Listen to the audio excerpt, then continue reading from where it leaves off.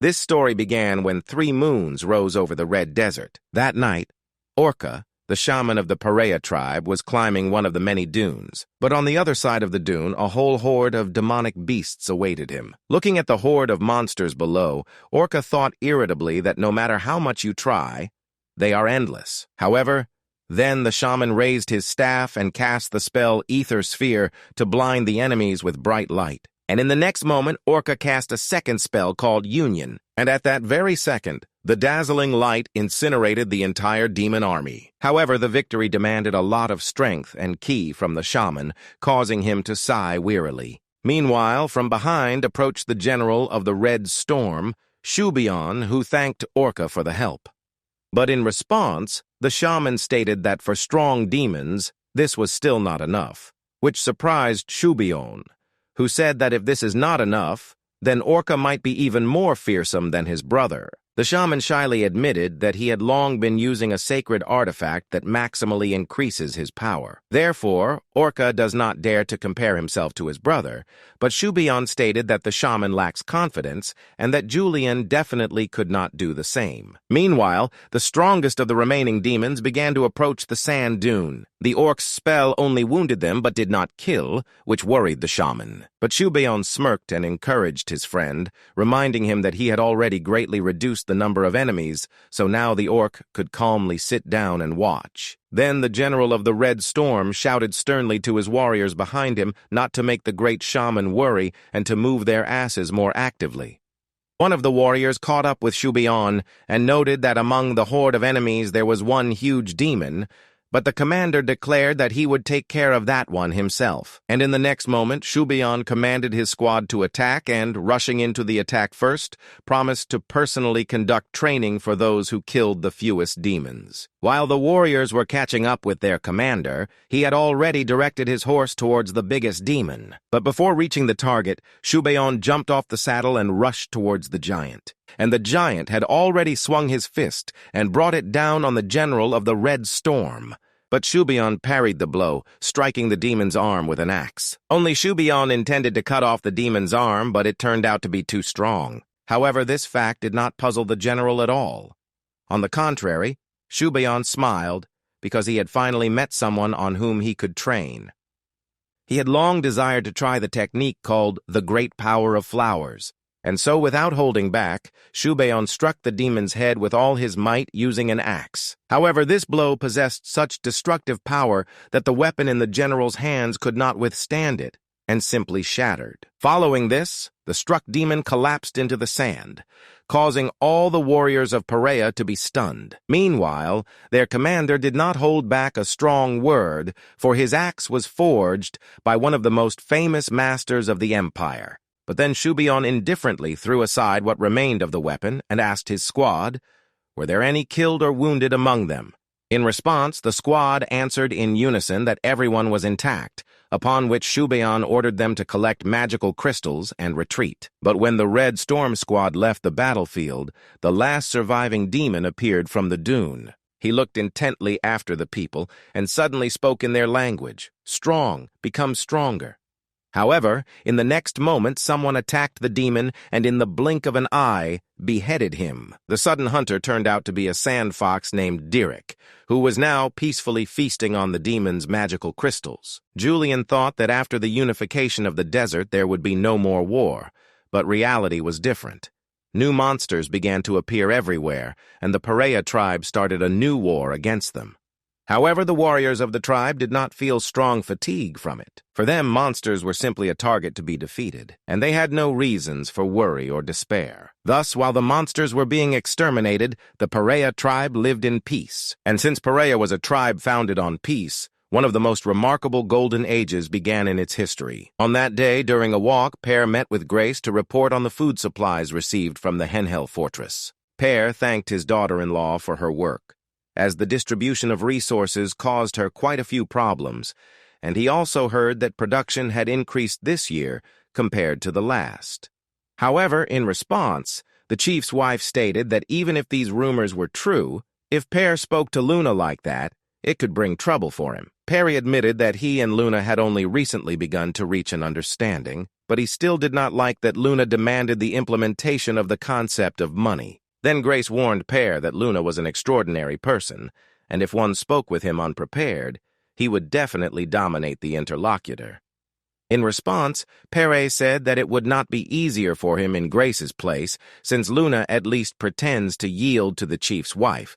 But with him, he never backs down from his point of view. Then Grace told Perea that if he was so convinced that nothing could be resolved without an argument, he should push harder, especially in the work on building the fortress. But in response, Perea admitted that he doubted this project, since they were already holding back the monsters well. However, the next moment, as if to spite his words, the ground beneath their feet trembled, signaling the opening of a new portal to the demon world. However, Grace remained calm and only told Perea that this was exactly why she supported Luna.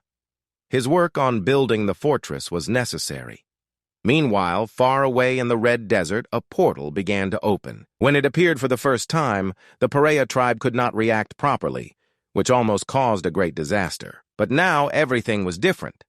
Now on the tribe's side was the power of the Mother Tree, whose roots could stop an entire horde of monsters. Its power was truly colossal. Besides the tree forming an entire forest around the oasis, most demonic beasts could not use their powers under its aura. And thanks to the tribe of elves helping the Mother Tree, the oasis was safe. At least everyone thought so, because this time, after killing all the demons and monsters, the portal was not in a hurry to close. 2 squads were sent for reconnaissance. The first from the Orc tribe, under the command of the supreme warrior Hambaba, and the second from the Perea tribe, under the command of Chanatu. The Orcs were the first to dare to enter the portal, but Chanatu's squad was not far behind them. However, after passing through the strange portal, the warriors of the 2 tribes found themselves in a place never seen before, and they were separated. The Chanatu squad found themselves on a huge slab levitating in the middle of a gray void. The Kambaba squad was not visible nearby, but now Chanatu and his people were more worried about the flock of winged demons that descended on them from above. Warriors of the Perea tribe, who have closed hundreds of portals in over 10 years, and the 5th generation of the Red Storm, who have just recently begun fighting in the war, engaged in a fierce battle with the demons. However, the battlefield was limited, and the demons simply began to push the warriors off the slab. One of them faced death in the monster's claws, but fortunately Chanat came to the rescue in time. However, victory was still very far away. The enemy outnumbered them and kept advancing, and it was at that moment that Chanat noticed Kambabu. The supreme warrior of the Orc tribe called upon chaos, intending to close the portal from within, and his spell worked. The exit from the dimension opened and all the wars rushed towards him. But on the other side of the portal, they were all awaited not by the Red Desert, but by the shore of the Shadow Sea. Neither the Kanat nor Kambab had ever seen anything like it before, but most importantly, they both had no idea where they were at all. Meanwhile, in the Perea tribe, a meeting of the Supreme Desert Council took place. Kratos, the second wife of the chief, spoke out against the construction of the fortress, considering this project too costly for the tribe. The supreme warrior, Luna, would have liked to agree with her, but he could not refuse the construction. Kratos perfectly understood that the construction of the fortress would benefit the tribe, but in the future and in the current situation, it was reckless. But Luna did not agree with the chief's wife. He believed that it was precisely because of the current situation that the tribe could not concentrate all its forces on construction. Then Perea intervened in the dispute and tried to explain that it was not about abandoning construction altogether, but about doing it gradually. But Luna was adamant and declared that there could be no retreats or delays. This is the path of a hero, so the construction must be completed. However, everyone in the council understood that this would not be just a construction, but a grand flight across 2 closed regions, the eastern and western deserts. Then Perea admitted that the construction of the fortress was necessary, but many in the tribe were currently under great pressure. But Luna assured that these factors were taken into account in the current plan, which was developed for the well-being of all the desert tribes, so it could not be postponed. And then he reminded everyone present that this was a matter of the future of their desert, and for this their deity sacrifices himself. Against such an argument, neither Kratos nor Perea had anything more to say. However, the next moment Shouon entered the tent and from the threshold declared that he agreed with Luna's opinion. But then he informed the Supreme Council of the Desert that the demons are beginning to organize. Perea asked what that meant, and then Shouon explained that the demons are starting to think like humans. Moreover, they are beginning to acquire more definite forms. The new types of demons now look the same and differ only in size. But then Karitos asked, "Isn't that more convenient, since instead of studying many different demons, they would only need to study a few new ones? That would indeed be good." But Shouon explained that in reality, demons have different characteristics. It's like if a giant scorpion moved and attacked like a sand dragon. Because of this, knowledge about the old demons became practically useless. New research is necessary, and until then, the warriors have no choice but to risk themselves. That is why Shouon agreed with Luna.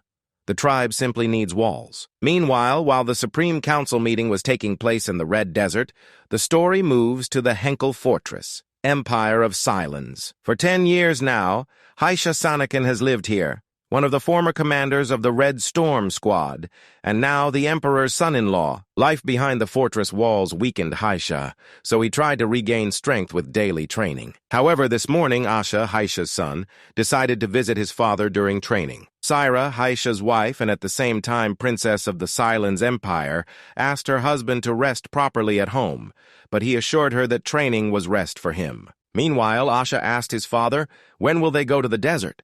In response, Haisha explained with a smile that when Asha turns 10, he will have to live in the desert and undergo warrior training. However, then the boy suddenly remembered and asked, "Where is Uncle Slint?" Haisha himself wondered about this question, but Syra explained that Slint had gone to the Devil's Field. Then Haisha reasonably asked why, to which Syra told how Asha saw a mercenary squad and liked the armor of one of them, so Slint went to find materials for the same kind. However, then the princess became sad because despite numerous requests from the Perea tribe, the Silence Empire remains silent, which makes her feel awkward in front of her husband. But Haisha calmed his wife, reminding her that only thanks to her the portal is safe. Syra thanked her husband for his words and told Asha that his father needs to rest. Haisha did not mind playing with his son a little longer, but the boy said that Khatun's brother also misses their father, but is holding on, so he will hold on too. At this, Haisha said goodbye to his family, and when they left, he thought that it was time to marry off Slint. Meanwhile, in the main castle of the kingdom of Rosini, a meeting of lords and nobles was also taking place. Duke Wilhelm proposed sending a delegation with a punitive squad to the border of the Red Desert. But Duke Albrecht objected since the kingdom of Rosini and the kingdom of Perea had no connections so far, and who were they to tell them what to do? Then Wilhelm reminded that the kingdom of Perea was only a developing state, but Albrecht was not behind, and also reminded that above all, Perea was an ally of the treacherous Silence Empire. Wilhelm did not deny that perhaps Perea was looking for a reason to unite with the Silence Empire and invade them, to which the king himself asked, "What then does the Duke propose to do?" In response, Wilhelm suggested sending a punitive squad to the border to partially satisfy Perea's demands, but Albrecht again protested, as this was tantamount to submission. A dispute broke out again between the dukes, and then the king turned to the wisest woman and asked, "What does she think?" In response, the woman who hid her face behind a mask agreed that the kingdom of Perea would not be a weak opponent. However, if even Shouon so easily gave up the Henhel fortress, then Perea had a strength that the kingdom of Rosini could not appreciate. Then Duke Biffet reminded that Perea was just a tribe of desert savages, to which the wisest woman advised not to underestimate the enemy so thoughtlessly. The Duke wanted to object, but the wisest woman stated that she had met the king of the Perea tribe, and she also added that he was an unusual man, and only in his gaze was felt greatness and strength. Then the king clarified, "Should a squad be sent in that case?" In response, the wisest woman advised to observe how the Silence Empire would react, but it would be good to send part of the troops to the border to deal with the local monsters. But then the king revealed that there were opinions among the nobility that it would be difficult to manage these troops due to the activity of the Silence Empire. In response, the wisest declared that even if the empire really begins an invasion, the flame must be extinguished. However, The king disagreed, as spies reported that the empire was using them as a pretext to avoid fulfilling Perea's demands, and therefore it might be better not to rush into action and not extinguish the flame. A little later, the wisest, whose name was Ariel, secretly met with Duke Urfe to discuss the past assembly. Duke Urfe was slightly displeased with the wisest's actions, as the increased confusion in the council would benefit their organization. And Urfe also reminded that their ultimate goal was to establish order in the world, but for the sake of the common good, some sacrifices are inevitable. Ariel understood the Duke's concern, but now the sacrifices were excessive, and besides, the decision was hers. Urfe was not going to deny this. And then Ariel declared that she had made the final decision. Their organization would minimize unnecessary bloodshed because the wisest did not want to allow the destruction of the world. Meanwhile, inside the portal, Julian, the chief of the Perea tribe, was fighting demons. Having killed the last monster, Julian wondered, why are there fewer and fewer of them? Something had changed, but the chief decided not to perceive it positively or as another disaster. Be that as it may, this change was now to Julian's advantage. However, returning from the portal, the chieftain discovered that an unexpected guest was waiting for him in the fortress. It was Vincent, a member of the royal guard of the kingdom of Rosini and an old acquaintance of Julian. There was no truth in the saying, "at one's feet," and after the battle it wouldn't hurt to have some refreshment, so the chieftain gladly invited his friend to the table. During the meal, Vincent jokingly noted that for a desert chieftain, Julian's food was rather meager, but the alcohol was excellent. In response, the chieftain only smiled and said that everything in the stomach would mix anyway, and he would toast with Vincent to their meeting. However, then Julian grew sad and admitted that coming here, he finally understood Vincent's words that no one has the right to stand between him and Roof. Now the chieftain understood the great sacrifice his friend had made. At first, Vincent was struck by Julian's revelation, then with a smile said that it was a great honor for him to hear such words from the desert chieftain.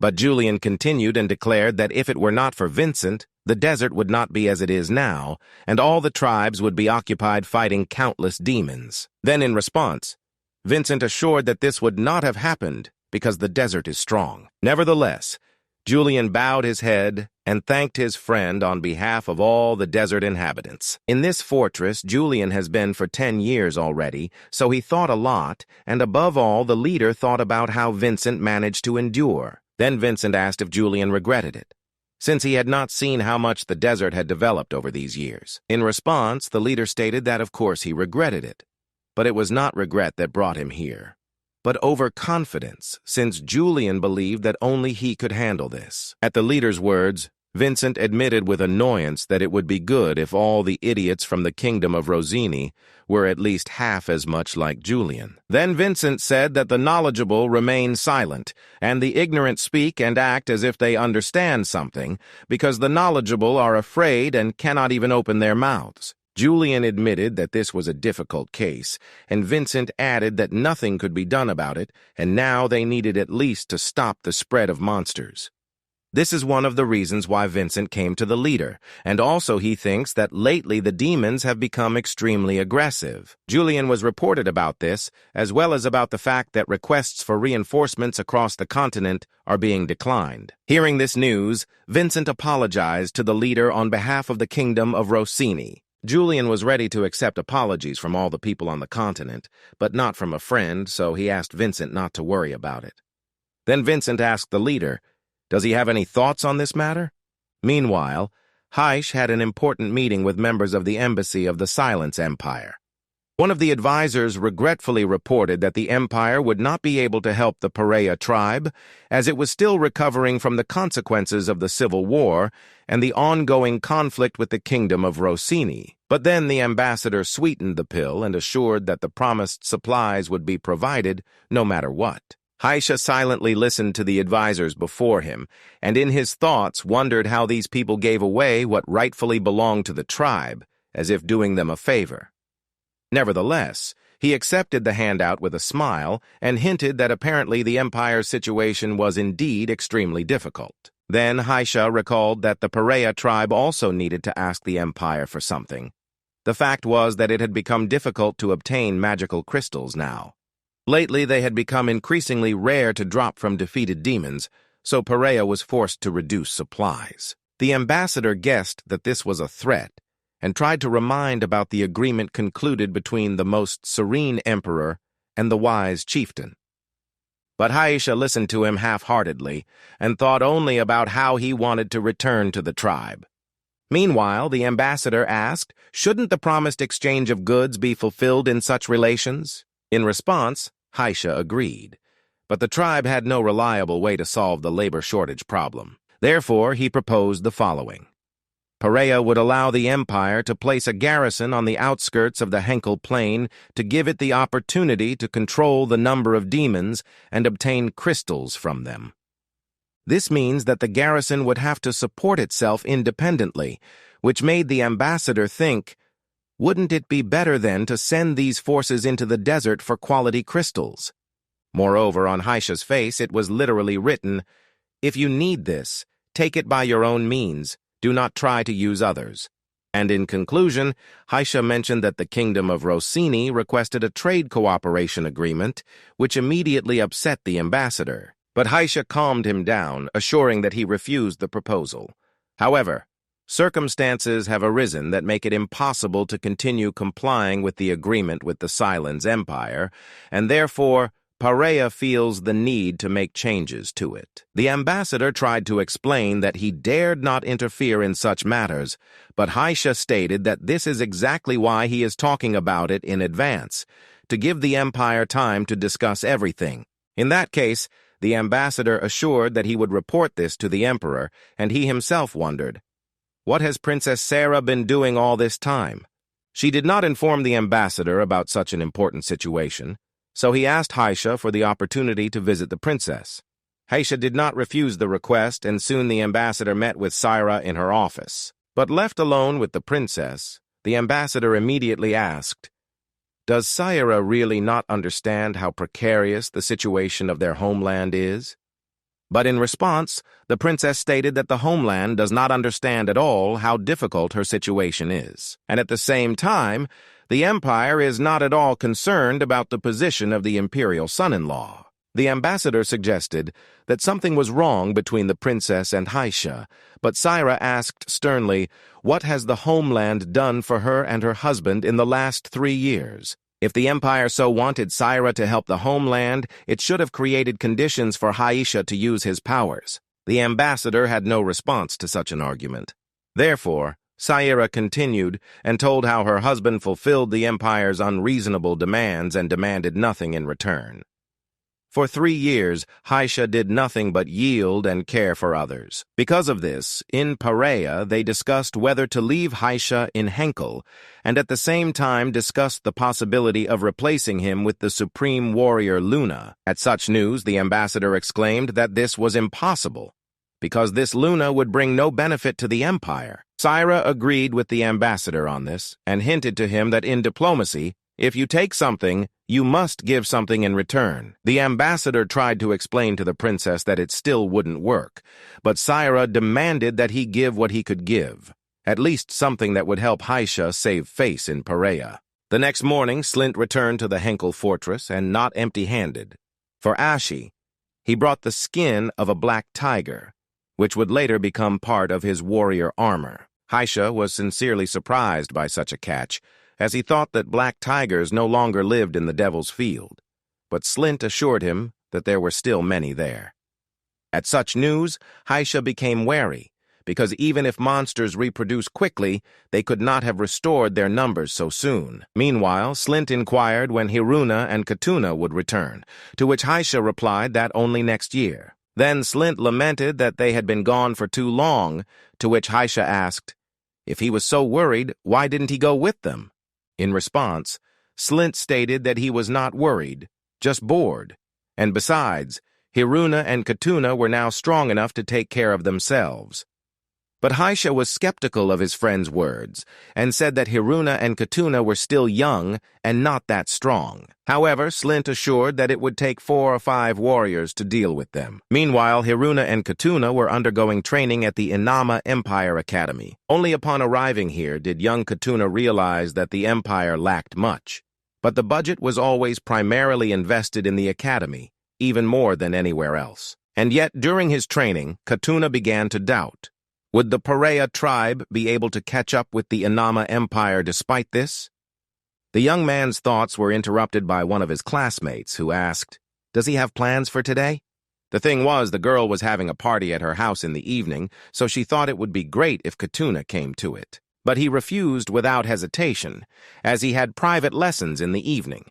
Then the girl tried to persuade Katuna, saying that sometimes one needs to take a day off, and the third prince himself promised to attend the party. In response, Katuna thanked her for the invitation, but said this was valuable training time, so he did not want to be distracted. The girl was predictably upset by such an answer, and her friends told Katuna that not everyone could get into that party. When the trio of girls left, Katuna looked after them and thought that they were so used to what they had, but did not even realize how valuable it was, because there was so little time for studying. And he also thought that he should have gone to study in the Silence Empire, because the cultures of the East and West are different, and therefore he could surely learn something new there. Lost in thought, Katuna gazed thoughtfully out the window, which overlooked the academy courtyard. However, what he saw there made the young man suddenly jump up from his desk and run out of the classroom. The reason for such behavior was that at that very moment some student with his friends was bothering his sister, Hiruna. Hiruna was invited to that same party, but the girl politely refused, as she had many things to do today. Only the heir of the Grimm family had his own opinion. He thought that the wild girl was just acting as if she was better than him. Therefore, he boldly grabbed Hiruna by the hand and declared that she would go with them. However, to the rudeness's surprise, Hiruna skillfully slipped out of his hand and tripped him. The young man immediately fell to his knees, and his friends mockingly asked if his legs couldn't hold him because of nervousness. From such humiliation, Grimm flew into a rage and called Hiruna a dirty wild girl. But the girl calmly warned that if Grimm cannot stand on his feet on such a clear day, then what will happen to him at night? For Grimm, this was the last straw, and having lost all remaining honor, he raised his hand against Hiruna. However, she easily dodged the blow and asked the scoundrel, "Who is the savage?" after that. And as a bonus to her words, Hiruna again tripped Grimm, causing him to fall flat on the floor. And when Grimm got up with a broken nose, he declared that he had only pitied the savage girl and magnanimously wanted to help her. But then, Hiruna pretended to be concerned, wondering how Grimm would be able to do his job in the future if he cannot stand on his feet and has poor vision. Grimm intended to attack the girl again, but at that very moment, Katuna approached her. Grimm did not know that this was Hiruna's brother, so he assumed that he was her boyfriend. However, when asked where he came from, Katuna did not answer and silently turned away. Then Hiruna smiled, took her brother by the arm, and together they headed back to the building.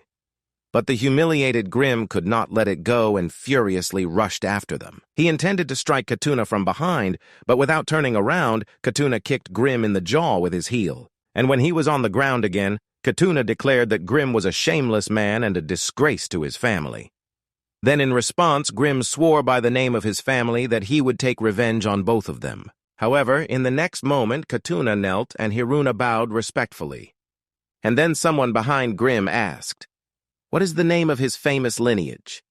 And when Grimm turned around, he saw that the question was asked by His Majesty the Emperor himself. Grimm immediately fell prostrate before him and, trembling with fear, introduced himself. But Katuna and Hiruna calmly greeted His Majesty as if he were an old friend. The Emperor was embarrassed and asked to be called by his first name, but Hiruna insisted, since he is the supreme ruler of the empire. Then the Emperor admitted that he wished he had a daughter like Hiruna, to which the girl reminded him that the princes would be very upset if they heard those words. In response, the Emperor remained silent, but in his thoughts reasoned. Since he does not have such a daughter, there is a way to keep Hiruna close. Then he honored Grimm with his attention and declared that he would later figure out what happened here.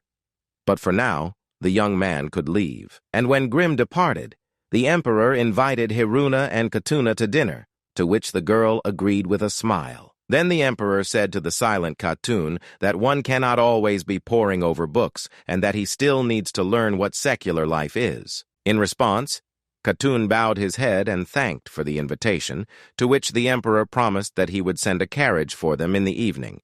At that, the emperor said goodbye to the children of the desert leader and headed to the palace, listening to the report of his secretary, Meroto, along the way. He reported that Grimm's father is one of the ministers of foreign affairs, but his son, it seems, did not inherit even the few virtues that his father has. However, in response, the emperor calmly stated that ears that do not hear are not needed by the empire, and even less so a tongue that speaks insults. Meroto was horrified by such an order and tried to dissuade his lord, but from just one look from the emperor, the secretary immediately bowed and assured that he would carry out the order. Then finally the emperor added that such insignificance as Grimm only disgrace him instead of trying to win favor. Meanwhile, in the castle of the kingdom of Rosini, another meeting took place, but this time Vincent was present. He dispassionately reported to the council that he had delivered the information to Julian, and also reminded all present that the Perea tribe had sacrificed much for the kingdom of Rosini.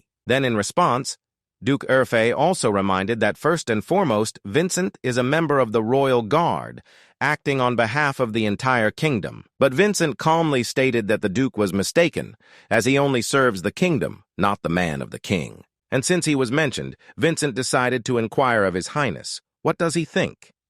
But the king answered the question with a question. Why is Vincent so angry? Then Vincent wearily explained that he had already said about 10 times today that a squad needed to be sent to the Red Desert because the monster activity was unusual. And again, Duke Urfe objected, reminding that he had already explained 10 times that the kingdom currently had no opportunity to send a large squad because the Silence Empire was constantly watching them. However, Vincent had a different opinion. According to rumors, the Silence Empire says that it is the Rosini kingdom that constantly watches them, so the empire cannot send troops to the desert. This whole situation reminded Vincent of 2 sworn enemies stuck in the same boat trying to survive a storm. But then Sir Isaac von Devian, nicknamed the Sword of the Rosini Kingdom, entered the council hall. He respectfully greeted His Highness, to which the king asked, why has he not pleased him with a visit to the palace for so long? Isaac apologized for such a long absence, but recently he had a small revelation and could not leave the castle until he figured it out. Then the king congratulated him on completing his training, but Isaac declared that this was only the beginning and that is why he wanted to ask His Majesty for something. In response, the king assured that he would always support him and would spare nothing for this. Then Isaac declared that he wanted to go to the Red Desert. At these words, the king's face stretched out in amazement, but Vincent took Isaac's desire with great interest. In the evening of the same day, as agreed, Khatuna and Hiruna came to the emperor for dinner. He apologized for today's incident, but Hiruna asked the emperor not to worry about it, since she and her brother already had enough from him caring so much about them. Then the emperor asked Hiruna if she liked it here, to which the girl admitted that there was much in the empire to learn. Khatuna supported his sister and added that there was so much interesting in the empire that it seemed there would not be enough time for everything. The emperor suggested that his dinner was taking precious time from the young man, but Khatuna assured that this was not so, and he was immensely grateful for the granted chance to study abroad. Then the emperor smiled and admitted that it would be good if Chanatu also came here, as it would be more beneficial for him to get an education in the Anama Empire. However, Hiruna perfectly understood that everyone in the empire considered her and her brother hostages. Therefore, Hiruna calmly explained that since she and Khatuna were studying the culture of the Western continent, it would be better for Chanatu to study the culture of the East. And the girl also added that she and Khatuna were in no way inferior to Chanatu in value, and also claimed to become young leaders. In response, the emperor laughed and assured that for him, Hiruna and Khatuna were like dear nephews. Then Hiruna hinted that in that case, Chanatu was also like a nephew to His Majesty. The emperor smiled pleasantly and thought that if Hiruna were a boy, she would already be undergoing training for the next generation of leaders. Aloud, the emperor admitted that he sincerely regretted that Hiruna was not blood of his blood, because then he would have nothing to worry about at all. Then in response, Hiruna said that it would be the greatest happiness for her, but now she liked her homeland more, and probably it would be so in the future as well. The Emperor understood the girl's hint. He might not try to connect her with his sons, and that meant he had to come up with another way before Hiruna and Katuna returned home, even if it meant resorting to somewhat harsh methods. Meanwhile, Frail, the ruler of the Meteran Plains, was inspecting his domains. With his keen gaze, he spotted a trespasser in the forest and loudly called Harun. Harun was a male white gorilla, who immediately rushed toward the trespasser of the plains borders. The trespasser turned out to be a demon, but as soon as Harun approached, it vanished in the blink of an eye, and the next moment Frail arrived to Harun, warning his friend of the danger. And just in time, because at that very second the same demon attacked from above, but Harun managed to jump back. Then the demon targeted Fraila, but the ruler of the plains deftly dodged the monster's tentacles, and with one blow knocked its head off. However, Fraila was wary of such an easy victory, since demons had previously been elusive. In any case, this was the last intruder, so now he and Harun could breathe a sigh of relief. And at that time 3 moons had already risen over the Red Desert. But that night they had a keen observer. That night, secluded in the mountains, Noah was watching the night sky. When he was known as Chongmen-hun, the high priest of the Church of the Enlightened, but now he was merely a hermit named Noah. Gazing at the stars, he wondered, how great were his sins that the gods did not send him to hell, but continued to torment him so. But then Noah sensed someone's presence and ordered the stranger to show himself. At that very second, a portal opened behind him, from which emerged the high priestess of the Church of the Enlightened, named Myrick. She greeted the old friend and asked how long it had been since they last met, to which Noah replied, 10 years. But then he admitted that he did not understand what to do, since both of them could not die, to which Myrick said that the will of the Creator is impossible to comprehend. Then, in response, Noah declared that his God is cruel, but the local God is no less cruel, and therefore Noah wonders, when will his time come? Myrick agreed with the words of the old friend. She had lived more than 100 years, studying that time and preparing for it, but still had not found an answer. However, then the priestess bitterly reported that a change of species had occurred, which made Noah shudder. It started because of the evolution of demonic beings, which means now they will become more ferocious and everything will depend on the decisions of the chosen ones. Then Noah informed the priestess that recently one of the 3 seals had been broken, and perhaps that is why the change of species occurred. Now Myrick understood why so many portals began to appear, but Noah noted that in the 2 remaining places, the seals had become stronger. Then he lamented that the children who made a choice began to fight each other to change each other's choice, but Myrick called it a natural process, but Noah considered it arrogance. He always thought that humanity's striving for survival was natural, but now people are biting each other even when disasters are everywhere. However, in response, Myrick said that they, the priests, are simply doing everything possible because no one knows when the time will come. Then the priestess asked what Noah now intended to do, to which he replied that now he would have a lot of troubles. Only 2 unfinished seals remain.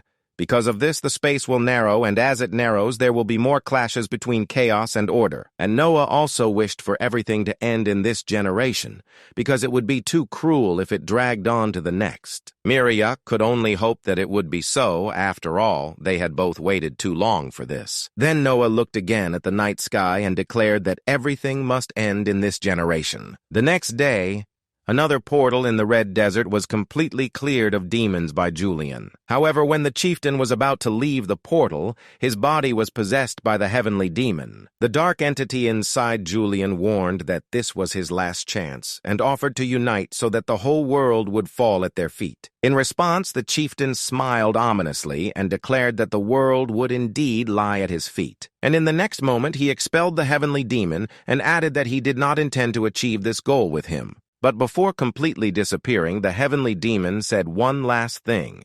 Sooner or later, Julian himself would come to him for help, and he eagerly awaited that day. That was the end, and the chieftain wearily headed for the exit.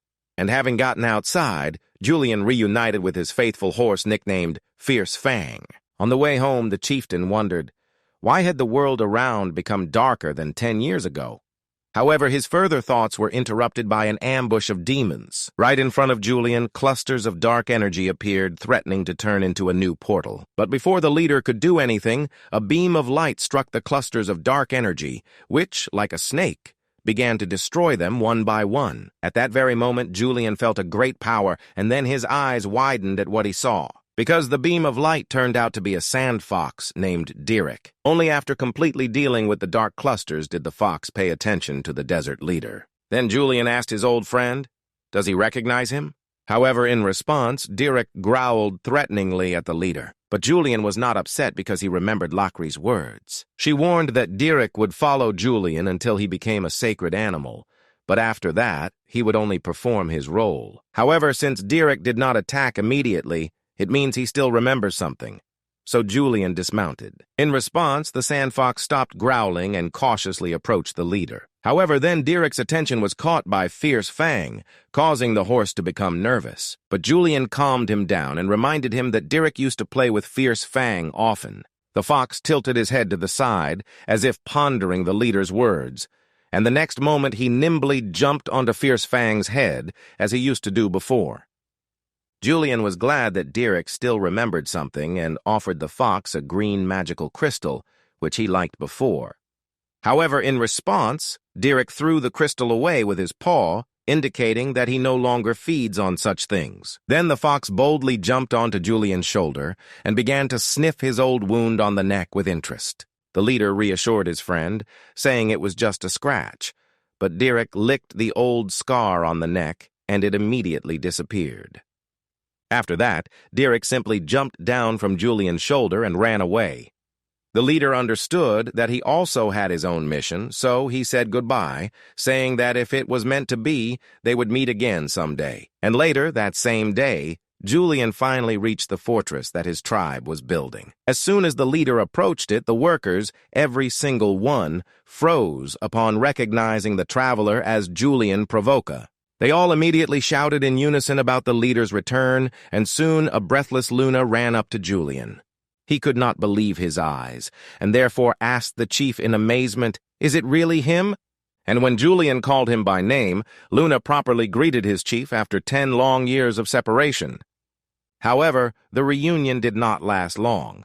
Over 10 years, Julian had accumulated more than 1 stack of documents, which Luna could not sort out alone. Therefore, he immediately set the desert chief behind a desk, not even letting him rest from the journey or at least wash up. And now, diligently signing one document after another, Julian understood why Luna had waited for his return more than anyone else. As soon as he dealt with one mountain of documents, Luna immediately brought another. After 6 hours of continuous writing, Julian finally could not stand it and asked, "How much longer will this continue?"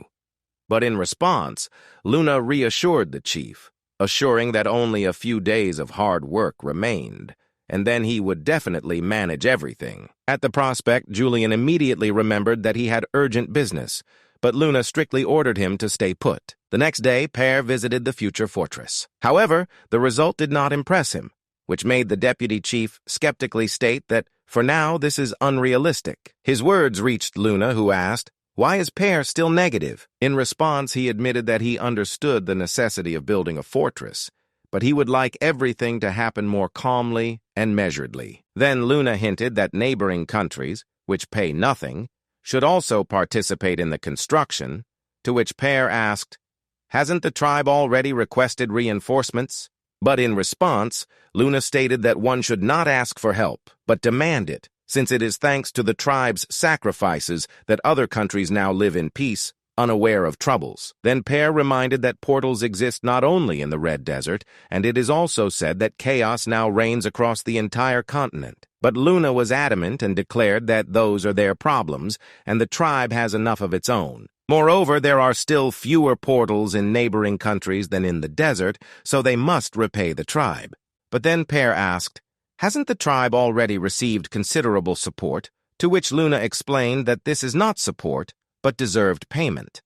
And then he added that desert affairs should be decided by desert people, with which Perea could not disagree. However, before the argument could continue, Julian approached Perea and Luna, asking about the topic of their serious conversation.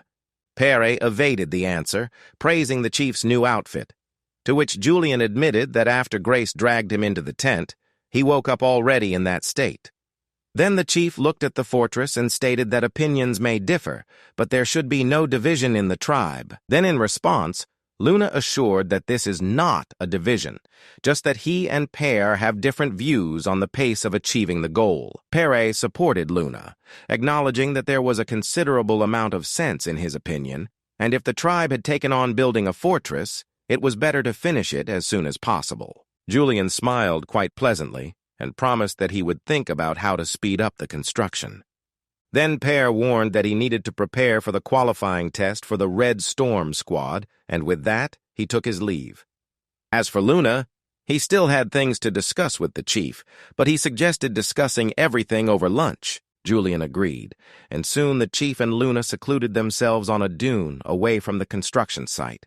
Chewing a cookie, Julian noted that in all the documents he had reviewed, there was nothing that required his personal attention. In response, Luna explained that the chief had to check everything personally because only after that could he make truly important decisions. From the documents, Julian learned that the tribe lacked materials and people, but the main problem was the increasing burden on the warriors. Luna revealed that the reason for this was the portals.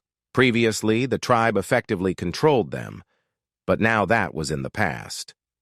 Now the frequency of portal appearances had increased, and accordingly, the number of demons had also increased, including high-level ones. Then Julian asked about the action plan developed for such a case, to which Luna explained that the plan was not so smooth and had many shortcomings. Then Julian asked what options there were, and Luna replied that there were only two options. The first of them is to push the monsters to the outskirts. For this, a fortress is being built. But among the tribesmen, this idea has many opponents. But the main problem is that the monsters are changing. They have developed intelligence and have started to retreat if they feel they are at a disadvantage. Julian also noticed this. The monsters have become more like humans, and their movements are becoming increasingly cunning. Then Luna continued and said that this is exactly why many monsters are already crossing the border and he cannot predict where they will move next. Julian decided to continue the further discussion on the way to Perea, who was already conducting qualifying tests for the recruits. Luna mentioned that the Silence and Inama empires could become a problem, to which Julian asked, "Is it true that he ignores all their requests for help?" Luna confirmed the rumors, to which the chief stated that he acted correctly because empires must defend themselves. Such an answer slightly surprised Luna, as Julian always said that people should always be the priority. But he explained that their people are the highest priority, and they are not obliged to shed their blood for others. In the 10 years that Julian spent in the desert, he thought a lot about this, and realized that people remain indifferent until trouble touches them personally. But then the chief recalled the second option, to which Luna admitted that he plans to build a wall to create a space where monsters can be confined. Then Julian suggested that Luna wants to expand this space and turn the wall itself into a weapon. Luna confirmed the chief's suspicion and added that if they manage to complete the wall, it will become the most powerful weapon in the entire desert, and the countries that ignored their requests will pay the price. Julian realized that Luna was going to pressure the neighboring countries to provide them with supplies, and in return, the tribe would take on the extermination of demons. The chief liked this plan very much, but Luna warned that it would inevitably cause diplomatic tensions. However, Julian calmly asked what they could possibly do to them, and added that if the neighboring countries were to shed blood alongside them, then there would be no problems. Finally, Julian told Luna to act as he saw fit, and when the chief left, Luna thought that Julian had really changed a lot, which meant there was nothing left to lose and soon the whole world would be forced to submit to the will of their tribe. Meanwhile, the selection of the 5th batch of candidates for the Red Storm squad began. Originally, it was created in Perea as one of the elite squads, but now Red Storm has the reputation of being the most respected unit in the entire desert.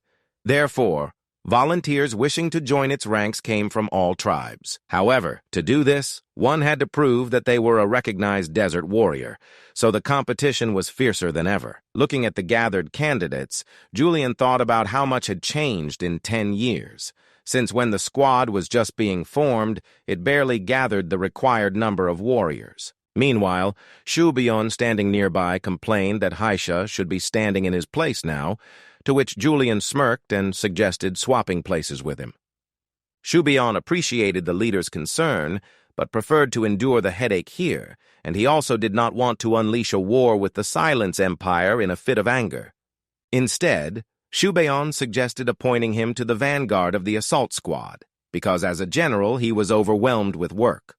But in response, Julian irritably explained that to get here, he had to sign so many documents that his hands were already falling off. Shouon understood the hint and did not dare to complain further. Then Julian offered his help in conducting the selection. Shouon did not refuse it, and explained to the leader that most of the candidates undergoing the tests were warriors of the third and later waves. For them, to show off their skills before the leader himself was a huge chance, however. Great anxiety was visible on their faces. Meanwhile, one of the judges announced that today the leader himself decided to join the selection process, and therefore those who wished to be tested personally by him would have to line up in front of Julian. However, as soon as the judge fell silent, all the candidates immediately gathered before the leader. The judge was about to divide them into groups, but Julian stopped him. Then he ordered all participants to form a column of 5 people each. Then the leader explained the essence of the selection. The candidates must imagine that an enemy is in front of them and deliver 1 chopping strike and then 1 stabbing strike. The participants were surprised by the simplicity of the conditions, and also wondered how the leader would be able to keep track of all of them.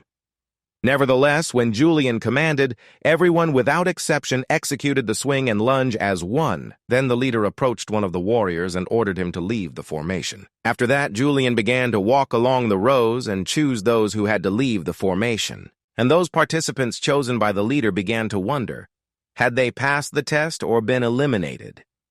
But soon, Julian answered their questions, stating that those who remained in the formation could try their luck next time or earn recognition by performing a feat. However, among the eliminated participants, there was one young warrior who refused to believe in defeat. His name was Manga, and he was sure that the leader clearly had not examined him properly. Therefore, he dared to address Julian and ask the reason. One of the judges immediately reprimanded the audacious youth, but the leader asked Manga to come forward and introduce himself. He did as he was told and introduced himself as the son of Aniclimax. Julian inquired where Aniclimax himself was when his son was undergoing the test. But Shouon answered for the youth, explaining that all the warriors of the first and second waves were busy. Then the leader told Manga that his strike was very strong, but the youth did not understand why he had not passed. In response, Julian asked Manga to strike once more, and he immediately repeated the swing. Manga put all his strength into this strike, and in his thoughts he thought, now the chief will definitely notice his skill.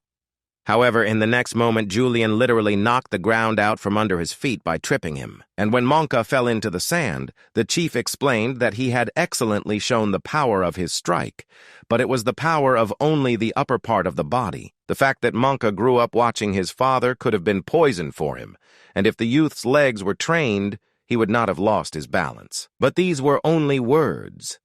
Julian believed that it was better to show once than to hear 100 times. Therefore, he himself decided to demonstrate the power of a true shamshir. After such a spectacle, no one had any more questions, and Manga was forced to admit that he had mistakenly believed he had already caught up with his father. However, Julian strictly ordered him to raise his head, because if a warrior realizes his shortcomings, isn't that a reason for joy? And then in response, Manga straightened up and shouted loudly, "Yes!"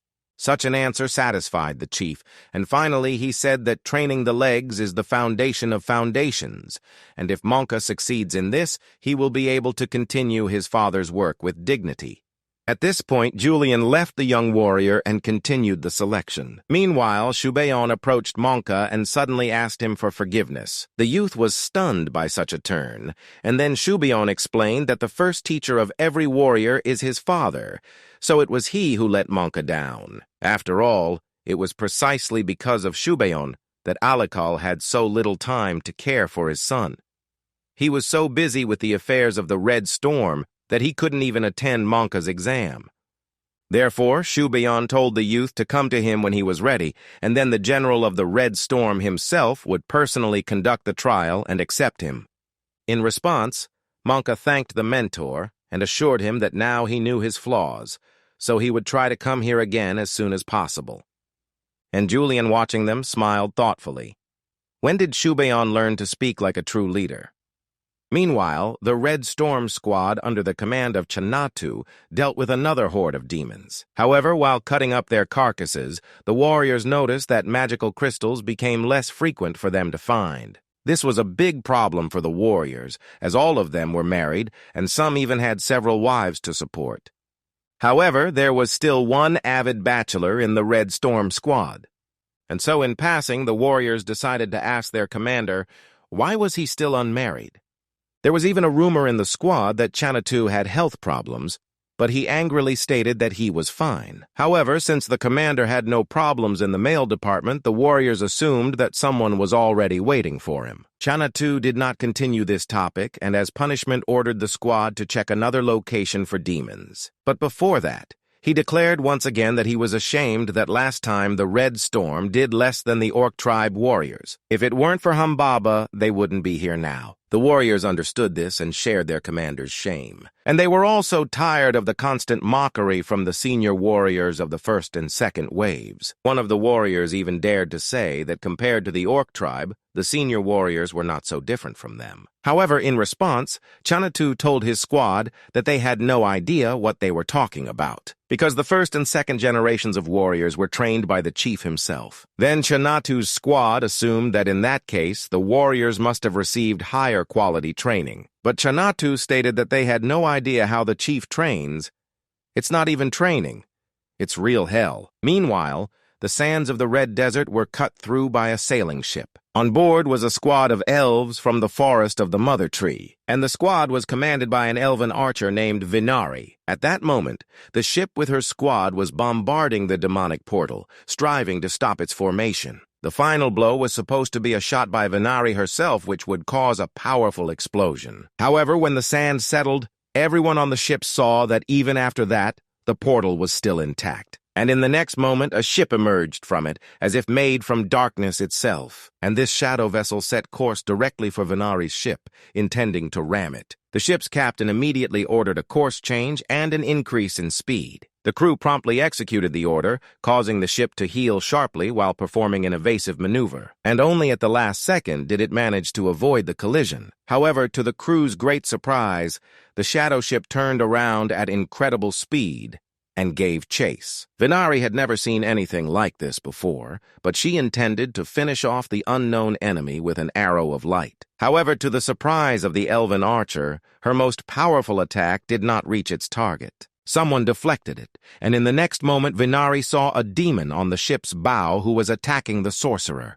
And behind him on the deck, a squad of undead appeared from the clumps of darkness. Meanwhile, the captain ordered to smash the enemy ship to pieces before it got closer. And in the next moment, the crew opened fire on the enemy with all the cannons. However, the sorcerer uttered a spell in an unknown language, and at that very second, a wall of sand rose in front of his ship, absorbing the entire blow. Then Vinari ordered her squad to open fire, and immediately a hail of arrows flew towards the ghost ship. The sorcerer once again took cover behind the wall of sand, but the elven arrows managed to pass through it and reach the enemy deck. With a single volley, the elves thinned the crowd of skeletons by half. Meanwhile, Vinari aimed at the sorcerer. She shot the arrow of light again, but as before, the sorcerer deflected it. And then he spoke to Vinari using telepathy and said that she smelled pleasant. In response, the elven archer declared that the sorcerer smelled of rot. Then he became curious about how Vinari would smell when her body began to rot. Meanwhile, the captain ordered the crew to load the cannons with magical crystals and attack the enemy with all their might. They immediately carried out the order, striking the enemy ship with all the guns. Then the sorcerer summoned the sand wall again, but this time the projectiles pierced it through and finally hit the target. The first mate warned the captain that at this rate the magical crystals would soon run out, but he ordered to use everything that remained. However, the sorcerer declared that the humans were trying in vain, and the next moment the ghost ship restored all the damage it had received. At this, the sorcerer decided to end the acquaintance, but in farewell he promised that they would meet again soon. And the next moment the ghost ship was completely submerged in sand. Meanwhile, in the Inama Empire, the emperor invited Hiruna to a business talk over lunch. His Highness had heard rumors about Julian's return, so he asked Hiruna if she was planning to visit her father. But in response, the girl assured that she would have to endure, as she had not yet completed her training. And moreover, the journey home would take several months. The emperor praised Hiruna's wise decision and admitted that when he himself was still a prince, he did not see his father for several years because he had many affairs. However, in his thoughts, the emperor added that it was precisely because of this that he was able to eliminate all competitors. Then he mentioned that there was no ambassador from Perea in the empire because there was Hiruna, and therefore he asked, "Is there anything she would like to convey to her homeland?" Then in response, the girl reminded that for several years Perea had been asking to send reinforcements due to demon activity. But the emperor stated that Perea was asking to send as many as 10,000 and added that this number was completely absurd. However, Hiruna did not object. On the contrary, she agreed with the emperor and said that Perea itself would not even send a battalion of archers. The emperor only reminded that the empire also lacked hands, as complete chaos was happening because of the portals. Then Hiruna hinted that if such a great power as the empire lacked hands, then it must be very hard for the people in the desert. And then the girl recalled a recent conversation with Luna, who had contacted her through a magical sphere. The requested scale of reinforcements was beyond reasonable limits, so Hiruna confidently stated that the emperor would refuse. But Luna calmed the young lady and explained that this way she would have more freedom to act. Now that the chieftain has returned, the emperor understands that this time the empire must yield. However, Hiruna must ensure that instead of troops, the empire buys off with treasures. Then the girl asked in surprise whether the tribe did not need more people, to which Luna explained that it is more important now to strengthen their positions, and therefore treasures are more important than people. And this is exactly what Hiruna was now trying to achieve from the emperor. Meanwhile, he assured that there are enough monsters on their side,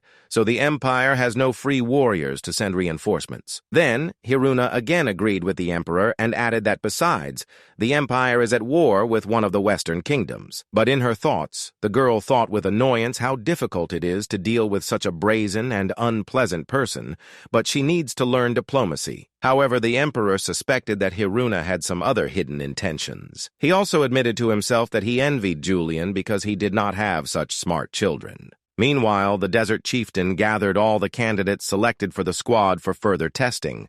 The test was that all the newcomers would have to attack Julian at once. Half of the warriors were stunned by such a turn of events. However, there were those who saw this as a chance to prove themselves. And while Julian was warming up, Shouon explained to the warriors that those among them who managed to wound the chieftain even slightly would receive leave and many high-quality magical crystals. Such a reward gave the warriors courage, and one of them was the first to risk challenging the chieftain to a duel. But Shouon explained that this was not a one-on-one duel. The warriors of the third and fourth waves had to attack all together. This condition puzzled the warriors, as they were being called to forget about honor and attack en masse. But then Julian asked the warriors how, with such courage, they could call themselves the future of the desert. And the chieftain added that a new selection should be held, because random newcomers were better than this gang before him. His words fired up the fighters, and they rushed into the attack as a crowd. Now Julian liked the warriors' spirit, and he met them with a satisfied smirk. And then what began could not even be called a battle. Julian simply walked through the crowd of warriors, scattering them like blind kittens. He avoided vital points but struck only the most painful ones, and even with numerical superiority, the entire group of warriors could not touch the chieftain. Shouon thought that he had finally caught up with Julian, but now he wondered, how strong is the leader?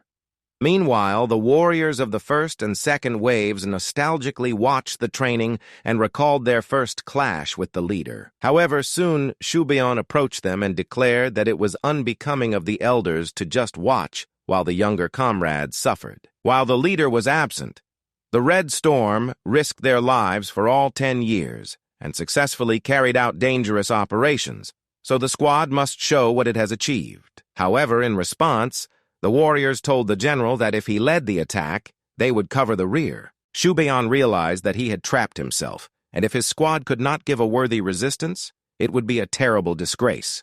Therefore, he accepted the challenge and led his fighters into the attack. Meanwhile, the sounds of the fight attracted Geryon, who was patrolling the area with his squad. However, climbing onto a sand dune and seeing Julian, one of the captains of the Red Storm, was horrified.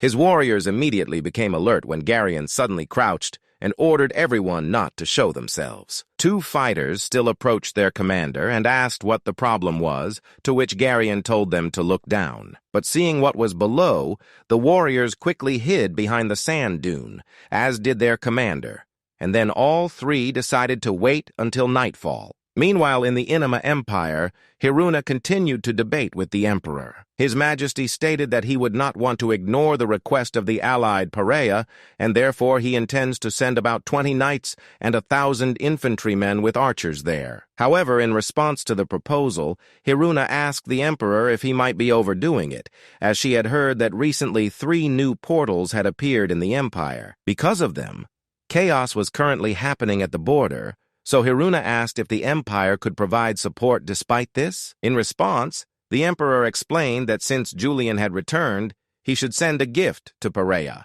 as the empire had not yet been able to fulfill any of the requests. Then Hiruna assured that if necessary, her father would ask for the gift himself, and His Majesty would do well to show how much he cares about the allied Perea. In that case, the emperor reasoned that since he could not send people, he should at least send resources. In response, Hiruna stood up from the table and expressed His Majesty the deepest gratitude on behalf of all Perea.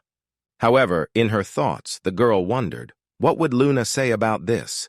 Meanwhile, the kingdom of Rosini was attacked by demons. The knights outnumbered them, but the demons were stronger. However, on the kingdom's side was its sword, Isaac von Devian, who could defeat even giant monsters with a single strike. And Isaac also possessed healing magic and could heal even severely wounded soldiers on the battlefield. But there were still many demons, so he ordered his men to retreat. They did not object because they knew the power of their prince. And in the next moment, Isaac burst into the crowd of demons, beheading them one by one. But even in the heat of battle, he did not stop thinking about his decision to go to the Red Desert.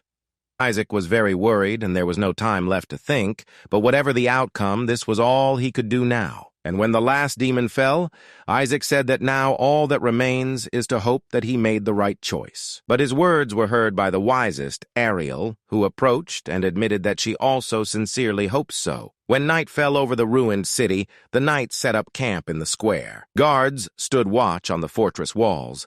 But that night, Isaac himself volunteered to stand guard and ordered them to rest. And when the guards left, he smiled, thinking that fortunately, the soldiers had not lost their fighting spirit. However, the damage inflicted on the city was greater than Isaac had expected. Although this was a condition for the journey into the desert, if he had been late, there could have been many more casualties. Only the words of the wisest kept Isaac restless. Now, left alone with his thoughts, he immersed himself in memories and returned to the present day. The wisest found him in the middle of the ruined city, and then Isaac asked, did she not change her opinion after what she saw?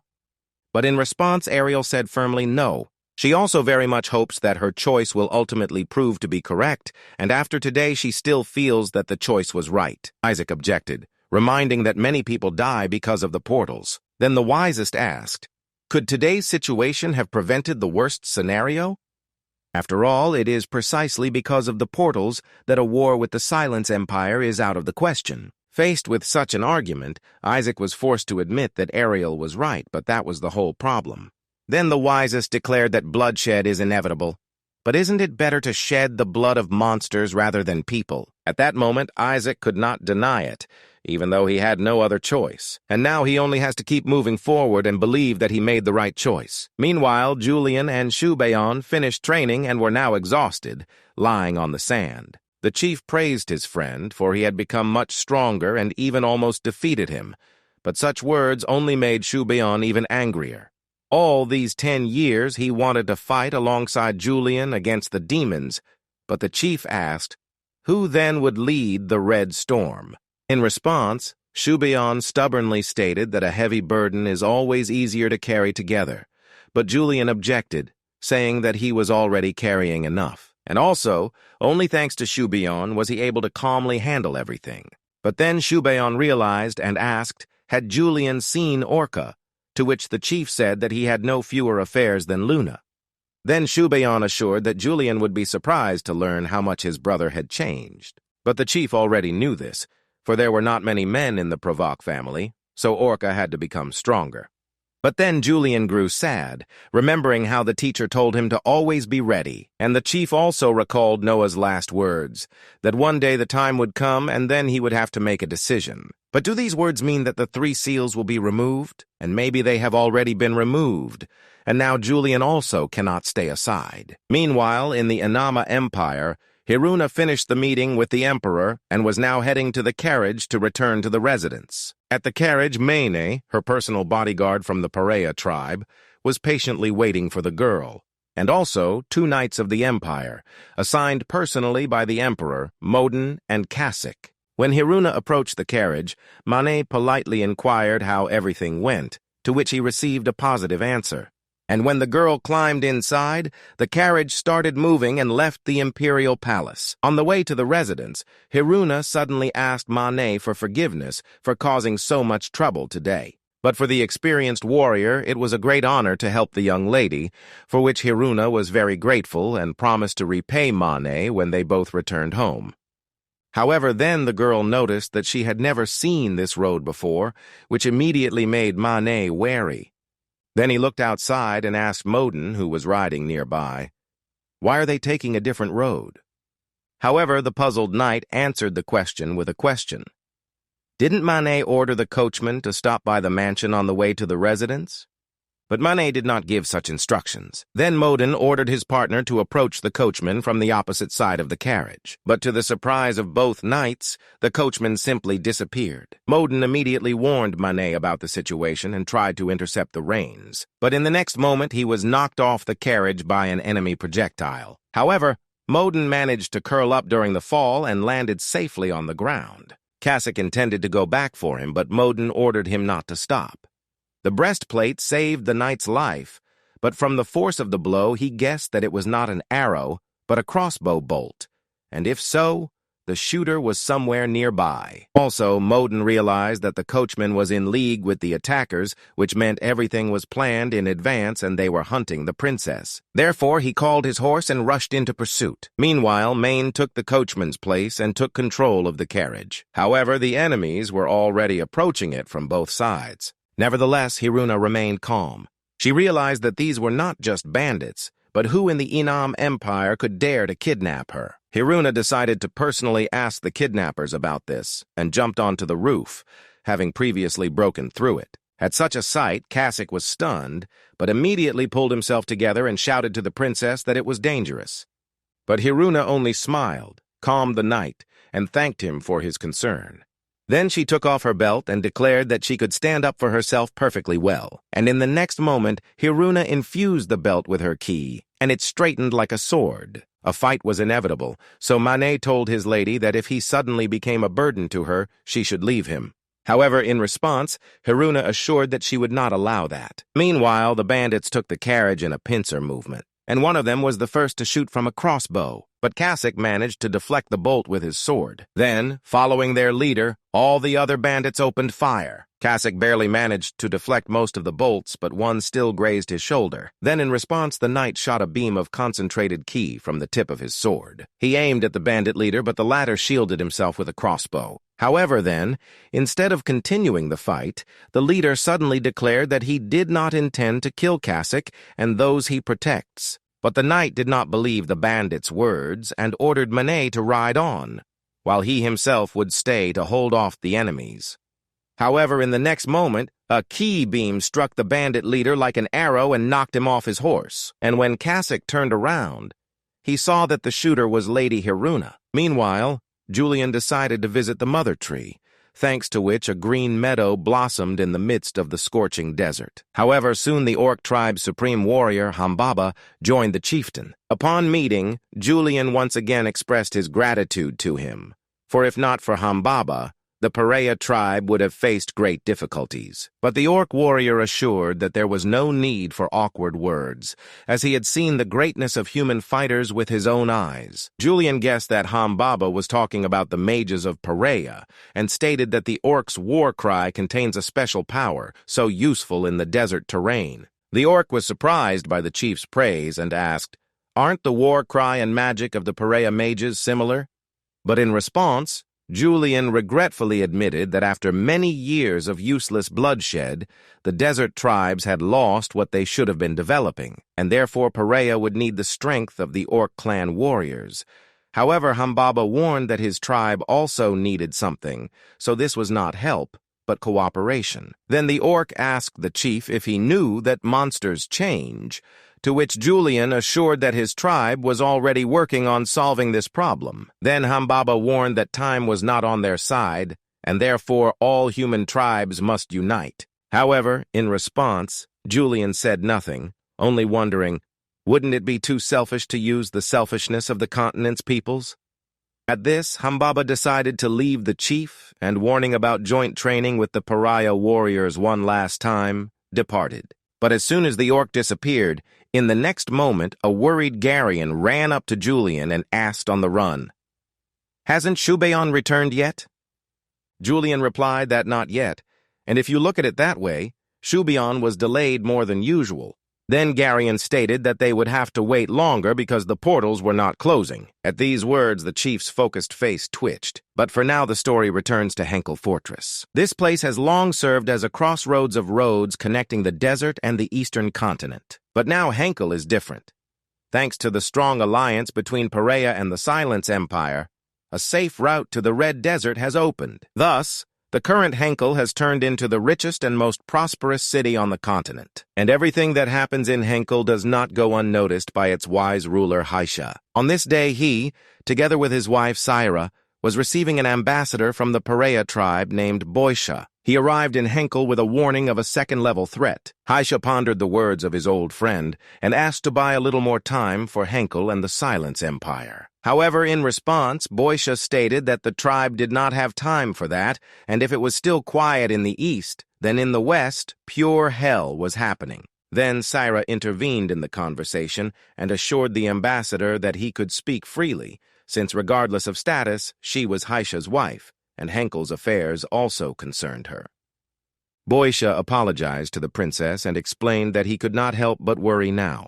Then Haisha asked if it was really that serious, to which Boisha revealed that everything in the desert was changing very quickly and radically, and meanwhile, no one had yet sent them the promised support. Nevertheless, Haisha asked to wait a little longer, as ambassadors were arriving from other countries. But in response, Boisha explained that the problem was not with Julian, but with the leaders of other desert tribes. They were no longer just expressing dissatisfaction, they were angry. Even Luna spoke at the meeting of the Supreme Desert Council and asked to give Haisha more time, but the people's patience was running out. Then Haisha replied that he needed to think everything over to give an accurate answer. Meanwhile, Julian led the squad rushing to the outskirts of the Red Desert.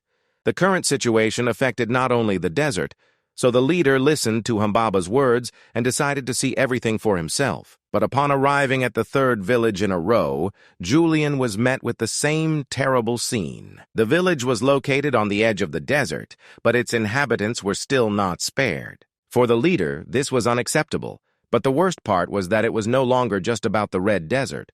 Now this problem concerned all humanity.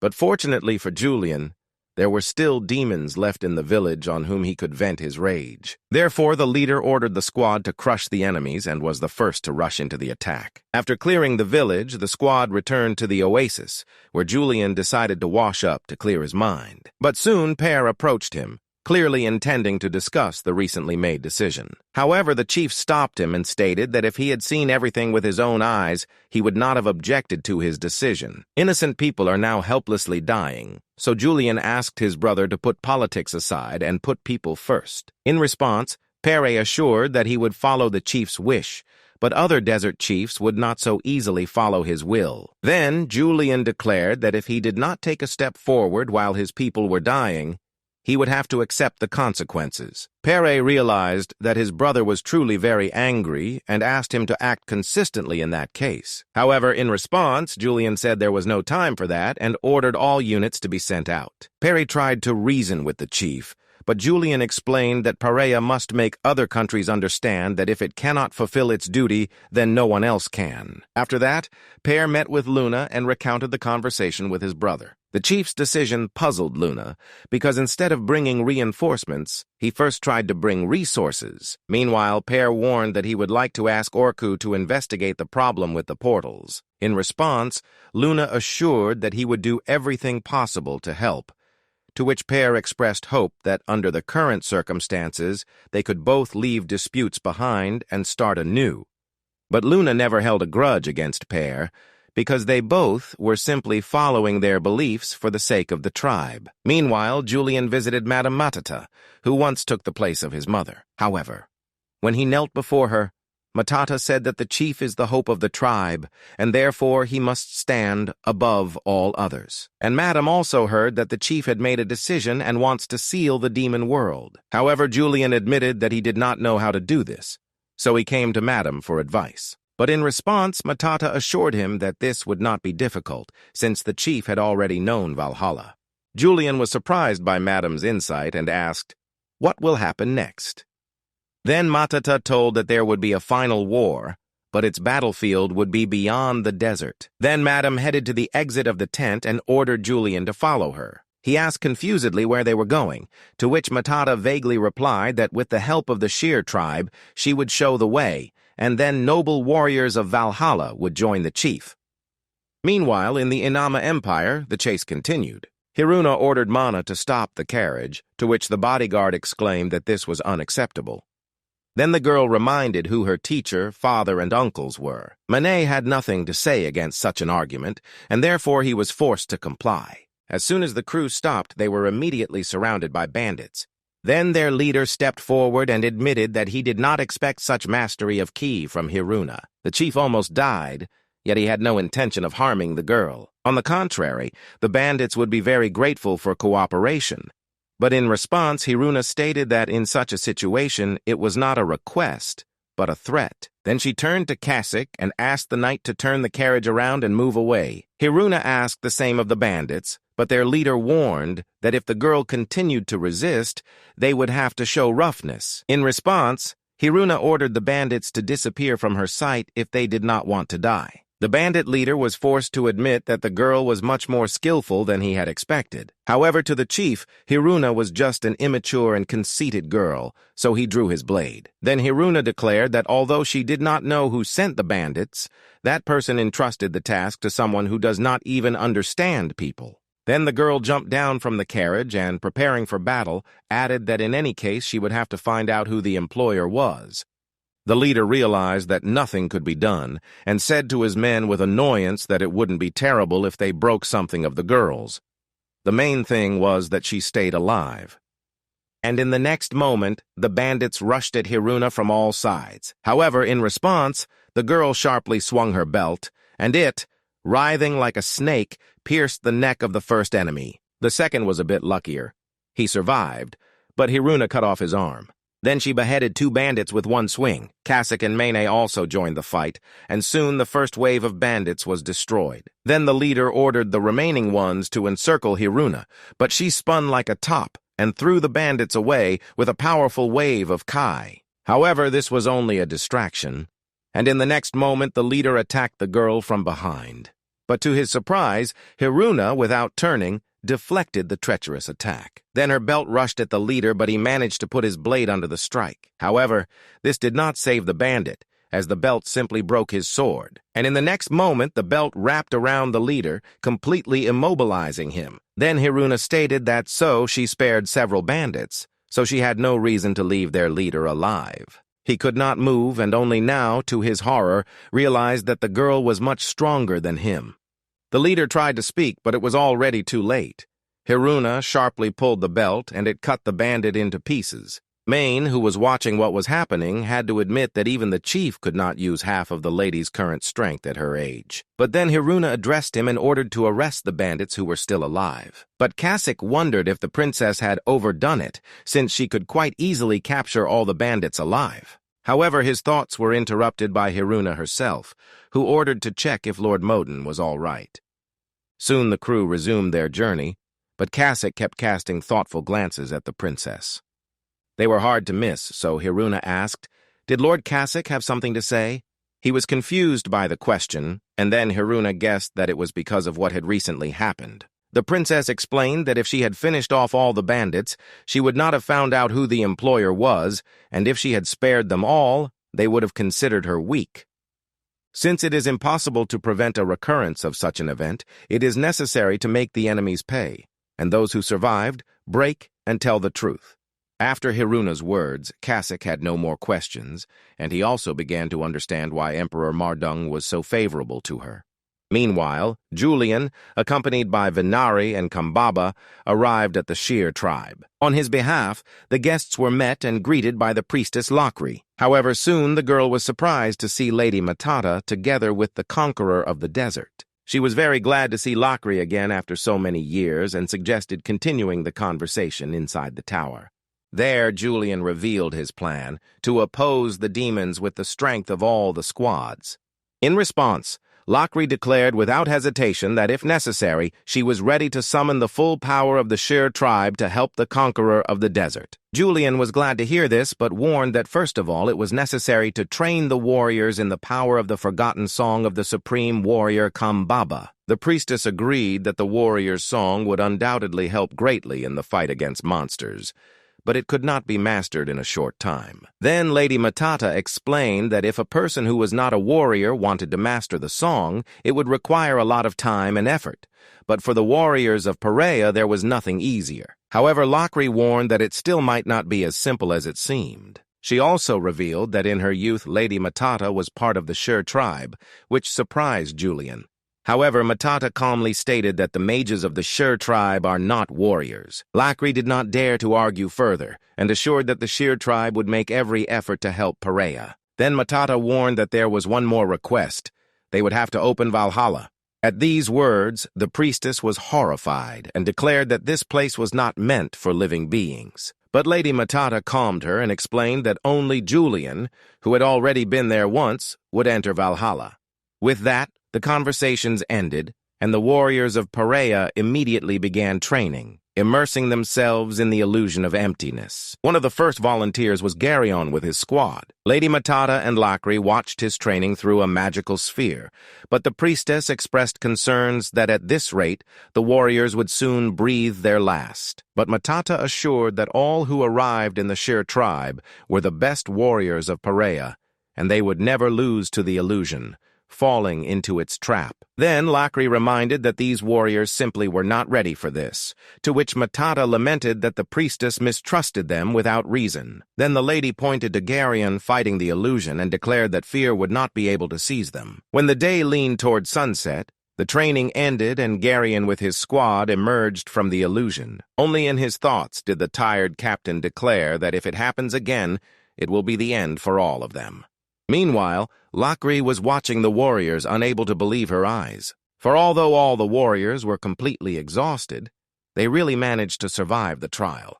But Lady Matata did not doubt for a second and declared that in just a month the warriors would definitely be able to do it. However, from the words of the elder Geryon and his fighters, they thought that perhaps they would reach Valhalla even before her. And the one who definitely had already reached Valhalla before everyone else was Julian. He was greeted by statues of great warriors of the past, who in unison proclaimed the return of the young warrior who had become worthy of their praise. In response, Julian bowed his head and respectfully greeted the warriors of the past as the desert chieftain. Then the central statue, seated on the throne, declared that Julian had become a warrior worthy to share a conversation with them. For Julian, it was a great honor to meet again with the chieftain of the past. But in response, he declared that now Julian had also become a chieftain, and it was his generation that would end the war. Then Julian swore that no matter what, he would put an end to it, for his ancestors also needed eternal peace. The chief of the past agreed with Julian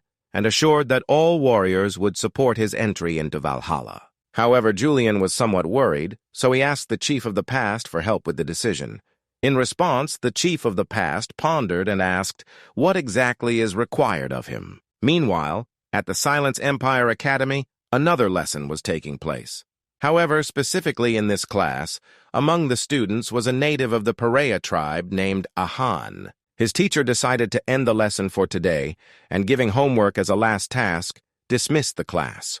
But unlike his peers, Ahan was in no hurry to leave, continuing to diligently reread his notes. He might have sat like that until evening if Rolbys had not called out to him. Ahan snapped out of it, and in response to his friend's question, explained that he was simply trying to understand the material on his own. In response, Rolbys was amazed, because Ahan was still able to maintain concentration after a 4-hour lesson. Moreover, Ahan was the best fighter in the class, and even martial arts masters learned from him. Therefore, Rolbys asked, could he invite Ahan home? In response, he suggested that Rolbys needed a fencing teacher. But Rolbys got a little nervous and admitted that he needed something from Ahan, or rather, he depended on her. Then Ahan also admitted that he was rereading the notes for the 3rd time, but still couldn't grasp it, so he needed a friend's help. Having agreed, Ahan and Rolbys left the building and headed to the dining hall through the academy courtyard. However, at the threshold, they were ambushed by Haisha, who jokingly expressed surprise at the book in Ahan's hands. But Ahan was genuinely surprised to see the great desert warrior so suddenly. Then Ahan realized and introduced Haisha to his study friend and heir of the Duke, Rolbys. He pondered over Haisha's name and title, which he had heard somewhere before. But in the next moment, Rolbys was enlightened, for before him stood the lord of the city Henhel and the emperor's son-in-law. Therefore, he immediately bowed his head and introduced himself as befits a lord. Haisha was glad to meet Rolbys, but asked to be left alone with Ahan. And when the young lord left, Ahan guessed that Haisha had come not without reason. Although Ahan arrived at the Silence Academy reluctantly because of the chieftain and Haisha's persistent recommendations, once here he understood a lot and learned much. Therefore, Ahan wanted to stay at the academy longer to learn even more. Haisha would have been only glad about this, but due to recent events, Ahan might have to pause his studies. Meanwhile, Julian, together with Lakri, watched the warriors' training. The chieftain noticed that the training was hard for them, but when he was in charge, it was not so serious. Then the priestess asked, "Does Julian want to learn the warrior's song?" In response, the chieftain pondered, but then declared that he would like to know why his warriors were in such difficulty. At that time, Lady Matata came to the shore of the Shadow Sea. She did not know how much her idea would help, but as long as Julian was there, she would not have to worry much about the future. The last thing Matata could do was to dedicate herself to the tribe and sacrifice herself for the new kingdom. Therefore, with a pure soul, she began preparing her final spell. Finding himself inside the illusion where his tribesmen had already been, Julian was surprised. After all, it was quite difficult to be here and very hard to move. Besides, Julian could not see what surrounded him. After several blows from Julian, the space could no longer hold and began to crack. Here, Julian was very surprised that his warriors had difficulties with this, since for Garion, it should not have been a problem. Watching everything through the Lakri sphere, she was amazed at how Julian destroyed space using only force. Although what did she expect? After all, Julian had already gone beyond human capabilities. Meanwhile, in the inner palace of silence, Emperor Shouon and his son-in-law Haisha were having a conversation. Emperor Shouon did not like all this, even though the Empire and the Kingdom of Perea were allies. But this time, Perea went too far, as this is already interference in the internal affairs of the Empire. But Kaisha disagreed with him, because if the Empire does not send troops to the border for a sweep, they will face retribution. Initially, the envoys from Perea repeatedly asked for help, but the Empire simply ignored their requests. The Emperor was outraged. Could it really be his fault? But Haisha did not intend to threaten Shouon. He only wanted to emphasize how critical the current situation was. The Emperor's face darkened.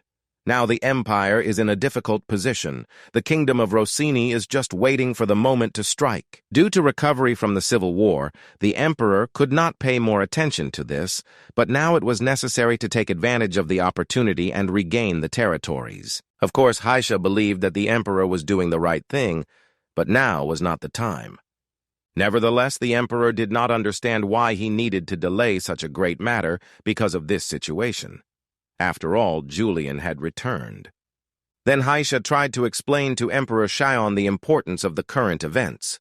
Perea had reached its limit, and such a decision was made by the leader. Shouon nodded approvingly, but he was still worried that even if he mobilized troops and provided support, the kingdom of Rosini might try to provoke them. But Haisha assured him that the kingdom of Rosini would not dare to act that way. After all, in that case, Perea's wrath would be directed at them. Emperor Shouon raised an eyebrow in surprise. Could Perea really be ready to go to war? Of course, Haisha perfectly understood that the empire and the kingdom of Rosini were covering for each other, and it was time to put an end to this conflict. This matter concerned not only the empire, but also the kingdom of Rosini, so they notified all countries bordering Perea, but the emperor was skeptical about whether the other countries would listen to them. And Haisha understood his concerns. There might be countries that would not comply, but then they would see Perea's wrath. And then the emperor thought, perhaps this is a good chance for the empire to realize its ambitions. Meanwhile, Matata continued to sing on the shore of the Shadow Sea. Behind her, Lakri and the elder were watching intently through the sphere. Lakri was amazed by Matata's efforts, but worried whether she was overexerting herself, as it was already the third day of her singing. Of course, Lakri understood that to open the path for the tribe, Perea would need about a month, and most likely there would be casualties. That is why Lady Matata is trying so hard to open the path herself for the sake of her king. Finally, Lady Matata finished singing, and pillars of light shot from the seal into the sky. Julian, who was nearby, was amazed. Could it be that when Matata said she would show the way, it was literal? Matata, gathering the last of her strength, directed the beam of light onto the Shadow Sea. Julian's eyes widened in surprise. The Shadow Sea receded where the beam of light passed, revealing a path to him. But Lady Matata's strength was leaving her, and she staggered. The chief immediately rushed to her. Of course, Julian felt that Matata's life force was running out, but why go so far? But Matata only smiled in response. It was said that for the members of the Sheer tribe, opening the path would be difficult, but still possible. She was ready to sacrifice herself just to fulfill the promise given to the leader. Matata was also part of Perea, so she, like the warriors, sacrificed herself for the people. She should have left long ago. Matata was even surprised that she had lived so long. But now she understood everything. All this was for this day. For her, it was an honor to help all the tribes. Sadness appeared on Julian's face, but Lady Matata asked the leader not to be sad, but to smile at her farewell. And Julian sincerely smiled in response. Lady Matata only nodded approvingly and released the leader's hand. Slowly, her body began to turn into small clusters of light, which soared into the sky. Julian remembered his childhood and how Lady Matata had replaced his mother. Raising his gaze upward, he watched the clusters of light dissolving in the sky. Turning around, he looked at the opened passage. Matata's sacrifice must not be in vain, so Julian must seal it. Meanwhile, Haisha was about to leave the Silence Empire Academy. Next to him was a worried Ahan. Haisha was simply preparing for the worst-case scenario. Although they had uncovered the truth, he did not know how the Emperor would react to it. Then Ahan asked what he could do at the Academy, but Haisha only shook his head negatively. Peace in the desert and calm on the streets of Silence depended only on the Emperor. After all, if the Emperor does not take measures and chaos begins, the students from the desert studying at the Academy will have a hard time. Here, Ahan unexpectedly suggested taking all the students from the desert. Perhaps this would put pressure on the Emperor. To which Haisha only smiled in response. Ahan had learned a lot and was already proposing political steps. But at this moment, that was enough. Therefore, Haisha advised Ahan to warn the princes of the kingdoms and the heirs of the great houses about the danger. Meanwhile, a meeting was taking place in Perea, and although Luna had already sent requests to all the countries with which they had diplomatic relations, there was little hope. One of the advisors objected that maybe something would change, since the leader, warrior, and protector of Perea had returned. But Luna was skeptical. Some changes had indeed occurred, but they only concerned those who felt the leader's power. The Silence Empire, the Inama Empire, and the Kingdom of Rosini at least formally demonstrated cooperation, but the others would most likely continue to ignore the requests as before. For Shouon, such a development of events was expected, which is why they could no longer remain inactive. It was necessary to complete the hero's path as soon as possible. Only by completing it could Perea give the desert a powerful weapon. Of course, Luna understood that many of those present still doubted the hero's path. Therefore, they planned to carry out an operation to demonstrate the power of the weapon that Perea held in its hands. This was supposed to serve as a warning to those who simply remain on the sidelines. They would have to understand that the desert carries a heavy burden and learn what will happen if they neglect the duty to bear this burden. The advisors nodded approvingly. Of course, Luna wanted to use this move much later, but now it was more important to give the chief's rage an outlet. Orca studied the shards that had separated from the portal nearby with interest. Suddenly, his attention was drawn by one of the warriors pointing out that an enemy was behind Orca. Striking the staff on the ground, Orca cast a binding spell on the monster, and then using light magic, dispersed the creature. Staring at the pile of ashes, Orca wondered if all the gates in the future would be like this, then monsters would appear endlessly. Of course, he did not know for sure whether they would be able to find a way to close the gates forever, since much still remained unclear. Meanwhile, Juliana inside the space was trying to master the art of song while fighting countless enemies. Striking down opponents one by one, Julian continued to sing without stopping. Finally, using heavenly destruction, the last monster was defeated, but it was of little use. Did Julian still need to learn more? Behind him, Lakri and the elders watched with interest through the sphere. They were surprised that the warrior's song had no effect on the god of war. At first, Lakri thought the aura was too weak, but then it disappeared. Perhaps Julian was already accustomed to the warrior's song. Of course, Lakri also understood that preserving the traditions of the desert was their sacred duty. And if they did not solve this problem, they would lose the respect of the other tribes. Then one of the elders expressed concerns that the god of war thinks like most warriors who consider singing meaningless. But Lakri immediately dismissed this theory, since the entire Red Storm believed that the warrior's song could be beneficial. So why would the god of war ignore it? After all, Julian went against prejudices and even implemented the Imperial Academy system. A deadly silence hung. The elders and Lakri did not know what to do next. Then one of the elders named Ian suggested that since Julian is the god of war, the warrior's song is a lower order power, so it probably does not affect him. But the other elders did not support Ian and only resented his guess, since the god of war still remains a warrior. And the warrior's song is an epic encompassing the history of the desert. No matter how great Julian was, he could not rise above the history of the entire desert. But Ian's words made Lakri think. Perhaps it could be true.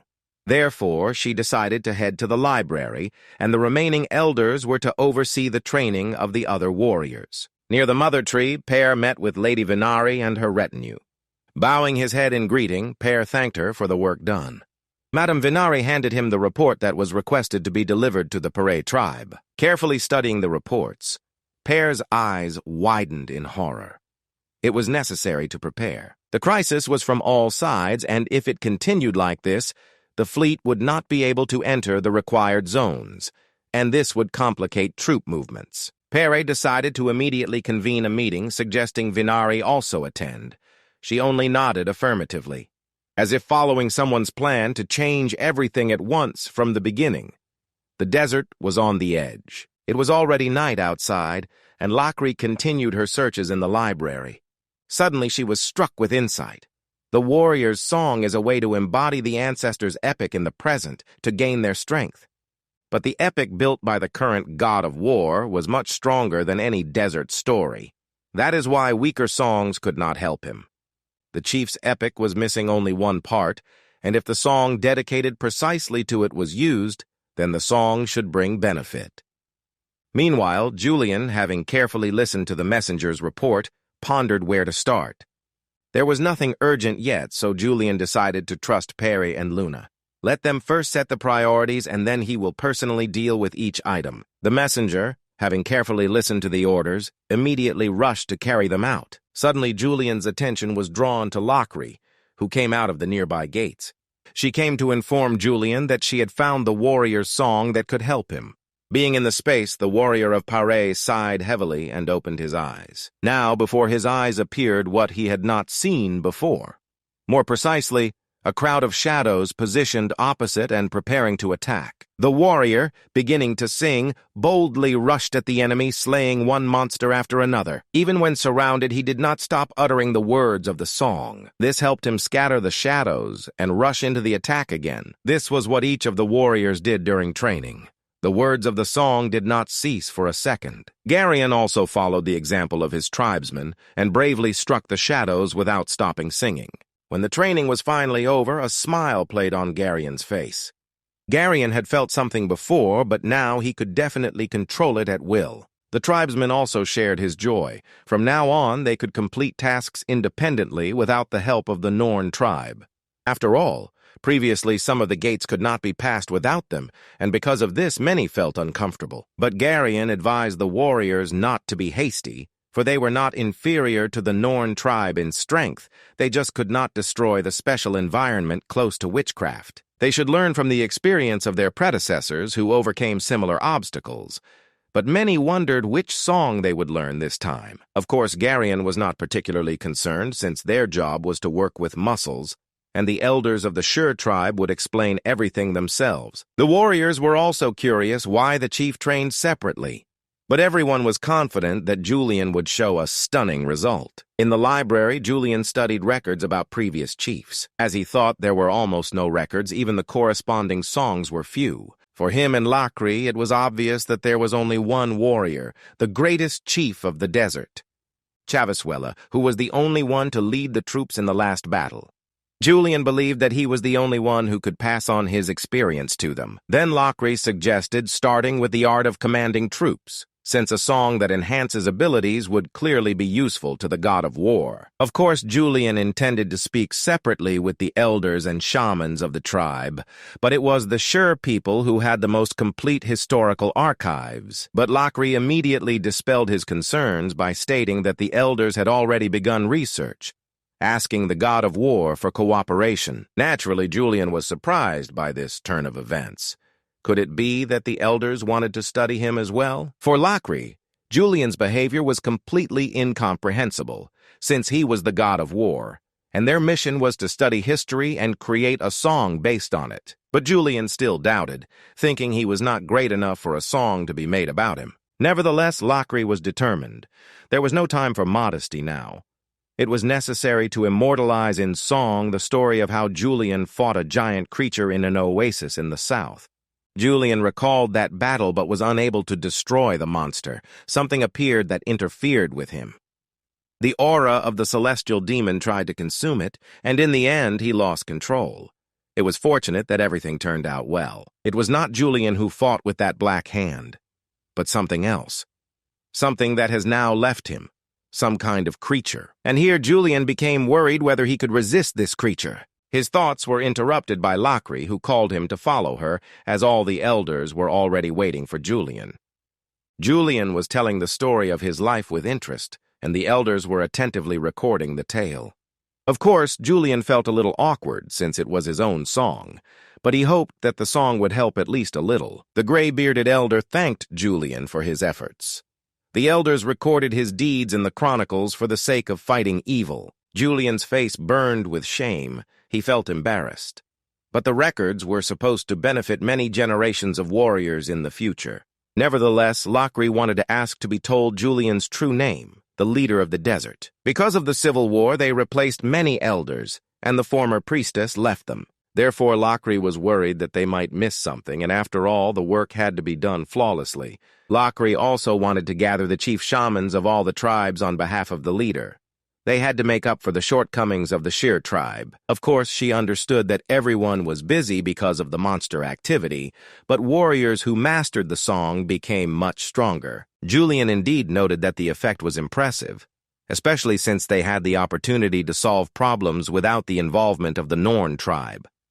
Lakri thanked the leader for his participation, but she needed to ask a few more questions. After all, they needed a song that would allow them to respond immediately to anomalies. Also, Lakri was informed that there is a magical fleet in Perea, and without it, the warriors could not cope with the emerging anomalies. And with the help of the warrior's song, it would be possible to deal with these anomalies.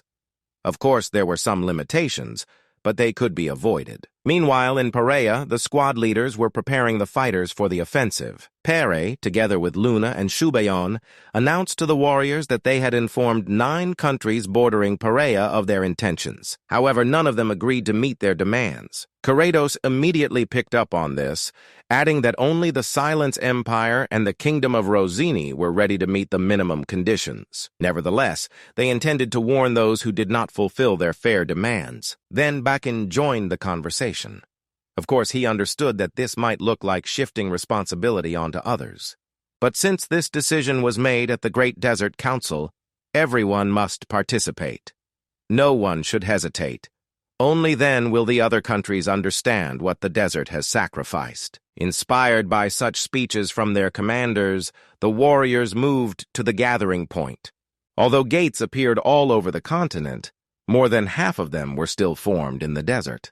Other countries had to somehow respond to the desert's requests. They had to be sincere. Of course, Shouon never neglected his duties, and this method was not to his liking. But he perfectly understood that Perea could not endlessly cope with hordes of monsters alone. At the warriors' gathering point, Luna and Perea were already waiting, watching how the armada of warriors moved. Perea felt a heaviness in his soul. Noticing this, Luna advised him not to show his feelings in front of others. After all, weakness could spread to the other warriors. But it was not weakness. Perea was simply disappointed in the others, the strange ones who thought it would not affect them. Julian ordered to set priorities and report, but Perea did not know what to do first. But Luna was more concerned about the variables in this matter. For there are many madmen in the world, especially among those who have power and opportunities. The operation to protect the desert from monsters, or rather the operation aimed at showcasing the desert's weapons, began. The cavalry swiftly burst into the ranks of monsters, crushing everything in their path. They advanced quickly, giving the beasts no slightest chance to escape. But Shouon sharply ordered the warriors to stop and not to pursue the retreating monsters. For the essence of the operation was very simple. Instead of destroying the monsters, the desert warriors had to push them in one direction. Shouon ordered Bakun to form a squad and continue the offensive on the continent. Casting a glance over the battlefield, Shouon wondered how many more people had to die because of these creatures. Meanwhile, on the outskirts of the continent, farmers were peacefully resting after a hard day.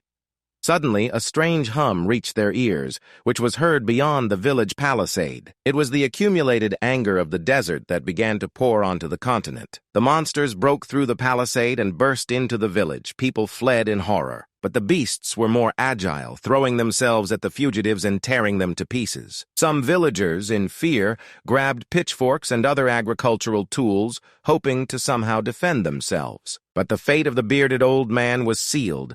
The monster knocked him down and began tearing the poor man's body apart. A young man, paralyzed by fear, fell to the ground, still clutching the pitchforks in his hands. Realizing his unenviable position, the villager was already saying goodbye to life, when suddenly a figure jumped out from behind him and cut the monster in two. This figure turned out to be a girl named Henhel. She advised the shocked villager to go to the village entrance, where he could be protected. Turning around, Henhel noticed 4 more monsters approaching, and hastening the man, bravely rushed into battle. After a moment, all the creatures were defeated, but Henhel did not blink an eye. She was more concerned about whether this was too irresponsible, since too many people end up dying. Feeling movement behind her, Henhel sharply turned and pressed the blade to Justice's throat, who had sneaked up unnoticed. Carefully removing the blade from her neck, Justice reminded Henhel that it was dangerous to move alone. But Henhel immediately advised Justice not to stand behind her if he did not want to die, and she sheathed the sword. Examining the battlefield, Henhel was horrified at how many people had died, but such was the strategy of the Perea tribe. At that moment, Henhel wondered if it was really necessary to resort to such measures. But according to Justice, if other countries did not feel the losses firsthand, they would consider it someone else's problem. Besides, that was the decision of the Desert Council. Of course, Hilai understood this. They were sent on an operation where it was necessary to leave the enemy alive to spread rumors. This operation was meant to show that the desert had not remained indifferent. Moreover, apart from the Red Storm, only Justice's squad could handle the hordes of monsters. After looking around once more and finding no more enemies, Eustace gave the order to retreat. Meanwhile, near the western village, a warrior with light hair named Jirkan led his comrades into battle. The fighters fiercely clashed with the monsters, giving them not a single chance. Jirkan swiftly jumped and plunged a dagger into the head of the nearest monster. Letting out its last breath, the creature collapsed to the ground. But Jirkan did not even think of stopping. Driven by rage, he killed one monster after another. In his soul, Jirkan cursed the chieftain, for he was from the former Yalka tribe, the tribe of traitors. And by the chieftain's decision, warriors of this tribe could not start families for more than 10 years. Such was the price for betrayal. Therefore, Jirkan strove to finish off the monsters as quickly as possible, for as soon as this operation ended, he would finally get the chance to start a family. And the elite desert warriors carried out an operation called Remnants of Conscience. On sand ships, they attacked giant shadow worms, firing volleys from all their weapons. At headquarters, Luna was examining the map with interest and marking the received information about the course of the battles. Although it was burdensome, Luna believed that this way they could pressure the rulers of neighboring countries. And the operation, as expected, turned out to be very effective. The monsters, driven by the desert to the outskirts, attacked the border areas. Because of this, many people were forced to leave their homes and flee. Of course, such a situation caused uncontrollable chaos, and chaos quickly turned into anger. And naturally, anger is a feeling that always finds a way out. In one of the border castles of the Inama Empire, the local duke was extremely outraged that monsters were moving towards his lands. The duke demanded that the troops immediately arrive at the castle, but the garrison commander named Oswald once again reminded the duke that most of the soldiers had deserted. The deserters joined the rebels because their families were there. Oswald insisted on protecting the city residents, but the duke clearly disagreed with him, wanting to protect only the fortress, since without it these lands would not exist at all. Oswald's expression darkened at these words, when suddenly one of the soldiers on the fortress wall called out to him. The guard reported the approach of monsters to the city walls. Oswald immediately climbed the wall to assess the scale of the attack. Oswald's eyes widened with horror when he saw the number of monsters. He immediately asked the Duke to evacuate everyone in the castle at once, but the Duke was against it, demanding that Oswald immediately go out and stop the monsters, as he needed time to carry everything out of the treasury. There was no time for this. Moreover, Oswald did not want to risk the lives of soldiers for the Duke's treasures. But the Duke continued to insist. For him, the lives of soldiers meant nothing. Property was more important. He could not run away from the fortress empty-handed. Oswald could no longer tolerate such blatant selfishness, and with a swing of his sword beheaded the Duke. Then he ordered the soldiers to immediately gather the remaining men and leave the fortress to join the people's militia. Meanwhile, an outraged crowd gathered near the imperial palace. In the throne room, the emperor gloomily listened to the report of his advisors. All in unison demanded that the emperor act immediately, for the monsters were advancing and it was necessary to urgently send troops. The emperor became darker than a cloud, so this is how the desert inhabitants decided to act. The emperor sharply interrupted the advisors, reminding them that they were the ones who assured that everything was fine and there were no problems with the defense. It was the advisors who insisted on expanding the territory without properly checking everything. Then the emperor reminded them that every word spoken by the advisors would cost them their lives. But as a sign of recognition of their work, the emperor decided to spare their families. Looking at the angry crowd near his palace, the emperor demanded that the advisors take upon themselves all the hatred of the people. Meanwhile, the crowd began to rage even more, demanding the immediate resignation of incompetent officials. Suddenly, a stately man emerged from the palace to the crowd, and the people immediately bowed their heads in respect. This was the man through whose mouth the emperor communicated with the people. The emperor's envoy demanded that the people raise their heads. Then the envoy announced that only today the emperor realized that his eyes had been blind and his ears deaf. The crowd froze in shock, paying attention to every word of the man from the palace. Then the envoy demanded that the criminals be brought, and 3 advisors were dragged to the palace gates. The advisors were supposed to be the eyes and ears of the emperor, but instead they hid the voices of the people's representatives from him. For this, they deserved death. The guards behind immediately swung their swords, and 3 heads rolled along the pavement. The once enraged citizens' crowd froze in horror at such a sight. After a deathly silence, the crowd exploded with cheers, greeting and praising the emperor. Among the crowd was Hiruna, who was closely watching what was happening. It was such manipulations she wanted to learn. After that, Hiruna went down to the dungeon to Moden and Classic, who were guarding the prisoners. Both guards were very surprised by the appearance of Lady Hiruna, and immediately jumped up from their seats. Hiruna wanted to talk to the prisoners, but Classic immediately objected, saying that the Supreme Warrior had strictly ordered not to let Hiruna near the captives. She put the guards in an extremely awkward position, so Moden suggested first getting permission from the Supreme Warrior. Then Hiruna wanted to hear what the guards had managed to learn from the prisoners. But apart from some nonsense about establishing order in chaos, the guards failed to get anything from the prisoners. Nevertheless, the guards promised to inform Hiruna as soon as they found out who they were and what they were plotting. Hiruna nodded affirmatively, but the prisoners' words seemed familiar to her. She had heard them before. Suddenly, she remembered how once after training, Noah, carrying her on his shoulders, promised to teach Hiruna to bring order, even in the greatest chaos. Noah said it in passing, but Hiruna was sure that it definitely happened. Nevertheless, Hiruna was certain that whoever was behind the attack on her, their methods were wrong and they would pay dearly for it. It was deep night outside. Orca was thoughtfully looking at the moon. Suddenly his attention was caught by a falling star, and tears appeared in Orca's eyes. He understood what had happened to Lady Matata. Wiping his tears, he turned to the warriors behind him and announced that the path was open. Spiny vines entwined the portal, creating a kind of labyrinth through which it was harder for the monsters to break through. They were created by Ariel, who settled on one of the vines and watched the procession of monsters emerging from the portal. Suddenly, a man in a hood jumped down onto the vine next to her. He was one of the rangers, and his name was Sebastian. Watching the monsters, Sebastian wondered if they would cope, since the previous information about the monsters was now useless. But Ariel did not share his gloomy thoughts. On the contrary, she was confident that as soon as the data was updated, they would easily be able to destroy the monsters.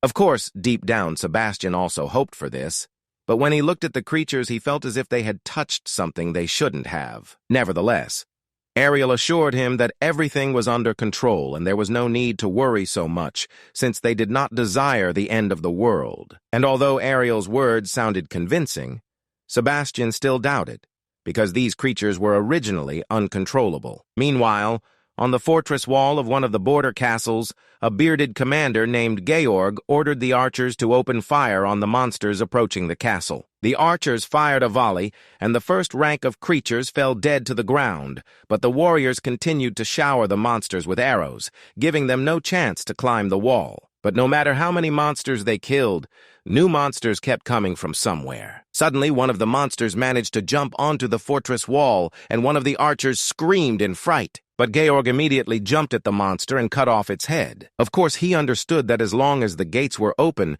these assaults would not end, and if it continued like this, they would all be destroyed. The archers on the walls began to run out of arrows and requested ammunition from the warriors below. Then a boy named Charlie grabbed the quivers with arrows and ran to help. Of course, Charlie was not eager to rush into the very heat and die, but if he did not bring the arrows, everyone would perish. Suddenly, one of the monsters that had broken inside blocked his way. Charlie was paralyzed with horror, but he had to go. He had to deliver the arrows. In despair, Charlie closed his eyes and screamed with all his might, already mentally preparing to say goodbye to life. A second later, Charlie opened his eyes and realized he was alive.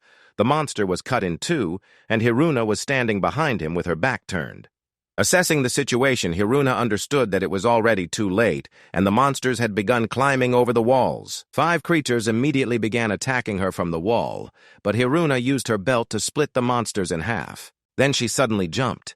She found herself on the fortress wall right between the defenders and the advancing monsters.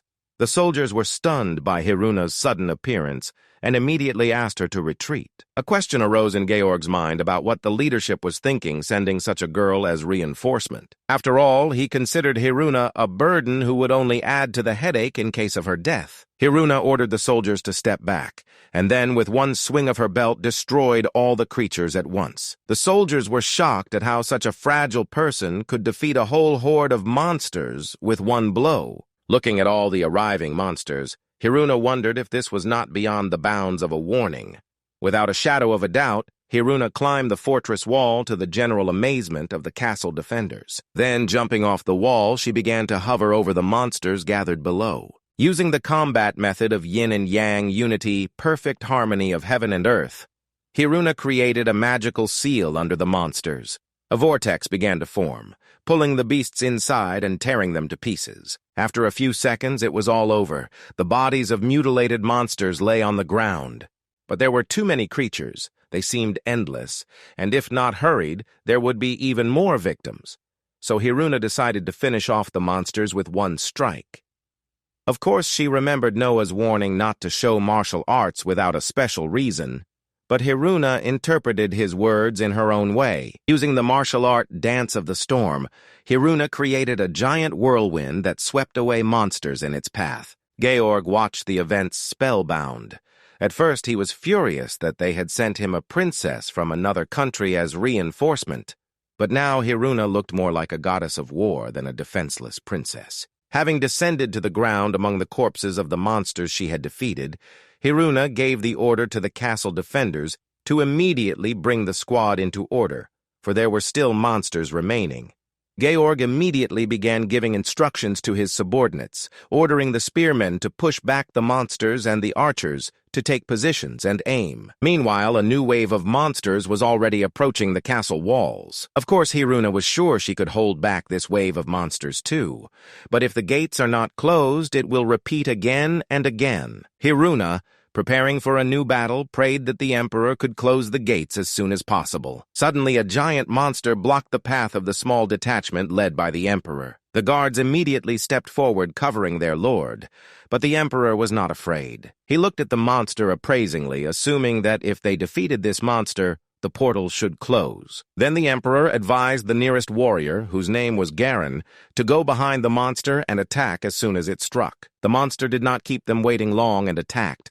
The warriors scattered, and Garen immediately rushed to carry out the emperor's will. He even managed to wound the creature, but the monster was more agile and sent Garen flying with a strike of its tail. Fortunately, the emperor managed to put out his hand and stop Garen's flight. Then the emperor ordered his warriors to step back. They were not masters of strength, so it was difficult for them to deal with the monster. The emperor boldly stepped towards the monster. Although he had gained extra weight recently, he still decided to personally deal with the creature. The warriors retreated as the emperor commanded. Garen's left arm was broken, but he was still ready to fight. The monster swung its huge paw, intending to crush the emperor. The knights shouted in despair for the emperor to run away, but he stubbornly stayed in place, wanting to test the true strength of the monster, and the giant paw thunderously fell to the ground, completely covering the emperor. Suddenly, the monster's eyes widened in surprise. Something prevented the paw from fully touching the ground. It was the emperor himself who raised his hand and stopped the monster's paw without moving from his place. A smile illuminated the emperor's face. Now he understood why Garen lost. Bright light filled the space around, and the emperor took on his true form. With a sharp movement, he shook off the monster's paw, thus throwing it off balance. Then, jumping up, the emperor found himself on the head of the giant creature. Raising his hand above the monster's head, the emperor intended to test if the beast could withstand his blow, and he unleashed all his strength on the monster's head. The strike was so powerful it pierced the creature's head through. The monster staggered and fell dead to the ground. The emperor managed to jump off, taking a more familiar form. The monster's body began to disappear, and in its place the emperor found a bracelet. Taking it in his hands, the emperor began to study the bracelet with interest. As it was strange, usually crystals dropped from monsters. Once again surveying the battlefield, the emperor gave the order to retreat. The bracelet discovered by the Emperor rested on a handkerchief in the middle of the table, surrounded by the Empire's mages. No divine power was found in the bracelet. However, like any artifact, it emitted magical energy. Trevor, a mage in red robes, discovered mentions that in ancient times monsters left artifacts, but no such records have been found in recent centuries. This bracelet was personally obtained by the Emperor, so Grimaldo suggested that ancient monsters have reappeared. Then Walter proposed to transfer the bracelet to his magical tower, so that after studying it, they could accurately say what this item is. The era called the Era of Power and Magic eventually ended. There were many different opinions, but in the end, everyone agreed on one thing. Too much power and magic led to people starting to fight among themselves and destroying each other. But Walter was still plagued by doubts. If everything was like that, then the strongest should have survived. But Grimaldo explained that this era was destroyed by water, and Trevor immediately added that this is written in the Holy Book, and there is a similar record in the Temple of the Sun. Then Sylvia, who was attentively listening to her colleagues, spoke up, stating that there are similar records in her temple as well. This only made Walter laugh. Although they worship different gods, the content of the records is still the same. And he had mocked the idea that wizards seeking the truth of the world should study theology. Apparently, he also needs to learn a little. Suddenly, Walter became interested in what happened after the end of the ancient era. Trevor immediately answered his question, saying that a new species perished because of water. After all, ice is also water. It was said to be so cold that even the sun could not cope with it. Then most species perished, and the surviving humans once again began to rule this world. Here Walter pondered. The gods were indeed terrifying beings, but surely there were those who kept the faith. On the snowy plain, monsters continued to fiercely advance on the people. Sebastian shot arrow after arrow, not letting the creatures get closer. The warriors immediately covered Ariel, who had descended from the hill with their shields. Their task was to prevent the monsters from reaching her.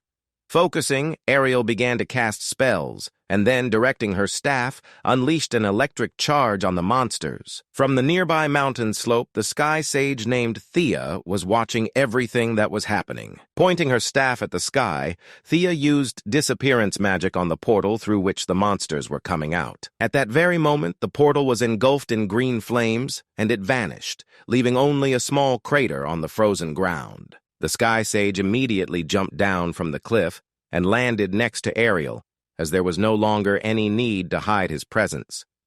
Ariel bowed her head to greet Thea, but he was not as friendly. He was more interested in what Ariel was thinking about at all, but Ariel simply followed her path, despite the fact that at the end of this path was only destruction. She still hoped that there would be no more wars in the world. The Sage of the Heavens shared her hopes, although more blood would be shed in this war than in those they tried to stop. Suddenly, Yar interrupted the conversation, stating that small sacrifices are necessary for a better world. These words greatly surprised Thea. If Yar considers this an excessive sacrifice, then let those who believe in this cause deal with it. Yar acted according to his beliefs. Among them, there was no one who was not ready for this. Therefore, he advised Thea not to neglect their convictions. But the Sage of the Heavens considered their beliefs mistaken, for many people died knowing nothing and having no chance to resist. These words enraged Yar. Although Thea had revealed the secrets of the heavens, he was completely ignorant in earthly matters. Drawing a dagger from behind his back, Yar advised the Sage of the Heavens not to appear here alone, for from now on their paths diverged. To which Thea replied that these were just words, and Yar relied excessively on another's strength. Yar could no longer endure such an insult and immediately rushed at the Sage of the Heavens. Ariel tried to stop him, but the sword plunged into the ground before Yar made him slow down. Like Yar, the Sage of the Heavens also had those who shared his faith, and he also relied on their strength. At that moment, a black-haired man of rather formidable appearance hovered on the hilt of the sword. His name was Roof. Shifting his gaze to the Sage of the Heavens, Roof greeted him and asked if he was angry, but Thea only remained silent in response. Behind the Sage of the Heavens also appeared Vincent. He was extremely displeased that they were meddling in matters not their own. Yar's eyes widened in surprise. The warriors behind were also shocked. Only Ariel remained calm. Finally, he began to come to himself. His gaze immediately stopped on Roof. He instantly recognized him as a master of strength. In Yara's head, an attack plan was slowly taking shape. He and Yor would fight Roof, while his comrades would deal with Ariel and the others. But Taya had already figured out his plan and decided to provoke Yar by calling him a blind fool. The provocation succeeded. Blinded by rage, Yar immediately rushed at Tay, but Roof blocked his way. But Yar was not going to stop and delivered 2 diagonal strikes aiming to hit Roof. Suddenly, Sebastian shouted for Yar to turn around. Turning his head, Yar noticed that Roof was on the flank and had already raised his palm to strike his unprotected neck. Yar had already come to terms with his end. Only one question troubled him. When did Roof manage to come in from the flank, since he hadn't noticed at all how he moved? Suddenly, Yara's twin brother, Yor, went on the attack. With a wild scream, he tried to attack, so Rufu had to retreat. Of course, Roof understood that he was stronger than both brothers, but he still praised Yor for his zeal. Then Ariel ordered the brothers to stop immediately, but the twins were so focused on the duel that they simply did not hear her. Then Ariel, using paralysis magic on the twins, stepped forward and greeted Vincent and Roof. Vincent, looking sadly at Ariel, asked if she had already finished analyzing their strength. To which Ariel calmly replied that did she really need to analyze the two of them again, since she had already seen a lot before. Afterwards, Ariel stated that they were going to leave, as there were still gates they needed to close. But Thea still could not understand. Did Ariel and her comrades make it so that the gates could not be closed in the usual way, and now they go and close them? Ariel's main goal was to regulate the number of portals, as she did not want the whole world to perish. After saying goodbye, Ariel and the twins departed, wishing Thea and his comrades good luck. Ariel and her companions, riding horses, quickly crossed the snowy plain. Suddenly, Yar, who was riding nearby, decided to ask why they had retreated. Wasn't their strength enough? Then Ariel reminded him that everyone agreed, she thinks, and the rest execute. Of course, Yar did not intend to question Ariel's authority. He was simply curious. Ariel believed that Taya was not worth the bloodshed of any of the twins. Moreover, he was one of the means that would help her keep the world from chaos if everything suddenly got out of control. At this point, Yor decided to intervene in the conversation, reminding that it was precisely because of this that one of the operations had failed. But Ariel knew that it was impossible to always achieve success. Don't the instincts of the twins tell them whom they can attack and whom they cannot? Yor was very surprised.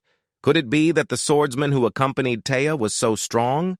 Then Ariel asked him if he had heard anything about the personal guard of Rosini. Yor's eyes widened in horror.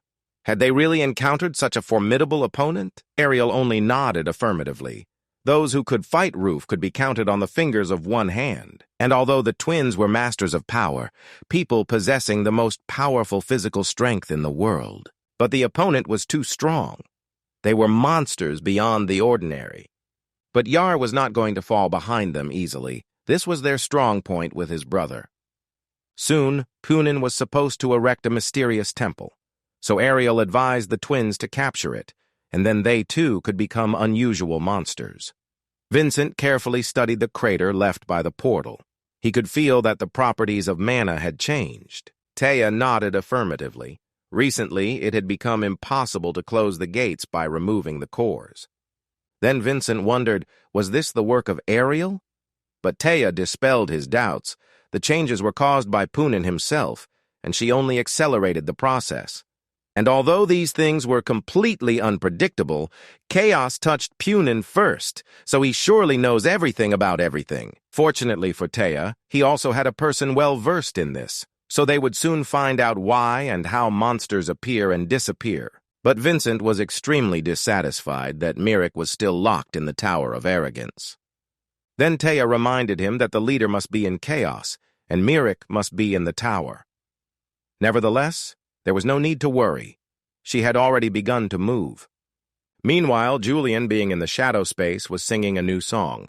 The song truly made Julian stronger, for the shadow space began to crack, and then it all collapsed. Julian was in the middle of the desert. a satisfied smile playing on his face, for he had not even thought he could become stronger. Of course, Julian perfectly understood that arrogance could only be allowed after fighting a master 10 times and winning at least once. But even with such strength, there was a chance to encounter beings that Julian could not even look at. Suddenly, Julian felt that someone behind was watching him intently. In the middle of the oasis, in a comfortable gazebo, Julian, Lakri, and Mirik, who was the strange figure watching the leader in the desert, were having a casual conversation over a cup of tea. Lakri was a little surprised that Mirik came without warning, since she could have just called and Lakri would have come herself. But Mirik did not want to bother Lakri, since there was already a lot to do in the desert. Meanwhile, Julian studied Mirik with his gaze, since he did not feel anyone's presence, and no one except the master could deceive his perception. As if reading his thoughts, Mirik said that although they were meeting for the first time, she had already seen the god of war several times.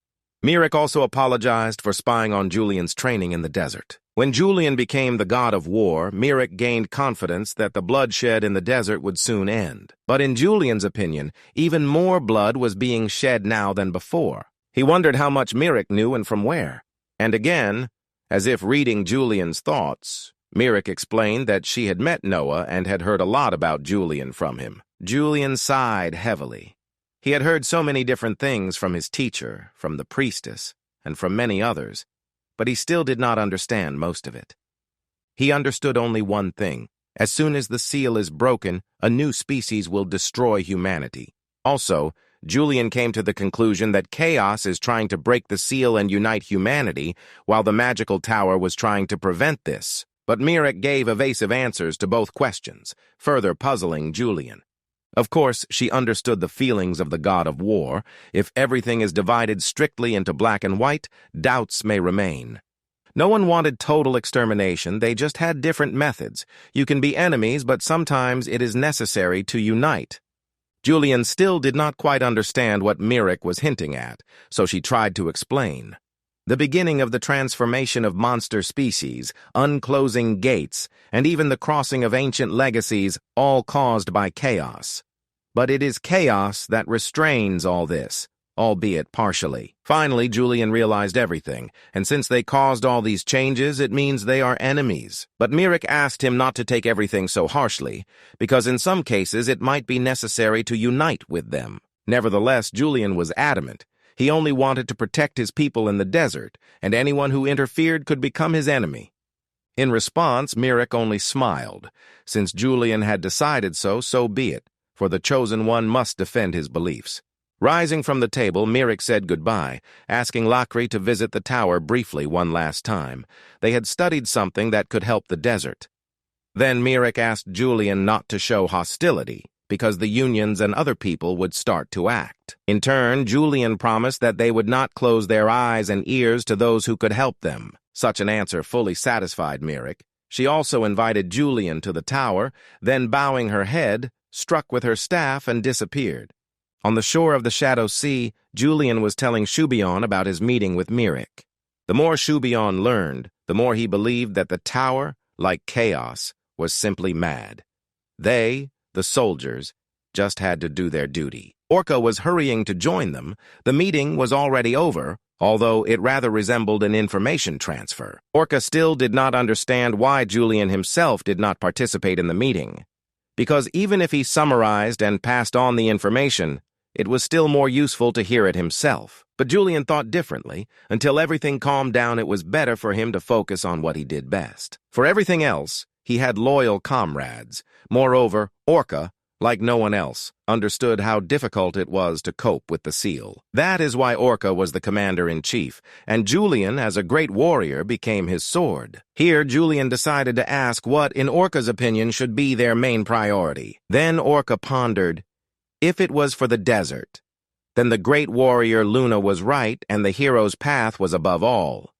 If it concerned the seal, then they should go to the oasis of Yusa. When the oasis was mentioned, Shouon interrupted the conversation, asking if the great warrior Million was not watching over the Yusa oasis. Then Orca told about the appearance of a new enemy, a creature known as the King of the Dead, also called a lich or necromancer on the continent. Currently, they maintain control.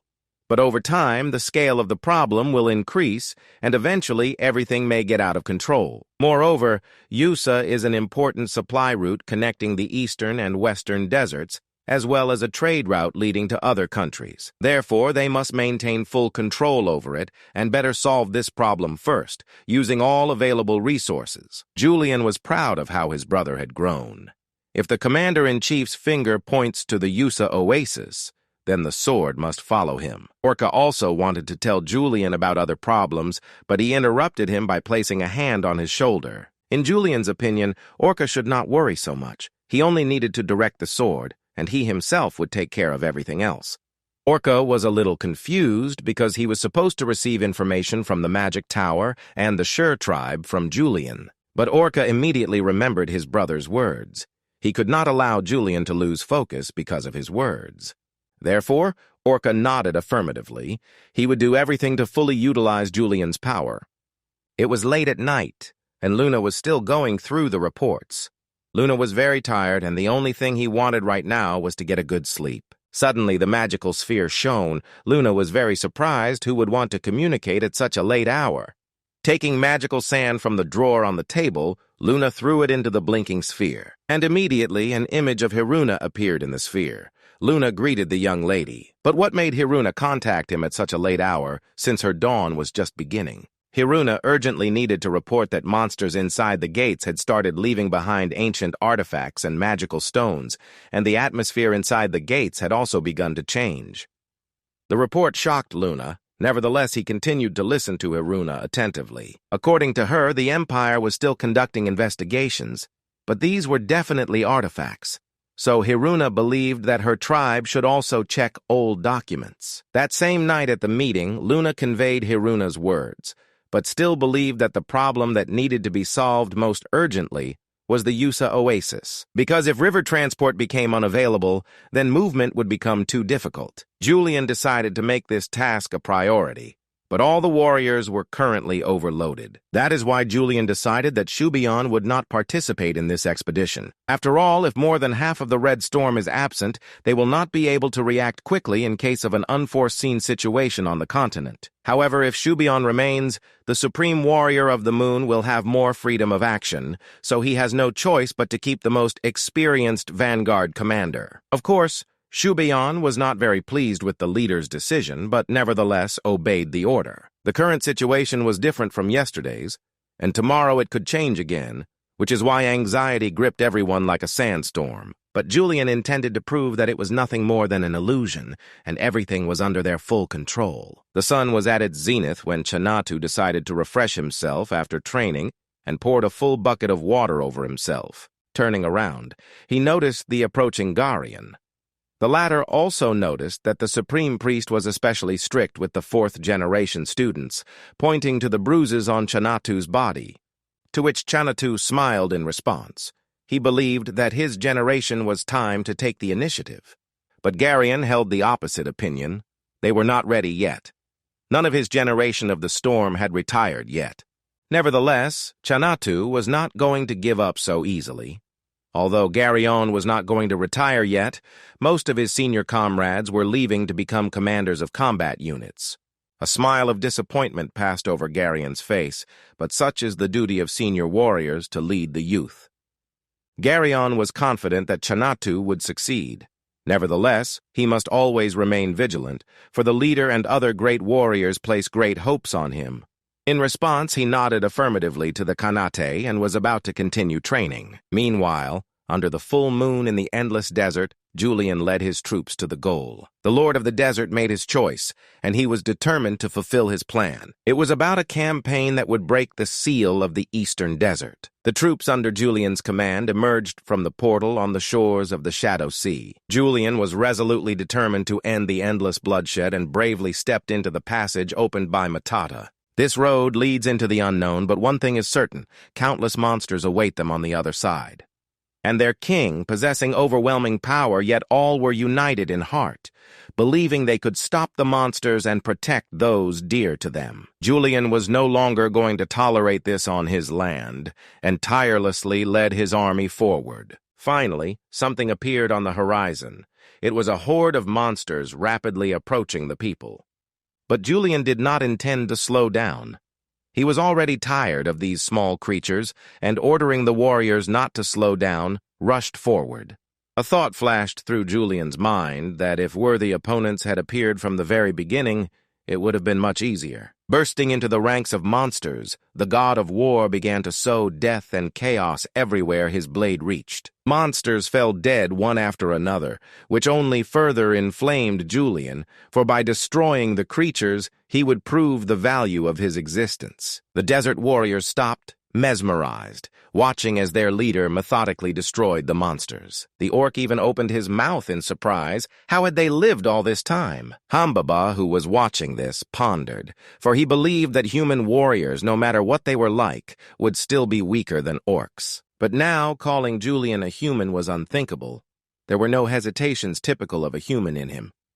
Finally, Julian dealt with the first wave of monsters, but on the horizon was already the next wave. The creatures had no end. But Julian was not going to retreat. On the contrary, he urged the monsters to attack more actively, for he intended to destroy them all. Time and again, using the whirlwind of destruction, Julian swept away the second wave of creatures as well.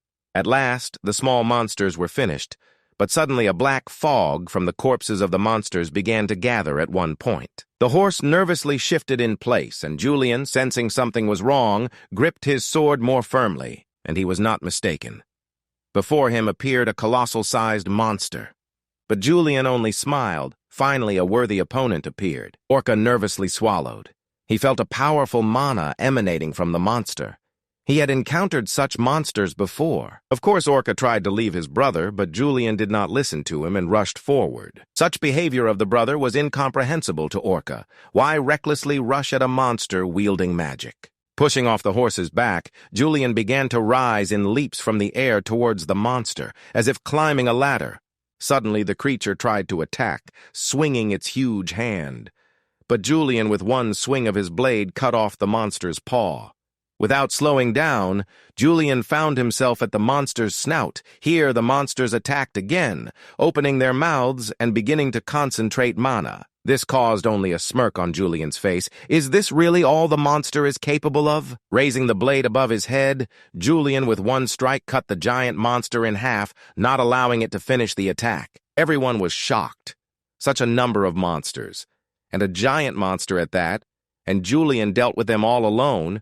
It was unimaginable. After recovering a little from the shock, the warriors immediately hurried to their leader to quickly make sure he was all right. But Julian was more concerned about the black fog emanating from the monsters and the glowing clusters inside it. Weapons, armor, and magical stones are laid out in several rows directly on the ground. Julian, crossing his arms on his chest, examines the items lying before him.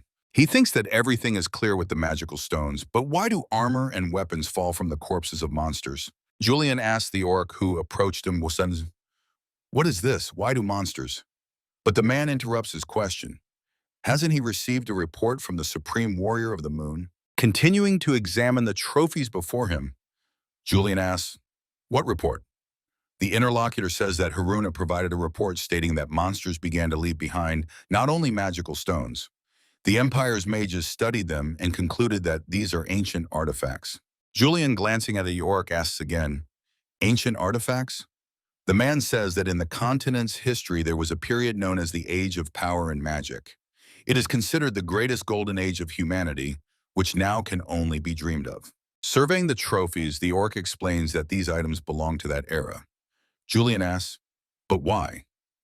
The interlocutor, as if not hearing him, continues to say that the capabilities of each relic vary greatly, so it is recommended to examine each one.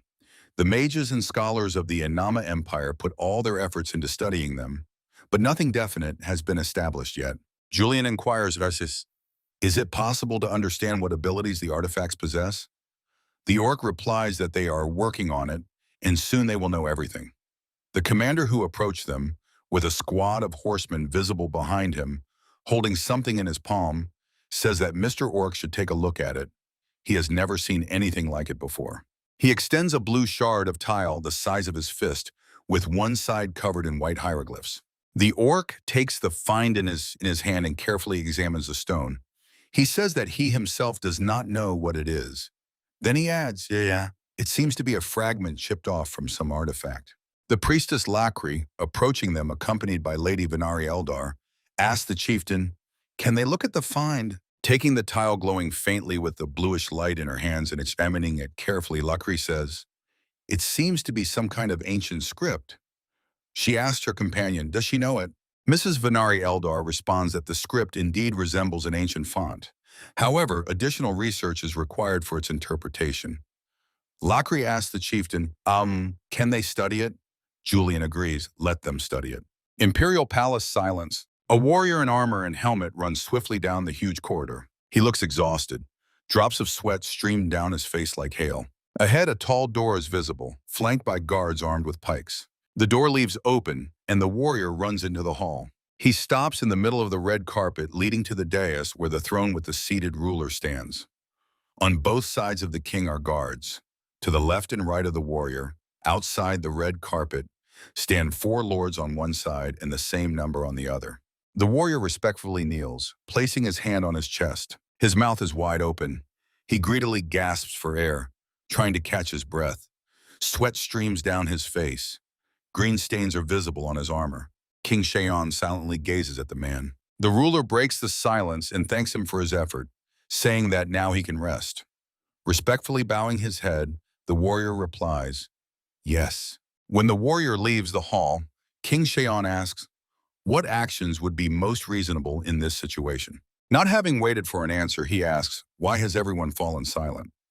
He adds that he agreed to send Perea at least 1 division. King Shouon says that they all desperately oppose this, referring to the kingdom of Rosini. Now monsters swarm the outskirts of the country. The ruler's eyebrows knit at the bridge of his nose as he thinks, who to blame? After all, he also wanted to reclaim the lost territories. He even rejected their demands, using the opposition as justification. Closing his eyes and bowing his head, the king thinks, shame. What a shame. He opens his eyes and wonders, but how did Perea manage to flood this place with monsters? One of the lords says, it is not necessarily Perea's fault that monsters have overrun this place. He adds that it is not about 1 or 2 creatures, but tens of thousands. How can all these monsters be controlled?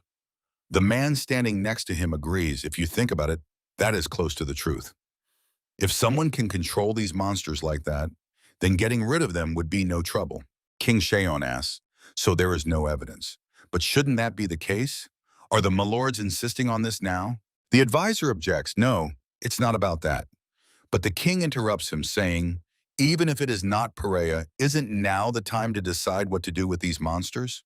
The response is, the kingdom of Rosini has not yet withdrawn its troops, so they should wait a little longer. The king is informed that Lord Haisha from Perea requests an audience.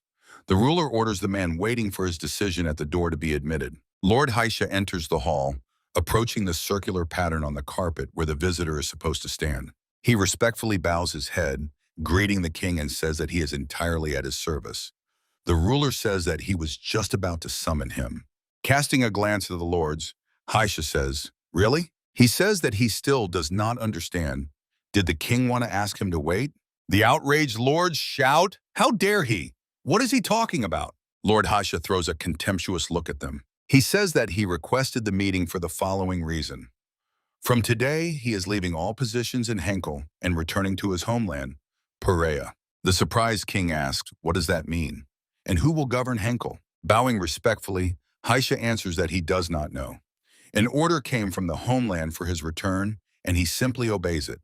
This order of return was issued not only for his safety, but also for the safety of all citizens living in the empire. One of the lords, quite emotionally, asks, does Perea now threaten them with a break in diplomatic relations? Haisha, addressing the king, says, considering that monsters are rampaging on the empire's borders and no measures are being taken, he hopes the king understands. The country must first and foremost care about the safety of its citizens. King Shouon says, he asks for understanding, but essentially this is just blackmail? Perea's influence grows every day. Without raising his eyes to him, Haisha asks, aren't they repeating the same arguments for the same reasons? Perea, as an ally of the empire, warned about such dangers, but nothing was done. He says that under such circumstances, the evacuation of their own citizens is quite a natural measure. Their leader, unlike other nations and monarchs, puts the safety of his people above all. The king's fist with force descends onto the armrest of the throne. The darkened Shouon asks, "Does this mean they don't care about him?" The lords exclaim indignantly, "What blasphemy! The envoy of Perea must observe decorum. His audacity is off the charts." Haisha squints at them, thinking about the fact that his fate will be decided here. He sternly calls on them all to be silent, calling them those who claim the right by blood but shirk their duties. Haisha questions, how dare they demand politeness and speak of audacity? He declares that he asks not as the great warrior of Perea, but as a count and prince of the empire. Haisha poses a question to them. Are they simply ignoring their duties?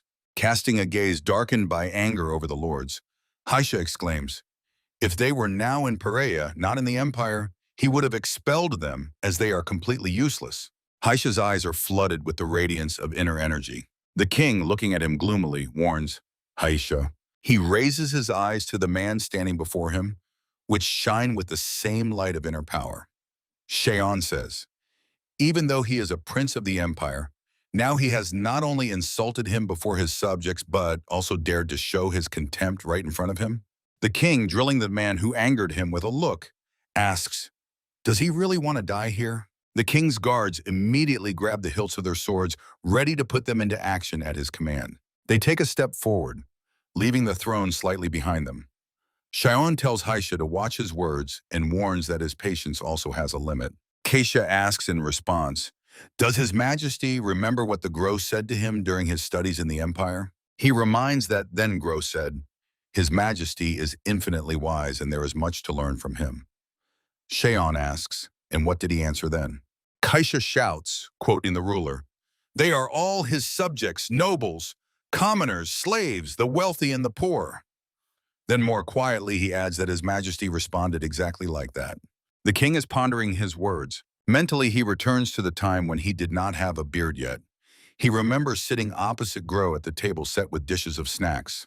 There are glasses in front of them, and near Shouon, a bottle of wine. Raising the glass to his lips, Shouon says that he, of course, also knows about social barriers and inequality.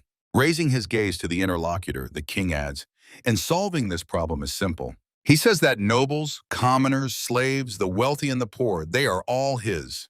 If you remember this, there will be neither difficulties nor troubles. The king Shouon, sitting on the throne bowing his head, says, yes, he answered exactly that. Haisha thinks he only wanted to surprise a little, but it seems he overdid it. Before leaving, he must first sort things out. One must not insult the ruler. That is the rule. In a voice, the man says that he also accompanied Gro during his studies and was amazed when he was told these words. He still regrets not hearing them personally. Haisha says that the ruler is a person who gives a dream. But why is he now turning away from what belongs to His Majesty, from his subjects? He adds, His Majesty knows that they are in trouble because of the monsters, right? Why does he not give them hope? Haisha, kneeling on one knee and placing his hand on his chest, says that he, as a loyal subject of His Majesty, would like to give advice. Let him not turn away from his subjects who are now suffering. His mere attention is enough to instill in them a dream and hope. Let him protect what belongs to him. Raising his gaze to Shouon, Haisha adds, if necessary, let him give the order to his humble servant. His humble servant will sacrifice his life to become the sword of His Majesty. The king, sinking into thought, closes his eyes. Opening his eyes, he orders to withdraw the troops from the kingdom of Rosini, as well as those in the east and south, and send them to the west. He says he is directing all the Empire's forces to exterminate the monsters in order to stabilize public order first. One of the lords tries to object to him, but the king decisively interrupts him, saying that he has made a decision and no one else's opinion is needed.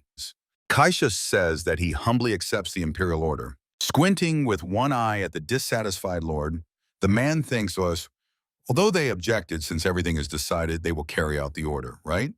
He believes there is nothing more to worry about. Shouon allows everyone to leave. He adds that from this moment on, they have a lot of work ahead. The lords leave and Haisha continues to stand, kneeling and does not hurry to rise.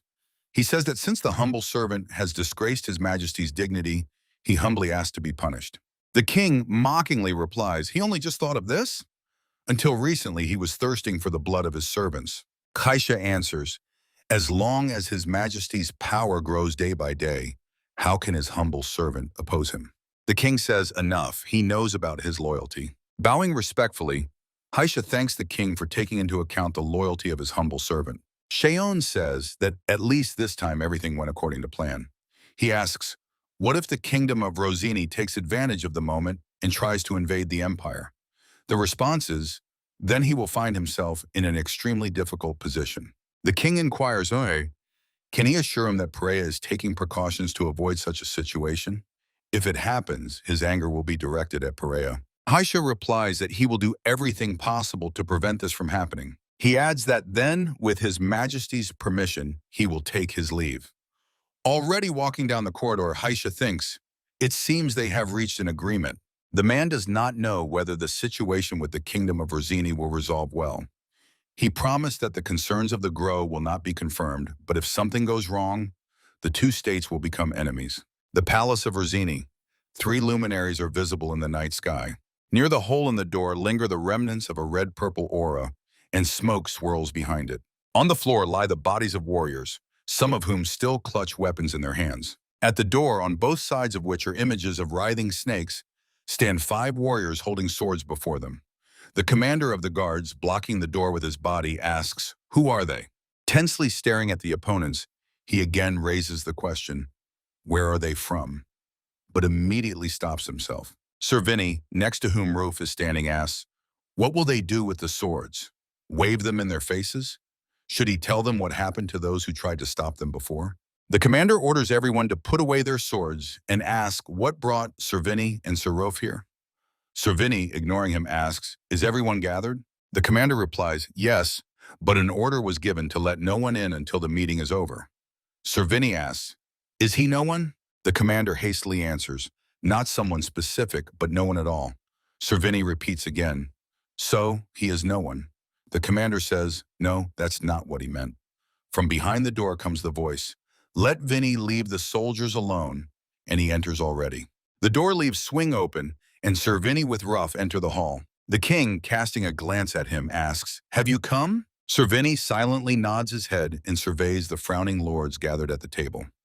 He thinks apparently they are irritated that he does not observe the norms of decency. To avoid trouble today, sitting down at the table where all present are gathered and taking a seat at the end opposite the throne, he says, outside is hell because of people asking for salvation. And here, as he sees, it is simply paradise. Ruff silently stands next to him. The king says that he was going to look for him anyway. One of the lords says, it was decided to send 1 knightly order and 1 battalion with a full complement of troops. Sir Vinny asks, 1 battalion, and what are they going to do? The lord asks, is Sir Vinny speaking too freely? Considering that they decided to send troops and allocate the missing forces at his persistent request. Leaning his head on his hand, Sir Vinny, without looking at the lord, replies, the duke speaks as if doing him a favor. This sending of troops is for the people who are dying because of monsters. The lord replies that that is why it was decided to send the troops. Sir Vinny says, when subjects sacrifice their lives for the country, it goes without saying. But when the subjects are in danger, and the country sends a pathetic battalion of troops and at the same time presents it as a great favor, he gets a nasty feeling. A vein bulges on the Lord's temple as he angrily accuses Vinny of speaking too bluntly. Despite being a knight defender of the kingdom, His Majesty is here and everyone present has a higher rank than him. With a bored look and still not looking in at the advisor, Sir Vinny asks, so what if they all have a higher status than him? Or does that mean those with low status can die? The Lord objects, that's not the point. The king, sitting on the throne and silently listening to them, says, enough. He asks, even despite the decision to send troops, is he still dissatisfied? Sir Vinny inquires, so what are they going to do with just 1 battalion? The king replies, he knows. Now that Lord Eisen has disappeared, even allocating such troops, Sir Vinny says, even in the face of an approaching crisis, nothing changes. He sees no point in staying here. The king asks, where is he going? And adds that there is something he must do right now. Sir Vinny says, well, he does say he has business. The king is puzzled, but why is he angry? The response is, does he really live with his eyes closed and ears shut? Does he have no idea what is going on outside? His Majesty says he was informed, that's why he is allocating troops. A leg around which purple lightning flashes forcefully strikes the floor, which cracks and bends beneath it. Servini, jumping to his feet so abruptly that he even overturns a chair, freezes in the middle of the depression formed around his foot. The lords, not expecting such a violent reaction, glare at him sullenly from under their brows. Vinny says, he asked for the third time, what are they going to do with just one battalion? Ruff, tilting his head to the side, says that Vinny is angry, very angry. The king asks, does he think that this is not enough? Sir Vinny, exhaling, says, let his majesty remember his original intention, the one he told him, all of them, when he was the crown prince. For a few moments, the king silently looks at him. Without raising his head, Sir Vinny says, his majesty's priorities. Didn't he say that he would care for the people above all else, asked to be trusted and to be by his side? Raising his eyes to the king, Sir Vinny asks, why then does he act differently? His majesty is so obsessed with territory that he cannot even use? Vinny says that is why he makes a demand to the king who asked them for a sacrifice. Let him prove that their faith was not in vain. Without looking him in the eyes, the king replies that he has not forgotten his promise. The threat from the monsters is a matter of the future, but isn't the threat of the empire more pressing? He simply changed priorities because he thought that a war with the empire would spill the blood of even more people. The king says, good, he will trust Vinny's decision. He, Ruff, Lane, and Mai are the present and future of their kingdom. The overlord adds, but what if the empire invades while they have concentrated all their forces on destroying the monsters? And these sacrifices will not be small. Bowing and placing his palm on his chest, Sir Vinny says, his humble servant swears on his life to stand at the forefront of the army that will cut down the enemies of his majesty and the enemies of the kingdom. Roof, standing behind him, exclaims, and him, and him! A gazebo with a patterned dome, along the cornice of which flowers entwine, stands illuminated by 3 nocturnal luminaries visible above the snow-covered mountain peaks. A voice confesses he did not expect things to be so bad. In response, it is said, you won't believe it until you see it. 2 men walk along the alleys of a well-kept park. Sir Vinny, walking behind the king, says the gates will never appear near the royal castle. His Majesty replies he also learned that they differ from the previous monsters. He asks, are they that fierce? Sir Vinny answers, not that fierce. The king, stopping and turning to him, asks, then what? Sir Vinny replies that the most important thing is that they have intelligence.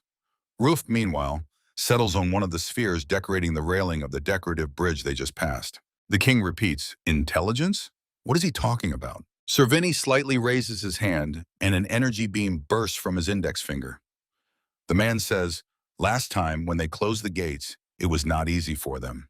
He draws a circle on the stone pavement of the path, surrounded by 3 triangles, saying, they change formation as if they understand military strategy. While they suspected nothing, their opponents surrounded them from the flanks and rear. Sir Vinny asks the king if he believes that these creatures, no different from wild beasts, surrounded the cleanup squad and tried to cause a massacre. His Majesty clarifies, so they had a commander? Is he the king of their kind? Sir Vinny answers that the creatures had a leader before, but he was simply much stronger than the other specimens. When nothing special happened, the elite cleanup squad conducted a routine operation to eliminate them. He adds, of course, sometimes mutated creatures appeared that really commanded, but that was extremely rare. However, this time something else happened, and it happened in every battle. The king says, from his words it follows that this is an extraordinary situation. Meanwhile, Roof moves to the top of the spire, part of the fountain decoration near which they are talking. Sir Vinny thinks it is time to turn to the sages. The king asks in surprise, what? The Duke replies, probably he already said once that he watches over the great flow. The king says that he mentioned it. Sir Vinny explains, that is why he said nothing about them. Their actions, at least, benefited the kingdom rather than harmed it. The ruler clarifies, he is talking about the sages now, right? The response is, right. After all, it was the sages who created the gates. The king frowns but does not hurry to say anything. Meanwhile, Julian, sitting on a horse, strikes with a sword at numerous opponents surrounding him. An orc, also sitting astride a horse, watches from afar as Julian fights creatures emitting green energy. Many torn monster bodies lie on the ground. The orc is at the head of a cavalry unit rushing to the battlefield. Dark waves are closing in on them from both sides, leaving them only the road along which they advance. Orca wonders, was this operation really necessary? A crowd of black creatures runs toward them, their eyes blazing with red flames. Orca thinks that new demonic creatures constantly block their way. Julian, raising his sword, exclaims, "Advance!" Surprise appears on his face as Kumbaba overtakes him. Green-skinned warrior, clutching a large serrated saber in his hand, galloping towards the creatures, shouts that he will not let himself be outflanked. Waving a saber leaving a purple trail behind, Kumbaba shouts that he will show who is the boss here. Julian mentally asks himself, could it be that the thirst for victory is the source of strength that feeds their tribe? A flash of purple energy strikes the creatures rushing at Kumbaba and shoots far ahead, scattering the monsters carelessly in its path. But the demonic creatures surged again into the passage between the waves. Julian thinks, and where the hell do they all come from? The creatures keep crawling out endlessly, but they cannot be stopped. He glances behind himself, where the squad is located. Orca stands in an energy circle, clutching a staff in his hand, the stone on its top glowing brightly. He mentally, putting his strength into every word, says, the energy transformed by his will he holds in his hands.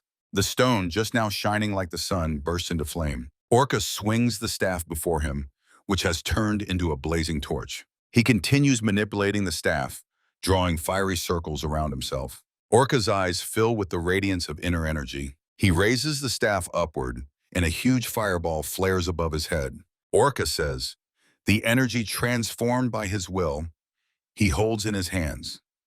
The shamans from his squad point their staffs at the creatures. Fire spheres flare above their tops, on which magical crystals are set. Above Orca's head burns a huge fireball, and the warriors of the squad behind him have spheres burning much smaller in size. This squad surpasses such creatures in strength. Pointing the staff forward, Orca says, let this power manifest by the command of his will. The riders exactly repeat his movement. Around Kumbaba, a huge crater and scattered scraps of creatures' bodies are visible. Julian watches as a huge fiery sphere flies over his head. A smile appears on his face, and from his lips escapes, cool. Fiery balls rush into the crowd of creatures. A blast of flame crashes down on the monsters, scattering pieces of their bodies. Julian, observing what is happening, thinks that next to these people, such creatures are simply insignificant. In front of the monsters, a wall of fire blazes, behind which it is difficult to see anything. The creatures stopped before the fire. Julian thinks, could it be that these beings have finally understood too? He notices that they, one by one, try to escape. However, no one will allow them to do so. Blue flashes rise above the squad and rush towards the creatures. Lady Venari Eldar, having released an arrow from the bow, strengthened by her energy, freezes, watching it with her gaze. A multitude of the same arrows rain down on the creatures, and soon only ash falling to the ground remains of them. Looking at the circles glowing with blue energy on the ground, Julian thinks that after the destruction, it is time to deal with the consequences. The dismounted warriors gather the weapons left after the destruction of the creatures. One of the warriors, raising a shining blade before him, says, this time it was too easy. There is no feeling of pleasure from the fight. Kumbaba, standing a little apart from them, asks, is everything all right? Julian, standing nearby, wonders, what is he talking about? The reply is, he is talking about the equipment of the demonic creatures. Julian says that suitable weapons were also found for the great tribe. Forging iron is not an easy matter, and he does not understand how the demonic creatures managed to get such high-quality gear. Kumbaba replies that their tribe will not use it. Julian says that there is quite a lot of good equipment there. Kumbaba replies that he knows that. After checking, they were convinced of this. They say there are also magical artifacts there. Julian asks, then what is wrong? The Green Giant says that problems may arise. A warrior should mainly rely on his strength, and if something appears to lean on, Julian picks up. That means one might fail to use it to their advantage and instead become dependent on it. The reply is correct. Kumbaba says that actually he has been worried about this for a long time, since the equipment of their tribe's warriors is at such a level that it is even shameful to lie about its quality. He continues, however, everything changed when equipment began to be made for them using technology from Perea. Thanks to this, battles became much easier, and their combat power also increased. For some time now, training has been conducted to improve the effectiveness of the equipment. He adds that they are grateful to Perea for the care. This is pure truth. But reflecting on the true nature of a warrior, he involuntarily asks himself whether this is the right path. Julian says that his doubts are quite understandable. But didn't Lord Kambaba answer his own question? He explains. The green-skinned giant says that the warriors' battles have become easier, and their combat power has increased. Kambaba says, however, Julian continues, he also knows the training method of their tribe. Shouldn't a warrior also study the effectiveness of his equipment? Kambaba asks, does he think so? Julian adds, to maximize power, many warriors have studied and researched weapons since time immemorial. Isn't it literally just a tool? Julian says he chose a two-handed sword as the most effective way to demonstrate his strength, while the great warrior Shouon preferred an axe. Although Mr. Himbaba skillfully uses various weapons, the interlocutor interrupts him, asking, isn't a grow the same? Everything he takes in his hands becomes a weapon. Julian says, it is true that the weapon one is used to from early childhood becomes the most comfortable. Kambaba agrees, correct. He also finds crushing weapons comfortable. Julian exclaims, since that's the case, he has something suitable. An order sounds to set up a watch and make camp. Today they will rest here. Soon a row of tents appears. A huge hammer, decorated with intricate forging and featuring 4 spikes on its striking part, lies on the table. A voice sounds. It is a bludgeoning weapon whose testing was recently completed. Although Mr. Kambaba is not picky about weapon choice, it is noticeable that he mainly uses bludgeoning weapons. Kambaba, looking at him, agrees, yes, it suits him better. The heaviness seems to rise from the fingertips to the chest itself, and then he feels his warrior power. Julian, who stands with Orca on the other side of the table, suggests, let him try to lift it. If this weapon suits him, he will be only glad. The green-skinned giant easily lifts a huge hammer with one hand. Examining the weapon shrouded in a light transparent haze, he says it emanates coldness. The orc says that this weapon has little resistance to fire. Although its magical power is not great, its durability is incredible. Kambaba replies that this is enough. It seems that even if they wave it vigorously, it will not slip from his hands, Julian says. He sees that the weapon has pleased him. The green-skinned giant replies that he once used the weapons of the gnome tribe. What a pity that it broke when he was catching that giant earthworm in the Sky Mountains. Swinging a hammer before him, leaving a blue energy trail behind, Kambaba says that it is no worse at all. He admits that he likes it. Kambaba thanks Julian, saying that he will gladly use it. The response is, no thanks needed. Since these are war trophies, the great tribe also has rights to them. The green-skinned giant, examining the hammer, says that it fits perfectly in the hand, as if he has been using it for a long time. If only the durability is high. He adds that later he will need to ask the tribe's shamans to strengthen it. He exclaims, by the way, didn't they say that the great warrior Shouon is having difficulties because of his weapon? In that case, the orc interrupts him, thanking for the concern and assuring that everything is fine. He has already taken countermeasures. Meanwhile, Shouon is on a platform surrounded by wooden stakes and towers, practicing with an axe. He closes his eyes, then opens them. The general sees before him a giant silhouette woven from mist, with outlines resembling Julian. Shouon immediately rushes at him, swinging the axe. The people watching him see how he forcefully brings down his weapon, causing an explosion. Carrion continues to watch the events impassively. Behind him stand 4 warriors. One of them asks, what is warrior Shouon doing now? Shouon's eyes are flooded with the glow of inner energy. The warrior adds, he behaves as if he is really fighting someone. Carrion says that they are lucky. He explains that the great warrior created an enemy in his imagination and is now fighting it. Meanwhile, Shouon attacks the invisible enemy in a leap. The commander tells the warriors that even simply observing him will help them. Moreover, they will be able to clearly see what they should strive for. He adds, they should be grateful that they can methodically move towards the goal. The man mentally wonders, and what kind of powerful enemy did the general ultimately create? The axe blade strikes the ground again. Carrion thinks that he has only just barely reached the stage at which he can form a mental enemy. Shouon freezes for a moment, holding the handle of a huge axe stuck in the ground. Carrion mentally adds, "It is not for nothing that they are called the Quartet in Krasnaya Bura. It is not surprising, after all, they are the strongest people in the tribe." Also mentally addressing Shouon, he says he cannot even imagine what kind of outstanding monster he has created in his head and urges the general to defeat it. As if hearing him, Shouon raises the axe above his head and charges with a scream. The phantom rushes towards him. A thin stream of blue energy coils around the axe. Shouon attacks the ghostly enemy in a leap. The general shouts that this time the victory will be his. He strikes, cleaving the phantom into two parts. A powerful explosion shakes the training ground, sending the sand covering it flying upwards. Carrion says he thought so. He couldn't withstand that blow. Shining cracks run along the axe. Shouon's weapon, raised above his head, shatters into pieces. The general lands in a crater left by the explosion. Pieces of metal fall around him. Shouon annoyedly covers his eyes. Again, damn it! He didn't even manage to do anything properly. The general mentally wonders, how, after all, can Julian contain so much energy that even weapons can't withstand it? The commander, approaching, calls out to him. "Shouon," the general, startled, exclaims, "Huh? Carrion, when did he arrive?" Carrion says he saw everything. His training is something else. Even just watching him will help.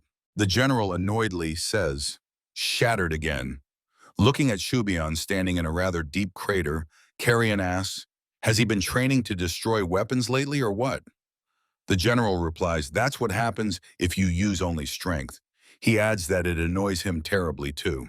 Carrion says, he, of course, heard that Gro broke several weapons before becoming the god of war. But didn't the general overdo it?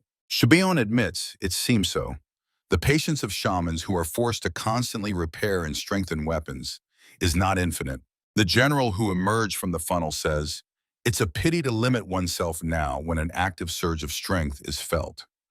Carrion replies that Mr. Gro promised to find a solution, didn't he? In response, it is said that the general wanted to visit him today. Carrion asks, did he find a way? He adds that this is good. A convoy follows through the desert, accompanied by riders. The merchant Alit, riding ahead of the caravan, is lost in thought. He thinks that although it cost a pretty penny, the investments paid off. A slight smile slides across his lips as he reflects that with such speed of movement and such a volume of cargo, the efficiency justifies the maintenance costs. He is caught up by a rider in a red cloak. The man looks questioningly at Rij, the commander of the mercenary squad, Red Raven, who is caught up with him. Alit thinks he has never heard him talk about anything other than work, and he has hired him more than 10 times already. He considers Rij too aloof. The commander raises his hand, giving a silent command to his warriors. Immediately, shouts ring out throughout the stretched-out convoy. "Stop! Stop!" Rij, sitting on a white horse, appears on the top of a sandhill. He calls out to the rider following, "Mikkel," he immediately responds. The squad commander asks, "Does he feel it?" Mikkel peers into the distance. Behind him, riders are visible, frozen in anticipation of the command. After a few moments, he asks the commander to forgive him and admits that he feels nothing. Rage says the energy is not strong, but since he is large, it is easier to detect him. If even Mikkel did not feel it, then there is no point in talking about the others. He adds that they all need to work on developing their senses. The response is, "Yes, sir." Without looking at Mikkel, the commander says, if they do not feel, the risk of injury will increase. He orders them not to expose themselves. Rage's horse remains standing with an empty saddle. The commander rushes swiftly over the desert, and the air currents raise sand behind him. Surprise flashes in his eyes, and a thought runs through his mind. If he did not have such acquaintances, it would be quite difficult. Obeying the movement of his hand, long metal claws of impressive size spring out from the shackles on his wrists. Rage rushes downward. Although an uninitiated person would notice nothing special about this part of the desert, indistinguishable from the usual landscape. A directed strike causes sand to shoot high into the air. Rage shouts, "Just let him come out!" The commander hovers over a huge crater left after the energy strike he delivered. Right there, a giant worm, opening its huge mouth, bursts out from under the ground and rushes toward the man, trying to swallow him. Its hexagonal mouth is full of sharp fangs growing in several rows. But Regis' face remains expressionless. The worm's 6 protruding jaws are about to close over his head. He swings his hand. A glow of inner energy emanates from the metal claws. The commander strikes directly at the mouth, reaching for him. His strength cleaves the huge monster into 2 parts, from head to ground. Mikkel and the warriors watch from afar as the monster's body falls onto the sand. The men are clearly impressed by what happened. In Alit's mind flashes the thought, so what? What does it matter that the mercenary is not very sociable if he has such outstanding skills? Rij lands and, without looking back at the body of the monster he defeated, walks toward his squad. The riders, led by Alit, gallop to meet him. A question is asked to the caravan master. Will he order a disbandment? Rij tells his warriors that they are leaving. Alit is surprised. He doesn't mind. This is the mercenaries' loot, after all. The commander replies that in that case, he will take the magic stones. An order is given to collect the magic stones. The men dismount. Ali says he felt safe because Perea controls this road. If it weren't for the Red Raven, disaster would have happened. Rij replies, the monsters in the desert are diverse and numerous, so one cannot relax. An elite hired them so he can be calm, and there is no need to thank them. Alit says, can one miss the chance to hire the Red Raven squad at an incredibly low price? He adds that this trading trip seems to be successful for them, and crossing his arms over his chest, the commander replies, it's their luck that the traders became their guides. Alit says, it seems this time they will stay in the desert for a long time. He asks, can he ask the commander why he is heading to the king's oasis? Watching people climb onto the huge carcass of the creature, Rage replies that he received an invitation. The Red Raven squad is the strongest among mercenaries, of course, but this is not mercenary work. This is something completely different. Alit throws a questioning look at the interlocutor. A different matter? What the? In the merchant's eyes flickers a guess, and an exclamation bursts from his lips. Ah! He thinks that before him is not only the strongest mercenary on the continent, but also the best master. Moreover, the cargo needed by the kingdom is a redrite. This is because of the great warrior Shouon. The caravan is approaching the village surrounded by trees. Tents are set up among the palms near the stone houses. Rage walks through the camp. Stopping, the commander peers into the gray stone buildings. Rage thinks that now they are entering unknown territory in the desert. Everything is changing so fast. Looking at the passers-by hurrying about their business, he mentally adds, so calm. Walking down the street and glancing at the playing children, the man thinks, as if there is no safer place than here. He reflects on the fact that, in reality, this desert is harsh, even without considering the monsters swarming everywhere. Rage mentally wonders, what is the difference between a desert and a continent? How could the king have allowed this to happen? Henhel Gate. The sun generously illuminates the stone fence, towers, and the mountain peaks rising behind them. There are market stalls in the square, with people bustling between them. A question is heard, what happened here? Rage says he had visited the desert several times on assignment, but in a short time everything here has changed so much. Haisha, smiling, replies that the manager will like this. They say that because of the flood of complaints, they can't even resign. He adds that he will definitely report to them. Rage, glancing sideways at him, thinks, the greatest warrior of Perea. Haisha, he is an incredible warrior of master-level strength. Many are mistaken, thinking he got the administrative post only because of his manners. The men, talking, walk down the street. Rage asks, wasn't it Lord Haisha himself who created all this? The interlocutor replies, not at all. He only maintains what was created earlier. The commander says, it's hard to believe that. Rage, looking around, says, he is really surprised that this place has changed so much. Haisha, glancing at his companion, thinks that the main base of the Red Raven is the kingdom of Cronoa, which borders the kingdom of Anama. This powerful kingdom once threatened the kingdom of Anama, but now it is rapidly declining. Glancing at Raj, he continues to ponder. But they know that behind the decline stands the Red Raven, led by this man. Therefore, even Luna is concerned that this man might enter the desert. Haisha says, to reach the current position, many decisions were made. Rage echoes, decisions? Haisha walks ahead. His companion follows him. The man explains, some claim that the left path was correct. Others insisted that it would be better to take the right path. Without looking back at Rage, Haisha says, as a result, there were many disputes. However, after the decision was made, even those who previously insisted otherwise gave all their strength. He adds, If the changes are so noticeable, then he believes the reason lies precisely in this. Rage says understandingly, indetermination. Haisha agrees, that's what he wanted to say. He stops and turns to his companion, saying, if he wants to know more, then let him stay here.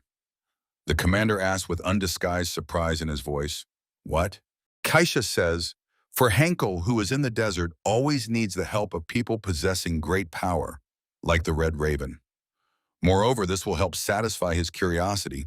Isn't that beneficial for both of them? Reed thinks that is why he ended up here. After all, merchants from different states gather here. His attention is drawn to a woman who calls her son playing on the street to eat. The boy shouts that he doesn't want to, he wants to play. The mother orders him to quickly go inside the house. Reed is surprised by such liveliness right in the heart of the desert. He wonders, so what choice did they ultimately make? He is distracted from his thoughts by the sound of footsteps and a voice calling him. The commander looks back. Aled introduces the woman accompanying him. This is Mrs. Grace Provok, mother of Perea. His companion says that it is a great honor for her to meet Mr. Reed, commander of the famous Red Ravens. Reed bows respectfully, greeting the Queen of Perea. The woman says, she heard that he not only uses power but is also one of the greatest masters on the entire continent. She believes she should have greeted him much earlier, and only now has she had the chance to meet him. The commander replies that these are just empty rumors.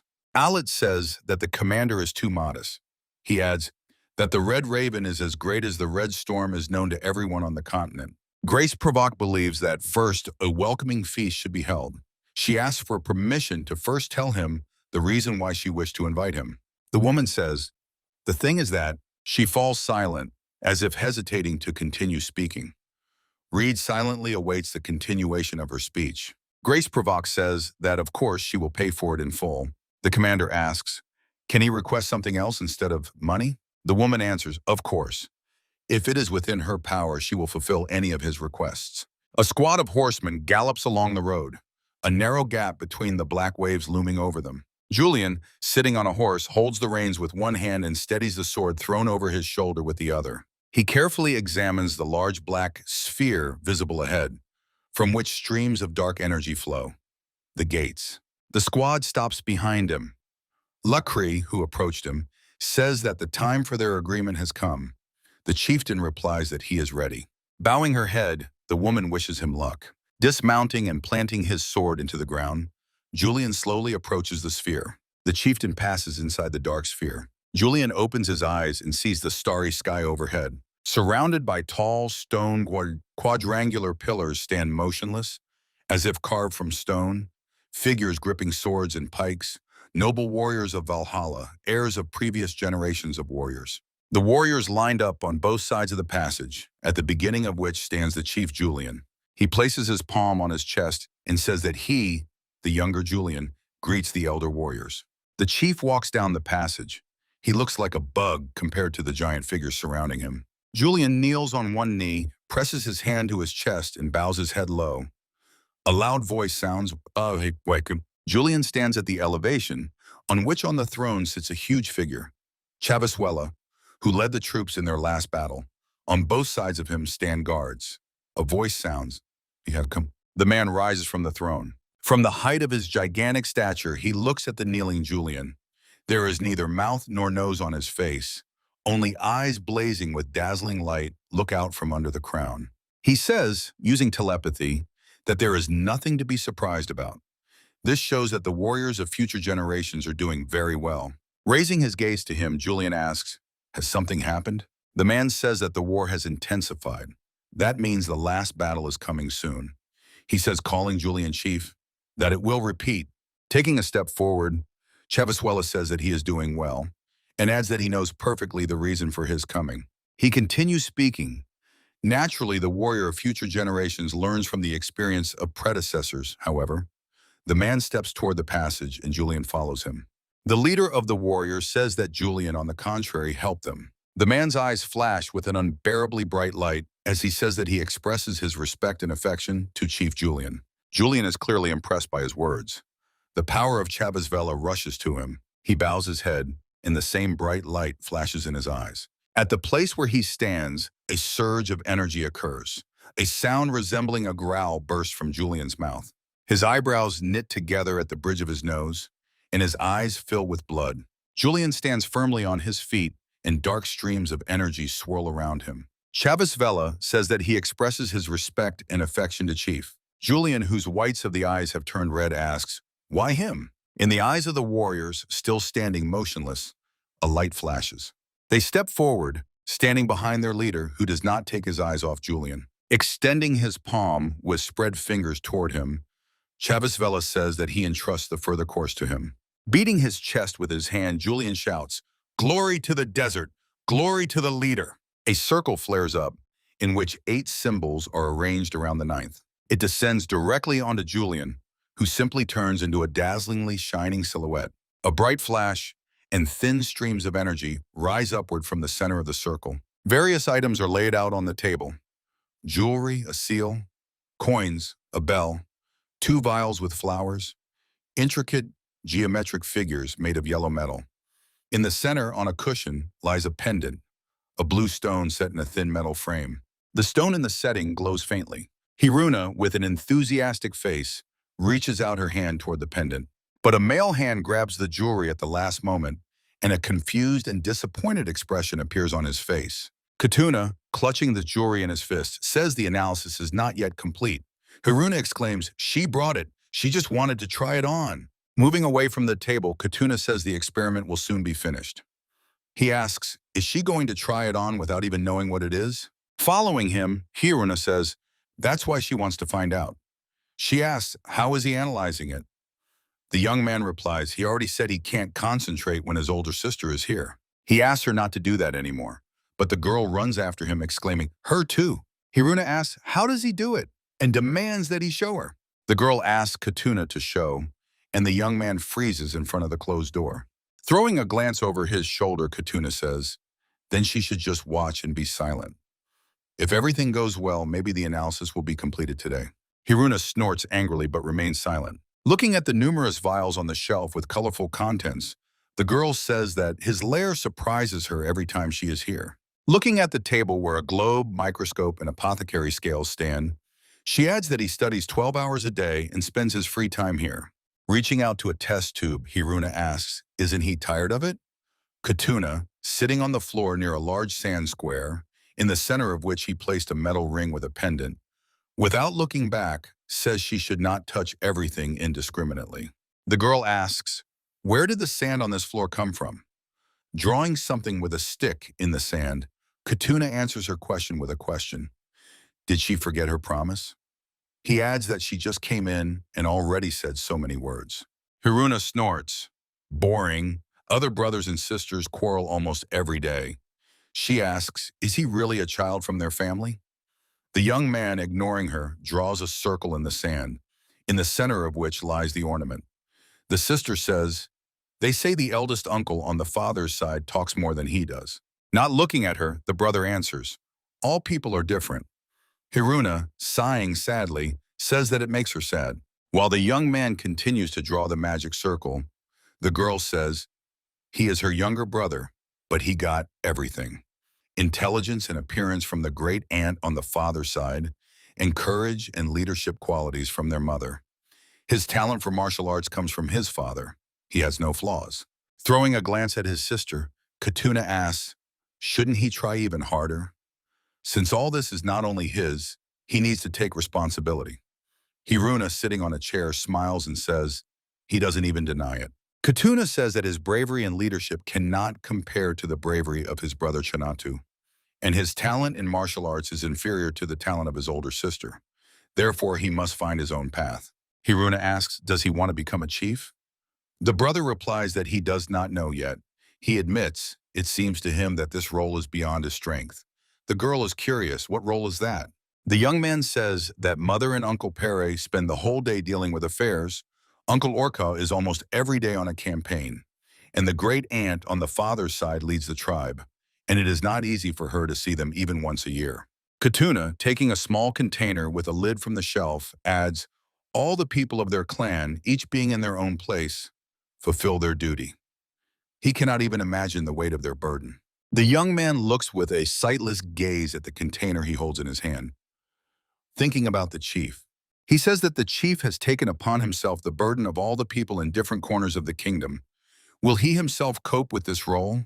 Now Hiruna understands what her brother is thinking about. Meanwhile, Katuna approaches the circle he has drawn in the sand. The young man mentally asks himself, will he be able to overcome everything?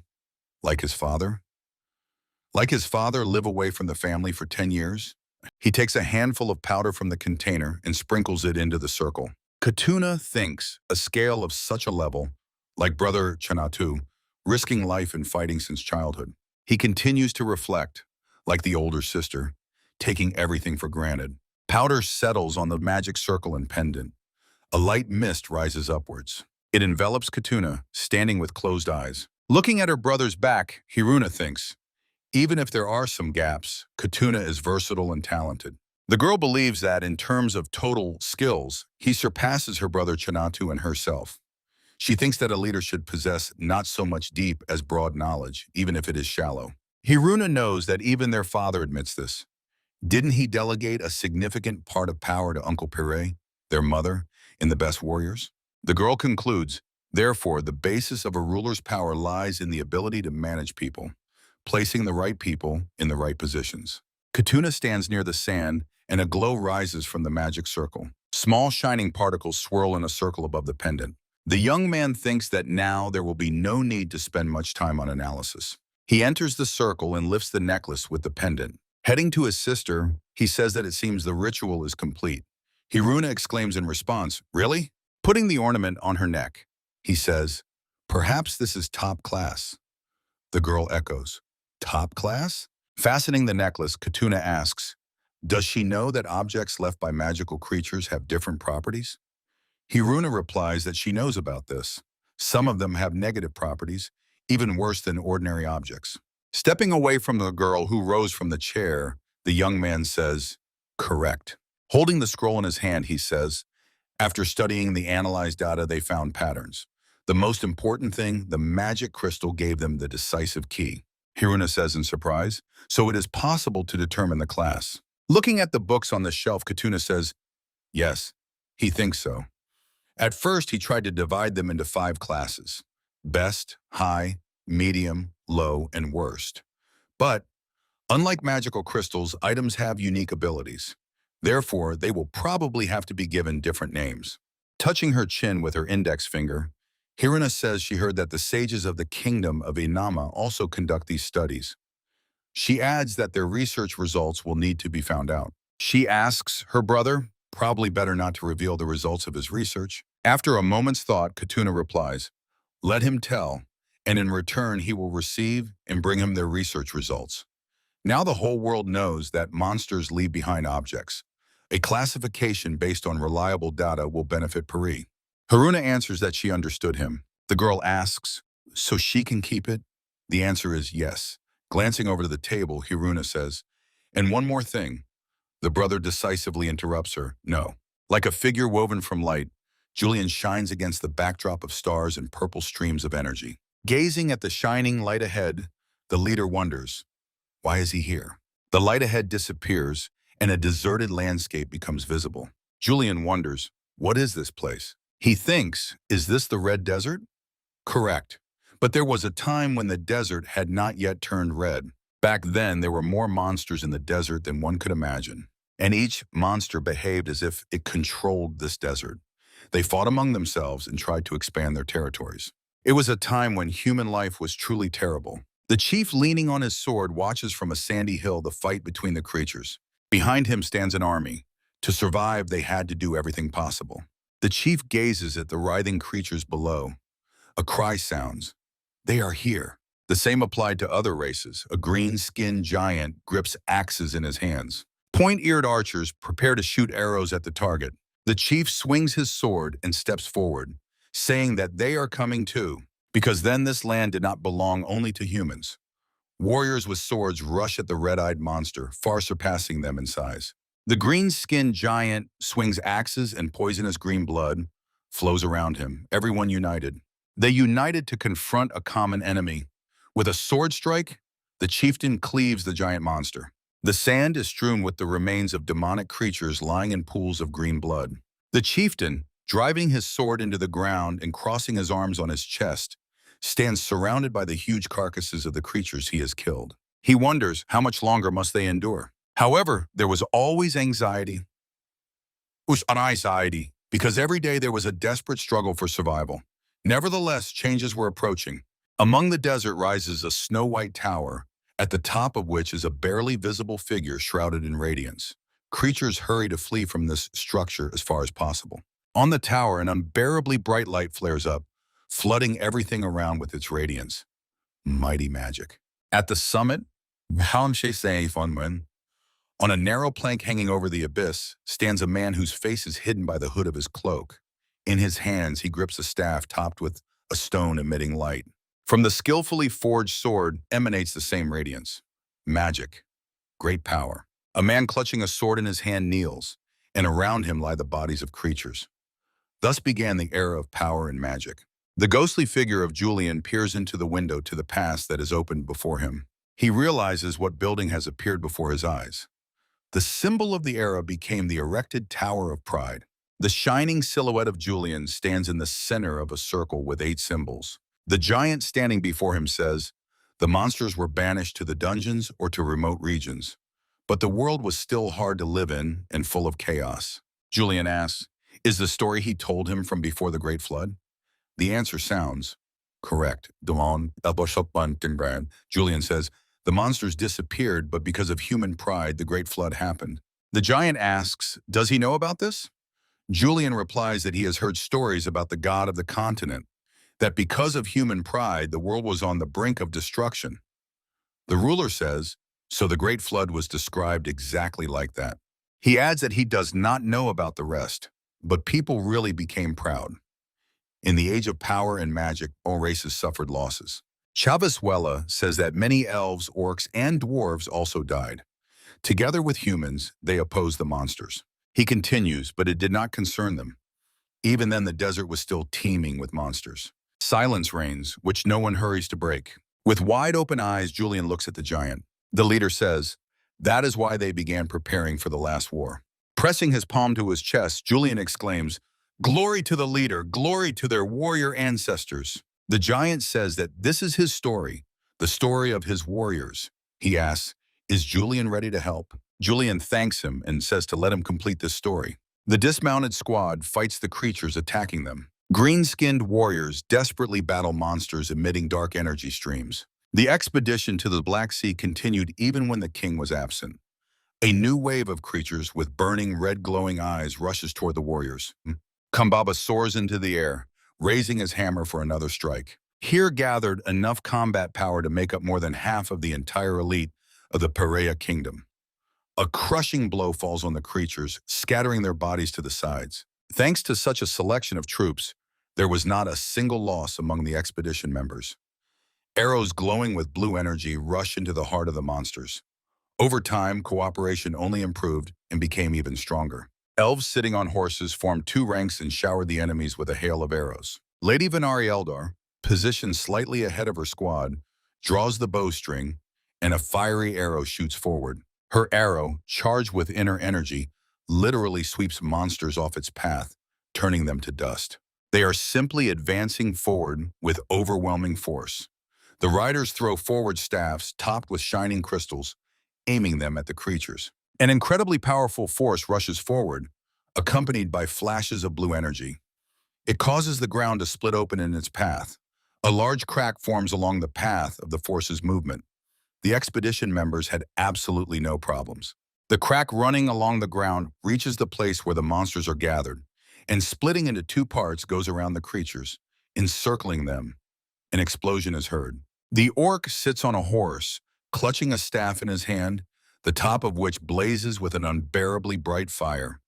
The expedition members simply move forward, using their overwhelming power. The orc pulls the reins, projecting a small magical circle forward. In front of the warriors directing magical staffs at the enemies, a wall of flame rises, burning the bodies of the creatures. The ashes of the burned monsters fall to the ground. The orc dismounts and looks around. He thinks he can no longer bear this. However, he admits that these supplies could ease the kingdom's financial situation. Lakri, who approached him, asks to allocate people for transportation. The orc asks, "Is everything all right?" The woman says, she heard that opening this path required an enormous amount of power. Lakri says that the path was opened by Lady Matata. The people of Sheer took on the exceptional task of connecting the outside world in this place. The woman adds, "If you think about these resources, it is not such a hard task. Moreover, it is something they are obliged to do." On behalf of the kingdom, the orc expresses gratitude to her. He says that such a huge volume will be invaluable help for them. Lakri asks, "Doesn't this mean that they have reduced the number of monsters to such an extent?" She says it is even scary to imagine what would have happened if the passage had opened and such a number of creatures had spilled into the outside world. Casting a glance at the road over which waves hang, she adds, "And by the way, this place really is the optimal battlefield for destroying a huge number of monsters." Orca says, by the way, he knows that soon the road will be covered by the sea. He shares his doubts with the woman. Will the brother return before that moment? Lakri says that the decision must be made by the chief himself. Looking at the road over which dark waves hang, ready to engulf her, she adds, "If everything goes according to plan, he will return soon. Although, even if he is delayed, it will not cause problems. By that time, they will have already reached the end of the path." The firewood in the fireplace flares up with blue flames. The hammer forcefully falls on the anvil. Several men work in the smithy, each occupied with his own task. Standing in front of the smithy, Lady Grey Provoke asks Rage, does he think the production environment is sufficient? The answer sounds, more than enough. Looking at the flame in the furnace, it is clear that it is not ordinary. The woman says, yes, a magical stone is used. Perea owns a magical fleet, and for that, powerful energy is required. Therefore, they are proud that their technologies in this field are the best on the continent. Rage asks, but is there a reason why they ask for a separate order? Grey Provoke answers, to be honest, the weapons of the Desert Masters cannot withstand the power of the Great Warrior. She says she tried to hire the best masters on the continent, but it was not easy. Rage says, understood. He suggests finishing here, but adds that he has a condition. The man says, if he takes on making the weapon, he must first get to know the person who will use it. And if his conditions are not met, he will ask for understanding that this weapon cannot be made. Grey Provoke replies that he need not worry about that. If his conditions concern combat skills, they will fulfill any of them. Rage thinks that Shouon is a great warrior, a personality considered the strongest commander of the desert. Rumors say he has reached the level of the god of war, but he believes that desert martial arts are often simple, crushing force and direct attacks. Isn't that why weapons cannot withstand this power? Grey Provoke, looking at Reed Shouon standing behind him, says that he has come and he can check personally. The woman greets the great warrior with a smile. Reed looks back. Shouon respectfully greets the mother of Perea. Grey Provoke introduces the man who turned to face the general. This is Mr. Reed, commander of the Red Raven squad. She asks, the great warrior has heard of him, right? The response is, yes, heard. The general introduces himself, saying that he is the great warrior of Perea Shouon. He adds that he has heard stories about how Reed and his squad destroyed many monsters in Henhel. The commander of the Red Raven squad, slightly bowing his head, says that his name is Reed. They continue the conversation, exchanging courtesies. Shouon says that thanks to the general, they were able to breathe a sigh of relief, and the great warrior Haisha praised him very much. He adds that, being a warrior, he is very grateful to him for his work. Reed replies that it is an honor for him to meet the great warrior Shouon, the warrior above all warriors. He believes that the general overpraises him. Reed says, since the gates of Henhel were originally very well fortified, even if their mercenary squad had not been there, the situation would not have changed much. Shouon responds, what is he talking about? The general adds that he has heard of his great feats. The reputation of the Red Raven, one might say, is even too modest. The general asks, on what business has he come here? He adds that the Royal Oasis does not need armed forces. Grey Provoke says that it is because of the great warrior. Shouon is surprised. Because of him? What is she talking about? The woman explains. She invited him here as a master, not as a mercenary squad commander, because there is something that Mr. Shouon absolutely needs. The general is pondering. The master. Which one does he need? He is clearly puzzled. Rage says, he heard that the weapon the general uses cannot withstand the strength of the great warrior. The general replies that he is simply not good enough yet. After all, the ability to make the most of what is in the hand is also a warrior's skill, but he couldn't do it. Rage says that a weapon is, after all, just a tool. He believes that one should not adapt a person to the tool. Great Provoke says, by the way, Mr. Rage said that to create the weapon he needs to meet personally with Mr. Shouon, who is an interested party. She adds how everything coincided. The woman suggests they talk alone. She adds that she still has unresolved matters. Shouon says, so, because of his problem, time was wasted of their respected mother. He thanks Great Provoke. The woman leaves. A man blocks her way, calling her by name, Mrs. Gray. The woman replies, Mr. Luna. He says she returned quickly. Great Provoke answers, she thought it would take a few more days. The man reports that Commanders Carrion and Chanatusu, to his surprise, acted more wisely than he expected, so everything ended faster than planned. Luna adds, and the last act of conscience is also proceeding without glitches. It seems they will get something more than the effect they expected from the very beginning. Great Provoke says thoughtfully, the last act of conscience. She suggests going inside first and talking. A carriage accompanied by warriors approaches the village. Haisha rides at the front of the squad. The man thinks, finally. His wife, riding next to him, glances at him and notices a slight smile flicker across his lips. She thinks, is he really that happy? The woman thinks sadly, well, yes. After all, because of her, he was captured and held in Henhel for more than 10 years. The carriage, surrounded by horsemen, continues moving towards the settlement. The squad commander, standing before his warriors, says, attack techniques with an upward swing are better avoided if possible. One of the warriors, calling him Elder, says, Commander Carrion believed there was no more effective technique than this. The man replies, Commander Carrion, it's all because their commander is a hypocritical trickster. The warriors are outraged. What? A hypocritical trickster? No, he is not so much hypocritical as, most likely, slow-witted, right?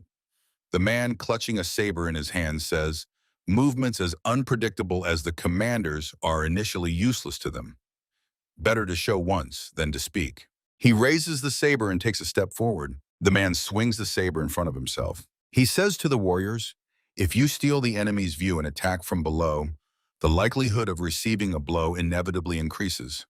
The commander even looks slow-witted in normal times, but at the same time he is also cunning. He adds, as it turned out, he is also somewhat dull. Haisha, who quietly approached and witnessed his speech, asks, why is he slandering Carrion, who is absent? The man, with a cross-shaped scar visible on his temple, casts a glance at him. A shout is heard, Haisha. Behind the great warrior, horsemen and a carriage are visible. The man rushes to Haisha and grabs his hand. The warriors are puzzled. Who is this? They look questioningly at Haisha, who, due to the duty he took upon himself, could not return for a long time. Few of them recognize the warrior, who is held in great respect and love, possibly even more than the king himself. If this is, of course, not the generation that knows him. Smiles appear on the faces of elderly people. Among them, there were none who were exceptions. However, there was something even he could not avoid. It is definitely why.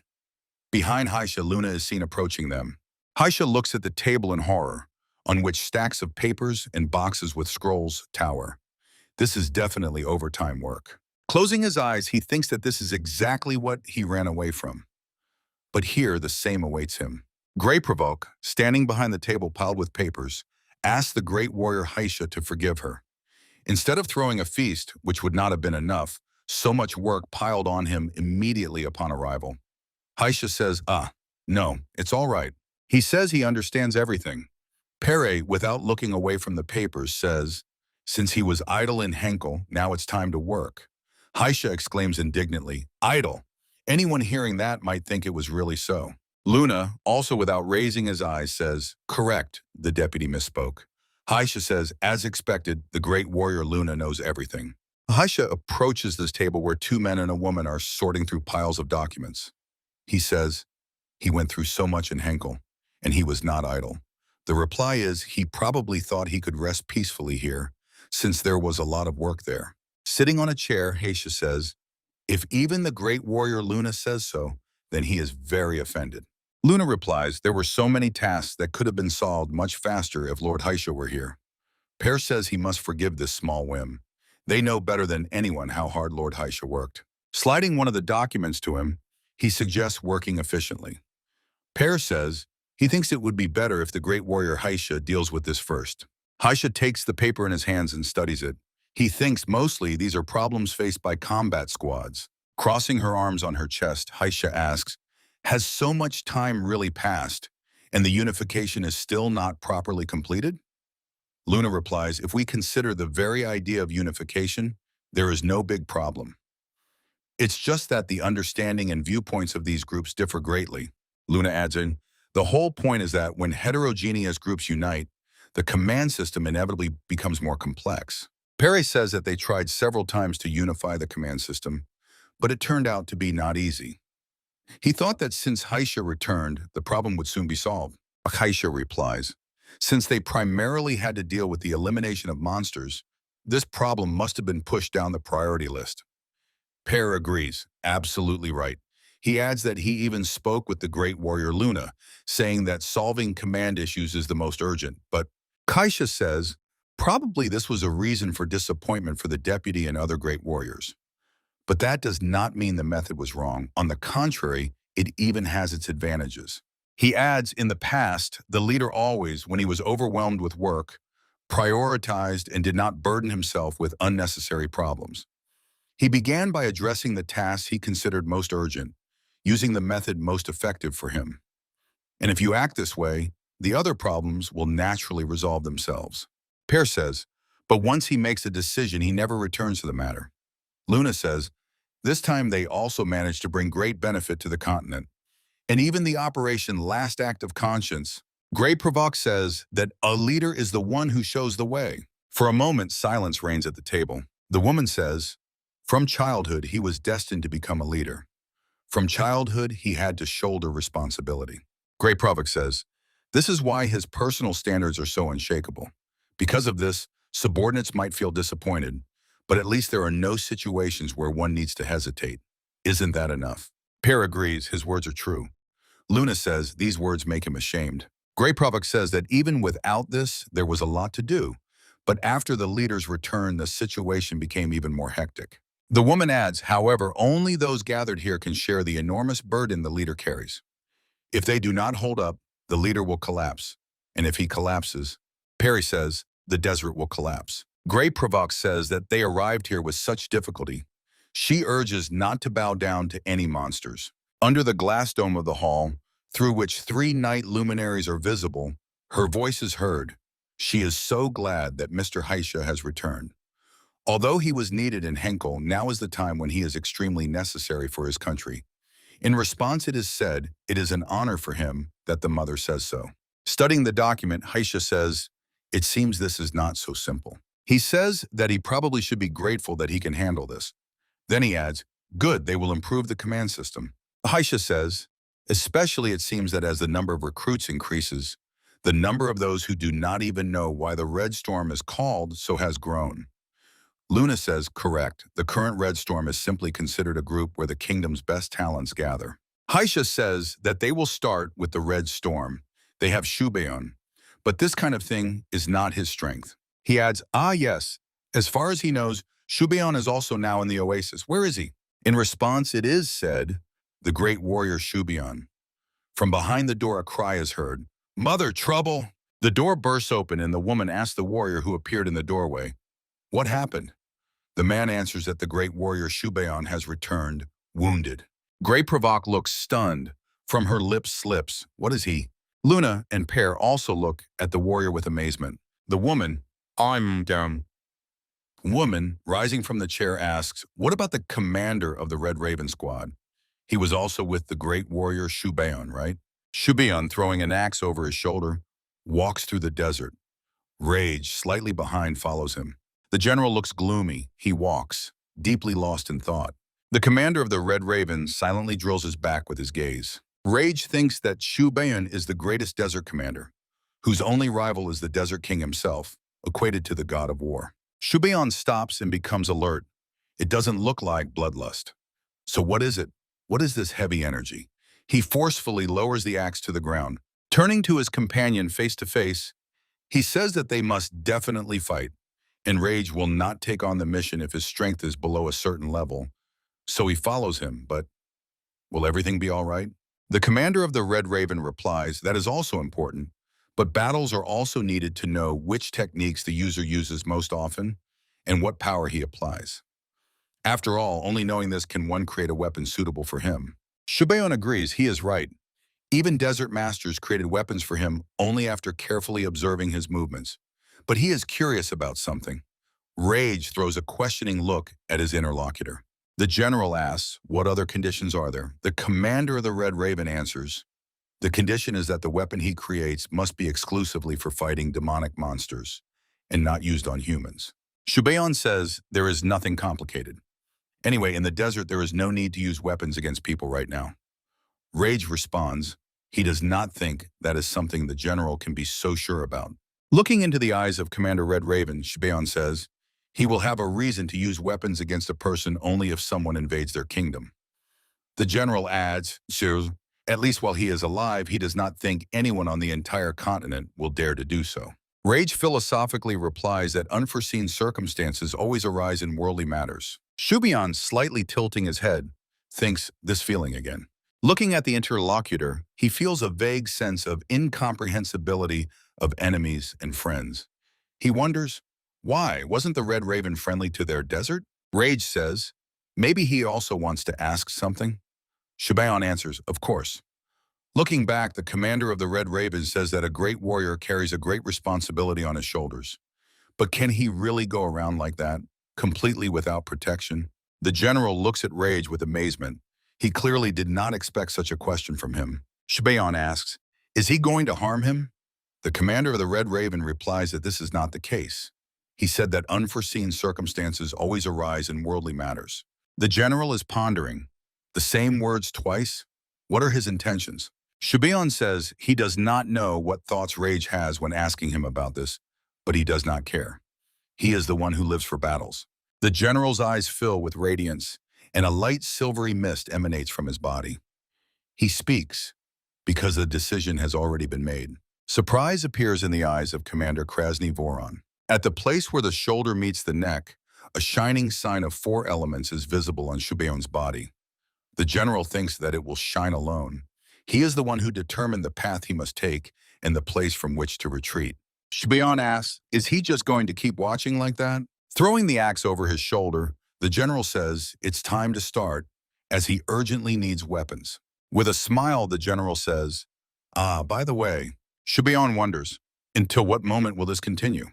He adds, because it is impossible to allow him to accidentally kill the person who must make weapons for him. The general says he heard rumors that Rage is the strongest mercenary, but does not know to what extent.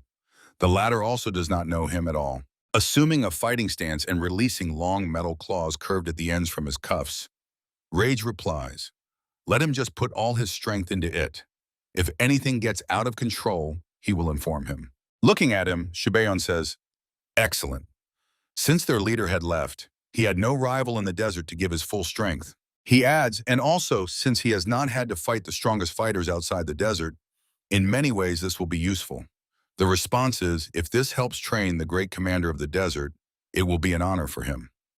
The only witnesses to this conversation were the rocks, stretching their peaks to the blue sky, over which purple-colored clouds drifted. Rage's hand, adorned with bracers with long claws, looks deceptively relaxed. The general thinks, well, judging by the type of weapon, he should be in a more advantageous position. A slight smile slides across his lips. He understands. One should not think that everything will be so easy. Since Reha is called the strongest mercenary on the continent, there must be a good reason for that. The general decides they will clash, then he will find out. Shouon says, since Rage is a guest, he will yield him the right of the first move. He suggests he advance. The commander of the Red Raven replies that he will not refuse. With extraordinary speed, he rushes into attack. A moment, and he seems to have dissolved into the air. Shouon barely manages to dodge the long claws that appeared near his face. The claws pass literally a few centimeters from the general's nose. Shouon is forced to recoil backward to avoid injury. In the blink of an eye, Rage is behind him. The movements of the Red Raven commander are so fast that it is difficult to follow him. The claws pass over the general's back, but the strike does not reach its target, as Shouon's shoulders are reliably covered by the axe he threw over his shoulder. Rage, whose eyes radiate the glow of inner energy, continues to move swiftly around the opponent. He attacks again, but the general calmly blocks the strike with the handle of the axe, throwing it over to the other shoulder. Rage is behind him again. Shouon is surprised. Movements impossible to follow with the eyes. Moreover, a fast attack as well. He continues to block with the axe, but realizes that it is impossible to block all the strikes. The general thinks, is this the continent's martial art? He braces the handle of the axe against the next blow. He thinks that if it continues like this, his weapon will not hold. At that moment, Rage stands before him, and Shouon, whose forearm is streaming with blood, swings the axe. The general forcefully lowers the axe. His eyes are filled with silvery radiance. In the eyes of Commander Red Raven flickers surprise. Rage is amazed. He is faster. It can't be. Not only does he keep up with his movements, but the attack is also faster than his speed. The axe relentlessly falls on Rage's head, but the commander of the Red Raven still dodges the blow. The general is impressed. Even Julian could not have dodged his axe like that. For a few moments, the opponents just stand facing each other. Rage thinks, it's incredible that one can wield such a weapon so easily. He understands that he will have to give it his all. Right before Shouon's eyes, 3 raids seem to appear, moving so fast. Shouon is impressed. Wow, he increased the speed even more. However, these movements, Rage instantly finds himself behind Shouon. The general thinks, even if his movements are unusual. At this moment, the commander of the Red Raven rushes into the attack. Shouon manages to react, sharply turning back and stepping aside. He thinks that the type of this movement is familiar to him, but he fails to see the enemy. His eyes only catch the movement. Wounds appear on the general's legs, above the knees. The commander of the Red Raven is already standing behind Shouon again, and blood stains spread on the vest covering the general's shoulder. Reed is surprised. He wonders, coincidence? The sharp edge of the axe passes right by his face, which puzzles Reed considerably. The general delivers a kick to the place where he assumes his opponent is located. Reed rushes past Shouon, who only manages to catch his movement. The general thinks that this movement is exactly the same as Trent's. Shouon sharply turns back to where the commander of the Red Raven has moved and strikes with the axe. Reed realizes that this is not a coincidence. He reads his movements and strikes back. But how? The commander feels the enemy's weapon relentlessly approaching him. The general, turning around, strikes, and the axe is about to take off Reed's head. He barely manages to crouch, and the axe flies over his head. Shouon realizes that, although he accounted for the opponent's speed, his strike still did not reach the target. The general is stunned. What? The commander of the Red Raven became faster for a moment? A slight smile glides over the general's lips as he thinks, interesting. Here it is. At that moment, Rage throws his hand forward, claws aimed straight at Shouon's stomach. The general leans back and swings the axe. Shouon strikes with force, putting internal energy into it. At that moment, a silvery glow bursts from his eyes. Rage is again amazed by the incredible speed of reaction and strength of the general. He thinks that Shouon is a monster. The commander of the Red Raven, dodging another blow, wonders, can he kill him? The general, despite the speed at which the opponent moves, infallibly determines his location and attacks him again. The axe relentlessly approaches Rage's head again. The opponents stand facing each other. The commander says, he said to fight with full strength. The general replies that he was not holding back. Shouon adds, if he had continued pressing with the axe, Rage would have disappeared again and counterattacked even before he could regain his balance. The general says that at the very moment he was already lowering the axe, the commander was already preparing a counterstrike. A chill ran down his spine, and he really thought he would get hit. He only managed to adjust his stance at the last moment before it happened. Rage mentally asks himself, how? How did he know? The general says with a smirk, almost got caught twice in one exchange of blows. He admits that the commander of the Red Raven is truly incredible. Shouon adds, let him forgive him. He never meant to look down on him. Rage says that once he admired the greatest warrior of Haishi. He adds that Shouon is just as great a warrior. The general listens to the speech of the commander of the Red Raven with slight surprise. Rage says, he only wanted to say that this is much better than dealing with continental nobles. Slightly tilting his head, Shouon replies that he will take that as a compliment. He adds that in any case, since their skills are not that different, Now they can fight seriously. Rage says that he has already seen enough. The general objects. No, he left a small reserve. The fact that his axe is intact is the best proof of that. Long black, straight claws appear from Rage's gauntlets. The general, noticing that the shape of the blades has changed, asks, "What is this?" The commander of the Red Raven answers that this is a weapon he engraved himself. Shouon can consider that it is connected to him and bears his imprint. The general asks, will he get something similar too? Rage answers that he does not know yet. It is born when you desperately desire it. Shouon's eyes are flooded with silvery radiance when he speaks. Then he will show him his despair. Rage replies that he will watch with great pleasure. The opponents immediately rush towards each other. The greatest general of the desert and the strongest mercenary of the continent have met again in a duel. Shouon's eyes shine with silver. They exchange blows with incredible speed. Their sparring after they once felt each other's strength turned out to be so fierce that it can already be called a real fight. Because they realized, even giving their all, neither of them can defeat the other. The same silvery light fills Rage's eyes. Golden sparks fly between the opponents from the clash of their weapons. The collision of their powers is so strong that the streams of energy coming from them crush stones in their path. The general's eyes radiate an incredibly powerful inner strength. The commander of the Red Raven is in no way inferior to Shouon. Rage stops the axe that fell on his head by blocking with his blades. The general says, with a smile, "Wasn't it a mistake not to let the power fully unfold?" Rage replies that he did not feel the need to go that far. Crossed black blades hold back the onslaught of the axe. The commander glances somewhere behind the enemy's back. The general is worried. What? Something is behind his back. Shouon mentally curses if he releases all his power right now. Rage leaps forward towards the general. The axe crashes down on the commander, but he again holds it back with crossed blades. A black haze creeps up on Shouon from behind. In the general's head flashes the thought, his body. The axe with a severed handle flies into the air. Blood spurts from a deep wound on Shouon's shoulder. The black blades on Rage's right hand turn red. The commander of the Red Raven raises his left hand to strike. Blood gushes from the general's wound, and he clenches his teeth harder, holding back a painful groan. Behind the general stands a wide smiling creature resembling a ghost. Its eyes shine with red light, a wide-brimmed pointed hat is worn on its head, and it grips a staff in its hand from which black streams of energy emanate. An ominous laugh bursts from its mouth. Rage rushes forward and literally slashes the creature's torso. The smile immediately slips off its face. The Red Raven commander continues to advance, and the ghostly creature in a long white robe is forced to retreat. Meanwhile, the bleeding general collapses forward. The creature, grinning maliciously and using telepathy, asks what Rage is even thinking. He is helping the enemy. The commander replies that he declared the desert his enemy.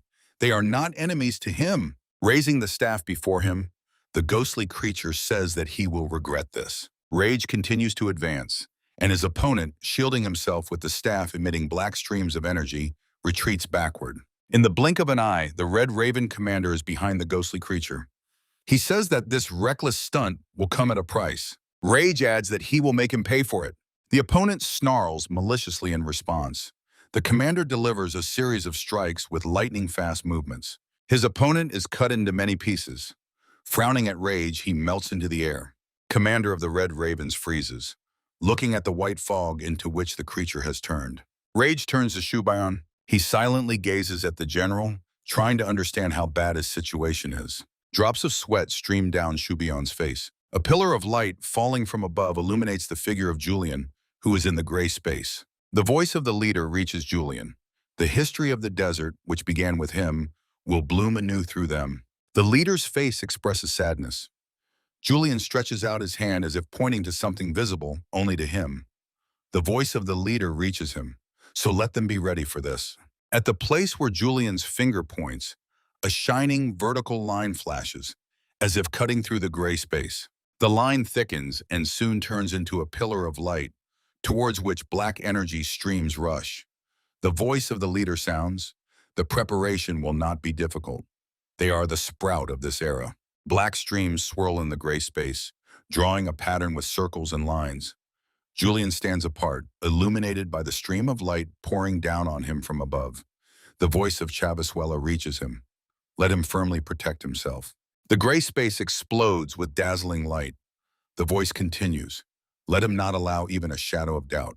In the place of the black pattern created by the dark streams, circles lined up in 2 rows shine with dazzling light, at the head of which is the largest sphere. The leader says, the more persistently he does this, the stronger his will become. The pillar of light in which the chief stands expands. Bright streams of energy swirl around him. The voice continues to sound, and he will show those who follow him the same steadfastness. Streams of bright energy swirl around Julian, and his eyes fill with the same light. In the shining circles, the heads of warriors are visible. The leader says, let Julian lead them not by the command of fate, but by his own path. In the largest circle, located directly in front of the chief, the upper part of Chavasuela's head is visible, adorned with a crown. The head rises from the gray space, and the face of the leader becomes visible.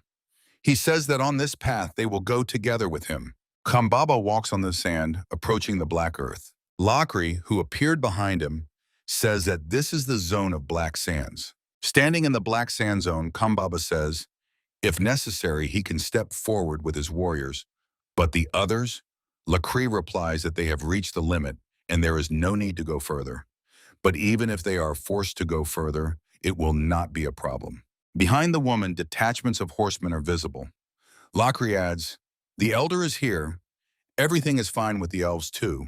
The desert warriors are also ready for emergencies with quicksands. Kambaba says, it seems the warriors are not yet accustomed to chanting. Lakri replies that active maneuvers are difficult, but the woman says that the desert warriors have always avoided quicksands. They only began to actively use them recently because of the magical fleet. The response is understood. Until the return of the king of the Perea tribe, it is better to regroup here. The horsemen ride along a road surrounded by rising waves. Carrion thinks, so it has finally come. The deputy who approached him asks, should they really be here now? Carrion, glancing at him, says that the real boss has arrived, both Shouon and himself.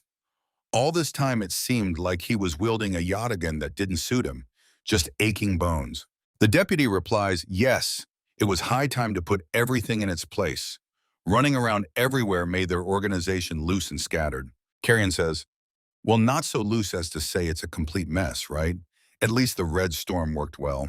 The man replies that it's all thanks to Chanat. He was at the very center of events. He adds, if Chanat had gone abroad to study like the other candidates for promotion, they would have faced real chaos. Carrion asks, was it that bad? The deputy says, just let him be more careful. The same applies to himself, but his interlocutor will soon have to step back from the front line and train young warriors. Carrion asks, what is he even talking about? And declares that he can still fight for another 20 years. The interlocutor replies that these are just his thoughts. Instead of going into battle themselves, it's more effective to pass on their experience. That way they increase the young warriors' chances of survival. The great warrior Luna said he will soon send their entire class to training grounds. Carrion says he doesn't care. He adds that Haisha has returned, so everything will be fine. They spur their horses on, continuing to gallop along the road surrounded by huge crests of dark waves. Carrion, looking into the distance, asks, what is that? The deputy asks again, what? The answer is, there is definitely something there. Carrion gives the command, everyone, run, full speed. He spurs his horse and gallops ahead. The deputy lagging behind exclaims, Captain! He shouts to the squad, full speed, after him! Near the zone of black sands, a camp is set up. Tents stand near which kettles hang on tripods over fires. In the tent sits Orca, immersed in meditation. The staff lies on the floor before him. Orca slowly opens his eyes, mentally asking himself, what is this ominous aura? He understands that he feels the aura of a demonic beast. Orca immediately grabs the staff and hurries to the exit. The man rushes out of the tent headlong. Orca stops and looks into the distance with horror. A giant octopus, with eyes glowing yellow light, waves its tentacles, looming over their camp. The warriors rush at the monster. Orca cannot take his eyes off the creature. Mentally calling upon the gods, he says, where did this monster even come from? Humbaba, who appeared next to him, says that it suddenly came out of the Black Sea. He tells Orca that his task is to support from the rear. The response is understood. The green-skinned giant, clutching a sword in his hand, raises his eyes upward. staring at the giant octopus. The creature rages, waving numerous tentacles and flashing glowing yellow eyes. Baba thinks, yes, it was too quiet before this. The huge demonic beast is so big that people seem like bugs compared to it. For now, it is in the black sands, and the camp is set up beyond their border. Lakri stares wide-eyed at the monster, thinking she has never seen a type like this before. She wonders, is this the gatekeeper? Assessing the opponent, Lakri realizes that it is so large that it is simply impossible to deal with it. A huge tentacle rushes straight at the warriors. The command sounds, "Dodge!" The tentacle strikes the ground with force, and the warriors barely manage to step aside. They immediately rush back, gripping their weapons. The desert warriors show no hesitation. The commander orders the warriors to gather. They are so used to fighting demonic beasts that it has become second nature to them. The warriors put their pikes forward. The command sounds, "Forward!" Years of hard training have made their reaction mechanical. The warriors, lined up, attack the giant tentacle, stabbing it with pikes. They act as if fear does not exist at all. Their eyes burn with fighting spirit. A shout sounds, "Hold!" The tips of the pikes press into the ground. A shout is heard, "Hold on! Let them not think about pushing it away. Let them just hold on." The warriors, gritting their teeth, grip their weapons tighter. They understand that the best option now is to hold out until reinforcements arrive. They themselves cannot deliver a fatal blow, but that does not matter to them at all. Fiery and blue flashes race above the heads of the warriors, who understand that they are doing everything they can and everything they must. Fiery and blue sparks are visible near the monster. But the problem is that the new demonic beast is a level above everything they have faced before. The orc, aiming the shining stone decorating the top of the staff at the creature, wonders mentally, is its defense so strong? Or does it resist fire because it lives in water? Lady Venari Eldar, sending another arrow into the monster, thinks that blunt strikes do not affect it. Everyone understands, if the spells do not work either, then it will be a problem. With such a scenario, a rider bursts into the camp and at the same moment leaves the saddle, letting the horse gallop on its own. Carrion, in a giant leap, draws his swords on the move and attacks the monster. He performs an incredible somersault in the air. Simultaneously with the flip, Carrion throws his hands forward with the swords, striking the creature. He lands next to a tentacle cut in two. Carrion shouts, "If brute force does not work, then let them cut it." He examines the monster, above whose eyes a vertical slit full of sharp fangs is visible. Carrion, assessing the size of the monster, realizes this will be tough. The exchange of blows between the warriors and the giant demonic beast does not stop. A giant tentacle rushes towards Himbaba. Clenching his teeth and gathering all his strength, the green-skinned giant delivers a crushing blow. The orc and Lady Venari Eldar continue to attack the creature, but before them is a demonic beast unaffected by spells. Although this does not yet mean the expedition is being pushed back, but waiting for the monster's stamina to run out is a bad strategy. A swing of the tentacle scatters the warriors. Everyone understands that the humans might run out of breath first. Carrion swings his swords, from which a dazzling glow emanates. Humbaba thinks this will not end like this. Ignoring the tentacle striking the ground, the green-skinned giant decisively steps forward. The creature continues to rage, swinging numerous tentacles. Humbaba's eyes are flooded with an unbearably bright silvery light. Humbaba stepped onto the blackened ground. A heavy aura immediately descends upon him. The green-skinned giant lets out a battle cry. Resolutely gritting his teeth, he, resisting the powerful pressure, rushes forward, mentally commanding himself to step firmly. He lunges forward, trampling the water-soaked soil into mud. His warriors follow him, overcoming the monstrous pressure of the demonic aura. The orcs advance. The Vade tribe, in a wide formation, begins to press the giant demonic beast. Kambaba, continuing the assault, thinks he will cut off at least one tentacle. With this weapon, he will succeed. Pushing off the ground with his feet, the green-skinned giant, clutching a huge hammer in his hand, attacks the creature in a leap. He raises the hammer above his head, and ahead of him appears a copy of his weapon woven from silvery energy, only much larger. Kambaba, bringing the hammer down on the monster, thinks that he will show a power surpassing this giant enemy. A huge projection of the energy hammer crashes down on the creature. The warriors of the Vade tribe slash the tentacle of the giant octopus with their swords. The fang-filled maw, located above the eyes of the demonic creature, opens wider. The mere burning fighting spirit was not enough to deal with the beast. The monster swings its tentacles, and the warriors are forced to retreat to the side to dodge the blow. The strikes of the tentacles against the ground raised sharp crystalline shards into the air, which wound the green-skinned warriors. A sphere enveloped in a greenish flame rapidly approaches the demonic creature.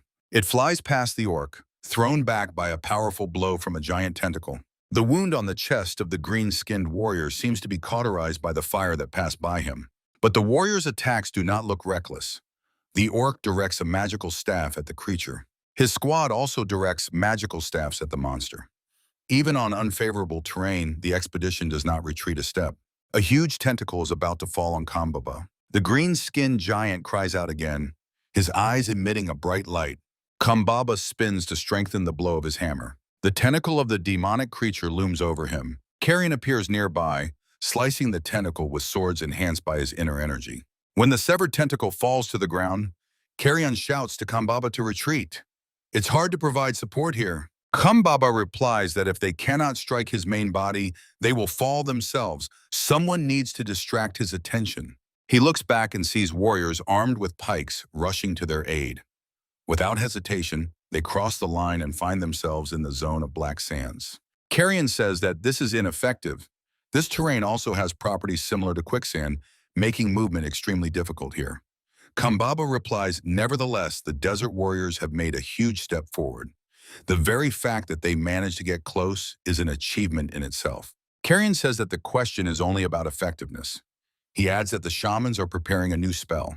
He adds that there is no need to rush things now. If they suffer losses because of just one demonic beast, that will be their defeat. They must win this battle. Carrion thinks that with the help of chance and feelings, they can still stay on their feet, but they are unable to properly put strength into the lower part of their bodies. However, they have no right to just stand aside and allow the warriors of the great tribe to sacrifice themselves. Carrion says that they must trust the shamans, trust the elder. Kambaba replies that he trusts them. Of course he trusts them. Looking at the raging creature, Kambaba says, by the way, its severed tentacles seem to have regenerated at some point. Carrion says, so it really is necessary to strike the main carcass? Kambaba rushes forward, saying that he will go first. He attacks the monster with a war cry and a leap. Ahead of him flies a huge energy hammer. He strikes the devilish creature's head with such force that he cleaves it down to the toothy gap that serves as its mouth. The blow immediately throws the green-skinned giant backward. Blood gushes from the split head of the monster, as well as from its jaws. Carrion curses and tells Kambaba that it is raging like a madman. He replies, it seems that's not the case. Carrion asks, huh? Then, Carrion freezes. From his lips slips, it can't be. A new demonic beast? The ground beneath their feet seems to explode. A command is heard, retreat! Everyone get out of the black sand zone. Carrion and Kambaba watch as the terrain suddenly changes. Everyone involuntarily succumbs to panic. Orca and Lady Venari Eldar observe the events from afar. At first, everyone tensed, thinking a new demonic beast had appeared. But the monster itself, as if frightened by something, tried to flee. A large red sphere, a gate, rises from the ground. It freezes opposite the demonic creature waving its tentacles. Julian appears from the sphere with the words, he has come to the right place. The darkness of the cave is illuminated by a bright flash. A man with a shield thrown over his back, on which a cross is depicted, stands under ash falling from above.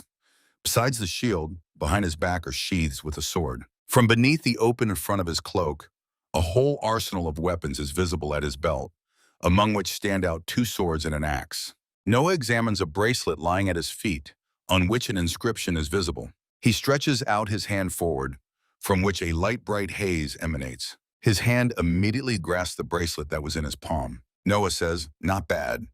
The ability to widely manifest the power of demon banishment. Hiding the bracelet in a secret pocket on his chest, he adds, it would be a nice gift. Turning his head to the side, he says, however. Looking around, he says, what a curious place.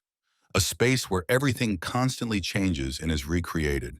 He thoughtfully adds, even the most incredible things. Folding his hands behind his back, Noah says, because of this, greed and pride pierce the heavens, exterminating countless species.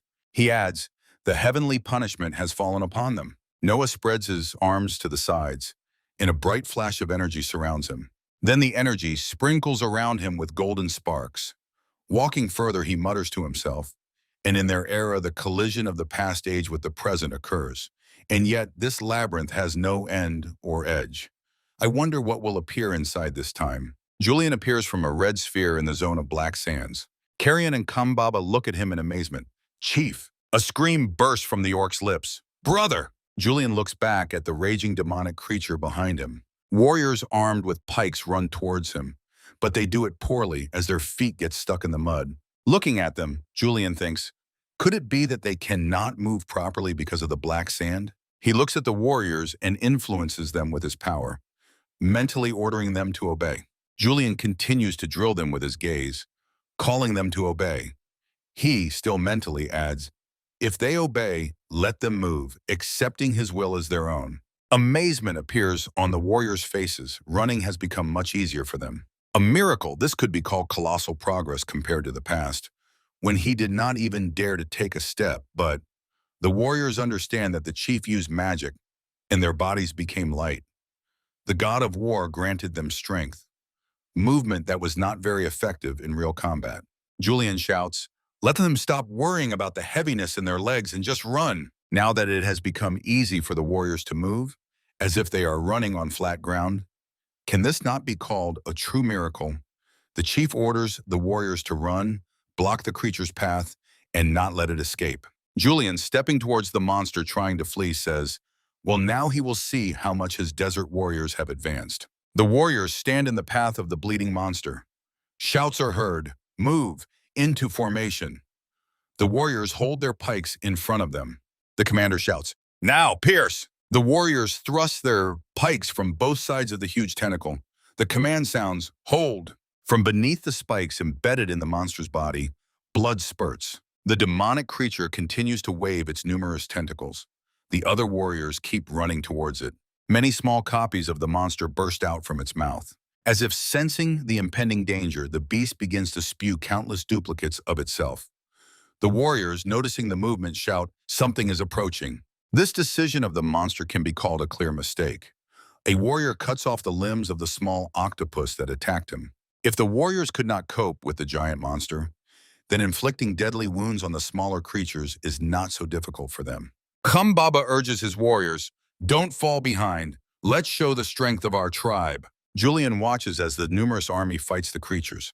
Although the number of monsters has grown to incredible limits, the fighting spirit of the warriors, on the contrary, has flared up with even greater strength.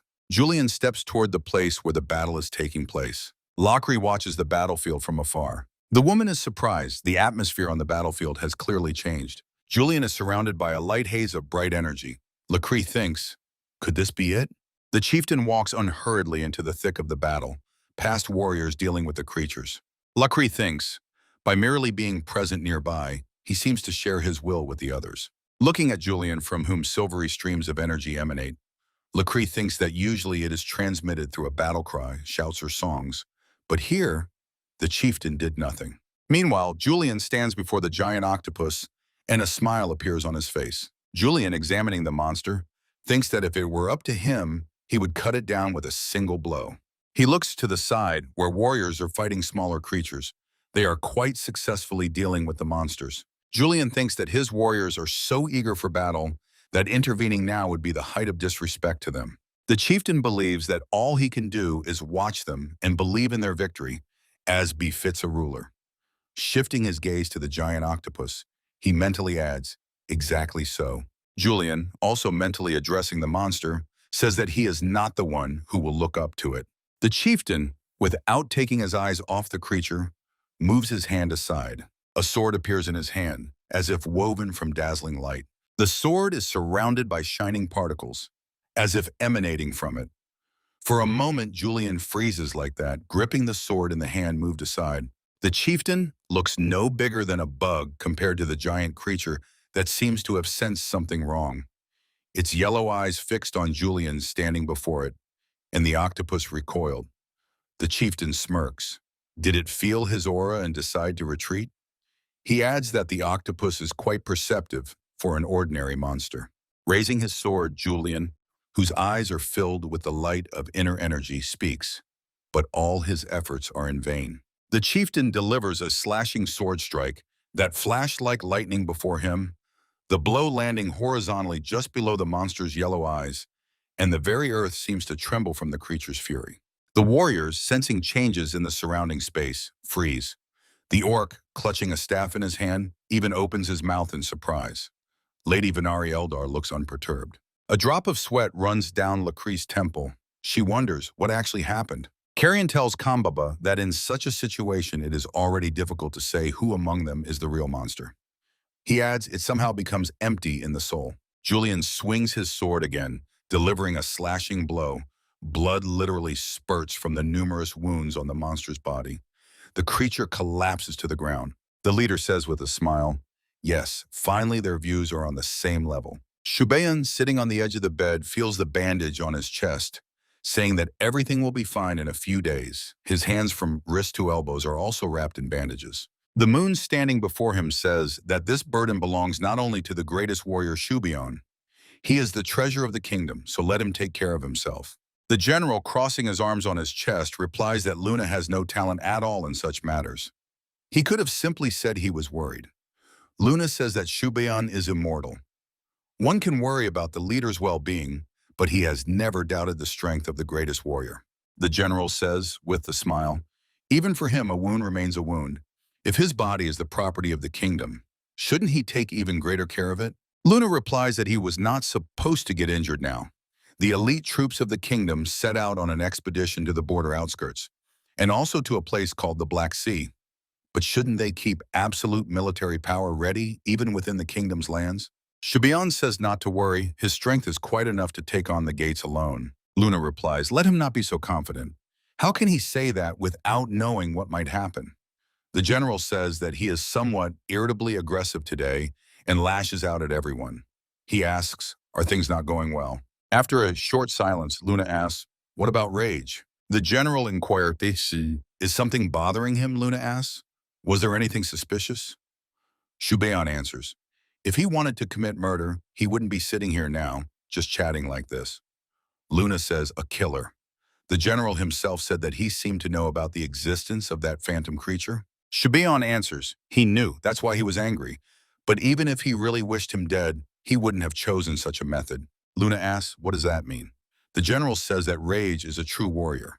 At the very least, he would never stoop to a strike in the back. Luna still looks worried. He says, the fact that the Red Raven is one of the best mercenary squads on the continent is indisputable, but rumors say their main trade is contract killings. He adds that one must be extremely cautious with them. Unlike his interlocutor, the general is more relaxed. A slight smile glides across his lips as he replies, well, that can happen too, considering how exactly Rage fights. Luna says that the position, I like it and I don't care about the rest, is dangerous. The life of a great warrior belongs not only to himself. The general asks to trust him. He says that Luna, a man he once hated, he now trusts so much that he is ready to entrust his life to him.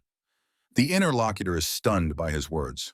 Shouon stands up and puts on a sleeveless shirt over his head, saying one way or another, Rage helped him defeat the killer. And in the end, he survived. He adds, and moreover, the commander of the Red Raven promised to create a weapon for him. Casting a glance at the interlocutor, the general says that Rage is a man invited by the mother of the desert. Even if all this seems doubtful, now is not the time to try to figure everything out. Shouon adds that they must show due respect to the guest. Luna says that he only wanted to ask the general to be more careful. A huge windmill stands on a small tower attached to a building with a green roof. On the stone surface lie multicolored crystals. Among them are red and black ones, but there are more blue and lilac than others. Rage, crossing his arms on his chest, stands surveying the wealth spread out before him. The commander of the Red Raven takes a blue crystal and throws it into the forge, in front of which the crystals are laid out. Rage stands watching the fire blaze. Looking at the flame, he thinks, a forge that doesn't even need bellows. Just think, and all this thanks to only one magical crystal. In the box lie rectangular blanks made of silvery metal. Molten metal is poured into the casting mold for a sword from a huge, slightly tilted cauldron, suspended from the ceiling by chains. Rage, reaching for the tongs, reflects. It has always been believed that in the desert, the methods of using magical crystals are much more primitive than on the continent. But at least in the skill of smelting, they are ahead of them by more than 10 years. Kneeling on one knee before the firewood stacked under the cauldron, Rage mentally asks himself, what is he doing? The commander of the Red Raven thinks that he has come to a country that could very well be their enemy, and decided to forge weapons for the greatest commander of this very country. However, he believes that nowhere on the continent can one find a place as humane as this desert. Savages? Who even gave them the right to call them that? A bright blue flame flares up in the furnace. Rage, covering his eyes, thinks that the most important thing is simply to remain human. He admits to himself that he likes this place. The commander of the Red Raven opens his eyes, mentally asking himself, the ultimate goal? Could customs really contradict their great goal? Or is this very path the great goal? Shouon, who entered the forge, asks Rage, has he finally taken up his weapon? The commander of the Red Raven asks the general, are his wounds all right? Shouon replies that it's nothing. They will heal after a few days of rest. The general says that the desert is a harsh place. Rising and approaching the anvil, Rage says, the general says it is harsh, but to him it seems a calmer place than any other. Shouon replies that that is exactly why it exists, and that is exactly why warriors exist. The commander of the Red Raven responds, simple and clear. The general asks, is there any reason for it to be otherwise? Shouon says that before him there were 5 ancestors. All of them were proud of their duty. Children learn by watching their fathers. Isn't it natural for the son of such fathers? Rage replies that these habits were passed down remarkably well. The general casts a surprised look at his interlocutor, then says as if savoring the word, passed down, passed down. He says it is such a natural flow like sleeping at night or eating when hungry. Shouon admits that he had never seriously thought about it. Rage says, sounds impressive, to pass it on further. From one generation of warriors to the next, from father to son, from comrade to comrade. With a slight smile, Shouon says, yes, exactly so. The spirit of the desert is well transmitted. The commander of the Red Raven pulls the chain to tilt the cauldron with molten metal, asking, but is it transmitted to everyone? The general exclaims, of course. Shouon says that there are cases when the wrong path is chosen, but they are very few. The overwhelming majority inherit it correctly. The general adds that Rage will understand if he stays here for some time. Meanwhile, the commander takes a hammer in his hand. Lowering the hammer, Rage thinks that he sees it, and that is exactly why it troubles him. The squad, led by Haisha, climbs the sandy hill. Leaving the warriors far behind, Haisha, smiling, easily runs up to the top of the hill. Sweating warriors wonder, how can people run like that? One of them asks, didn't they say that the great warrior Haisha moved to the administration? How is it to just take and go to the administration? Looking at Haisha rapidly moving away, the warriors are surprised. But why are they doing this? After all, there is almost no need now to run across the desert on foot. A shout is heard, let's go after them. Don't stop, and the warriors continue running up the sandy slope. Having reached the top of the hill, Haisha stops. The squad commander appears behind him. He, like all the warriors, is sweating and trying to catch his breath. Haisha, looking as if he had taken a walk in the garden, smiling, exclaims, incredible. No one neglected the training. The commander, looking around at the warriors, orders them to straighten their stance. He adds, do not delay. The great warrior speaks to them. The warriors immediately line up and straighten their backs. Addressing the commander, Kaisha, calling him Chanatu, asks, he is the captain of this group, right? The answer is, yes, that's right. Kaisha inquires, do they still conduct such training?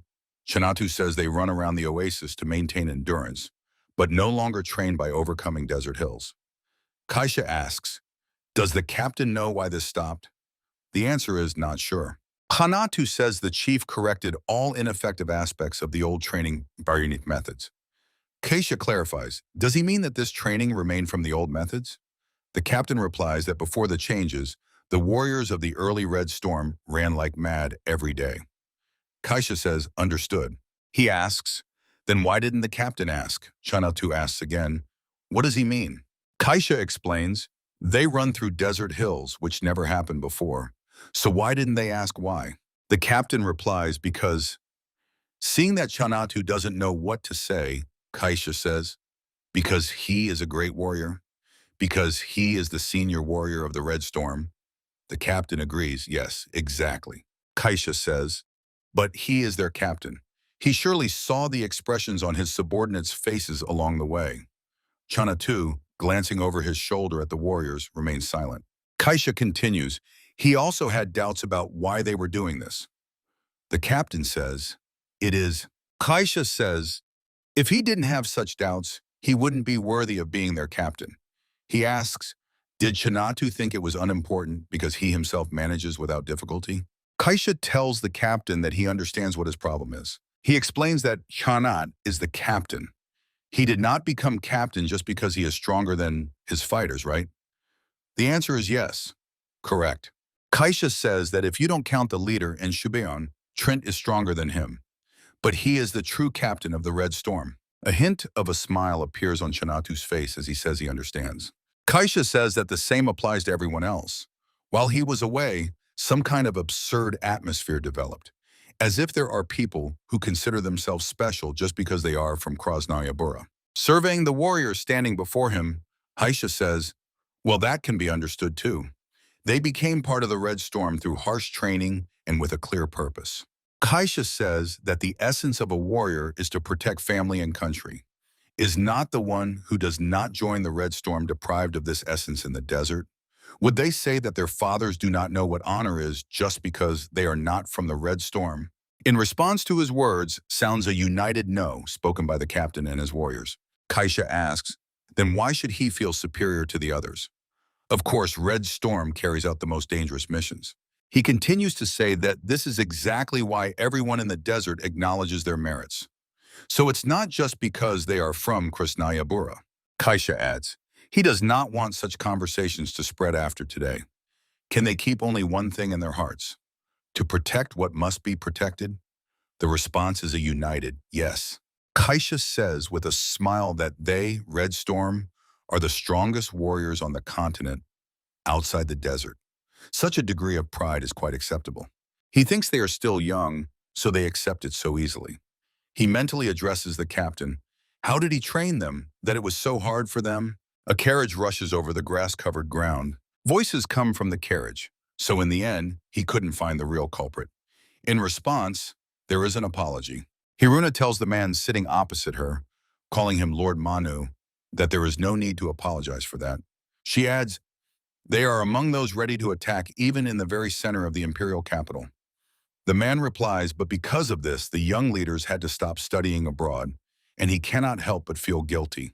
The girl asks him not to say that anymore, since he sacrificed himself for years in this unfamiliar place to protect her and Katuna.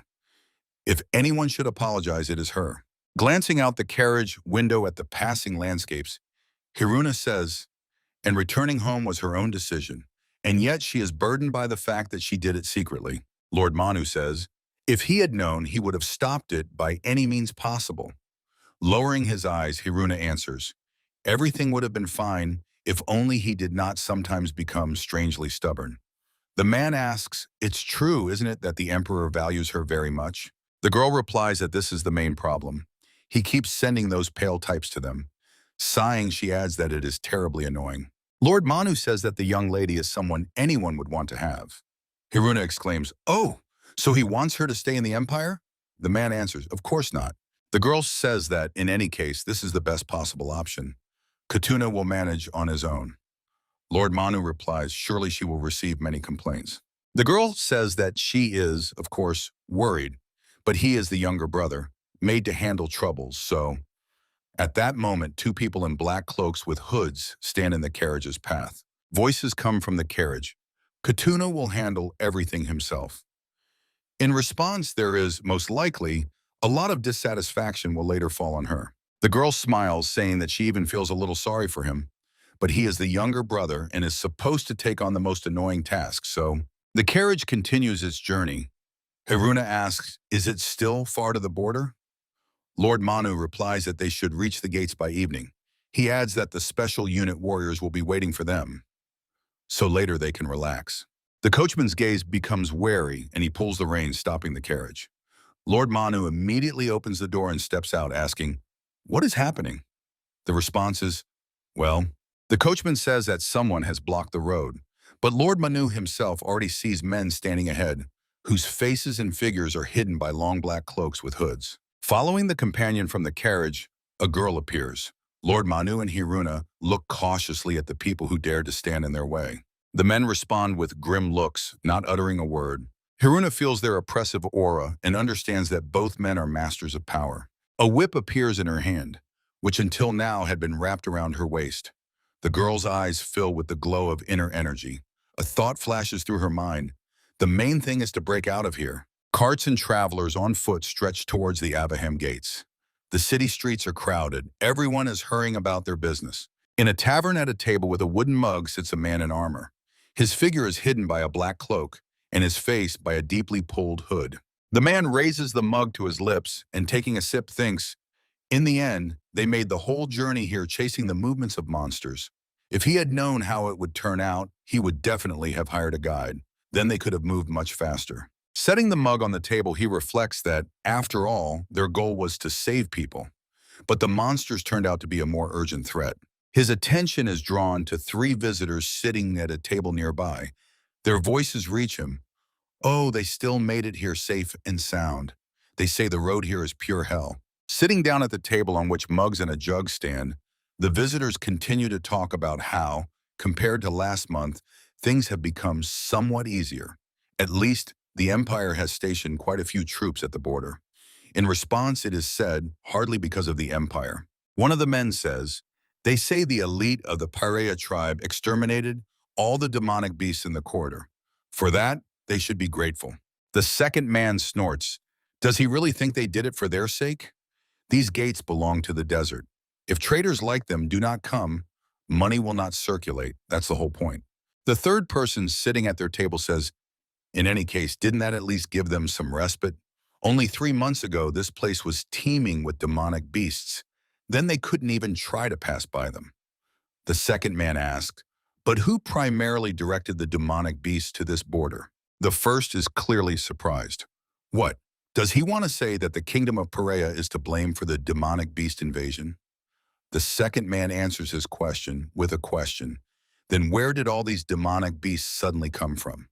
They say more than half of the gates form in the desert. For a few moments, silence reigns at the table. The man continues, well, what the desert elites are doing now looks like they are closing their eyes and pretending not to see anything. He adds that they even named this operation quite symbolically. The last conscience. The first man repeats in surprise, the last conscience. The second says, they themselves push the residents of the borderlands towards death, so their conscience ached. Therefore, they pretend to be kind and righteous and go to save people. The man in armor, attentively listening to their conversation, mentally agrees with him. One could think so. From their point of view, it is like a thunderclap out of a clear sky.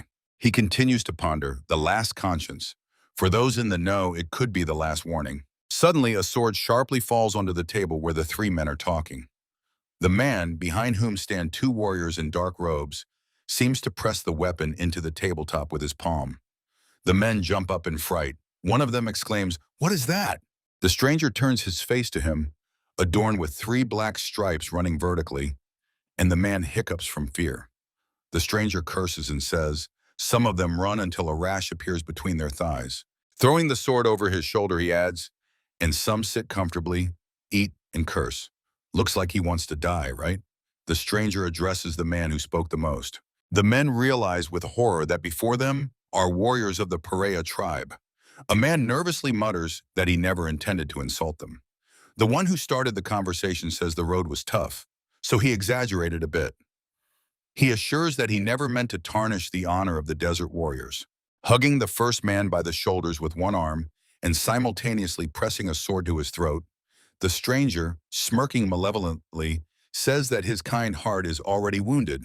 What are they going to do about it? Huh? What will they do? He mockingly adds, so what will they do about his rash on his hips? The men beg for mercy. The stranger insists that they take responsibility for his legs.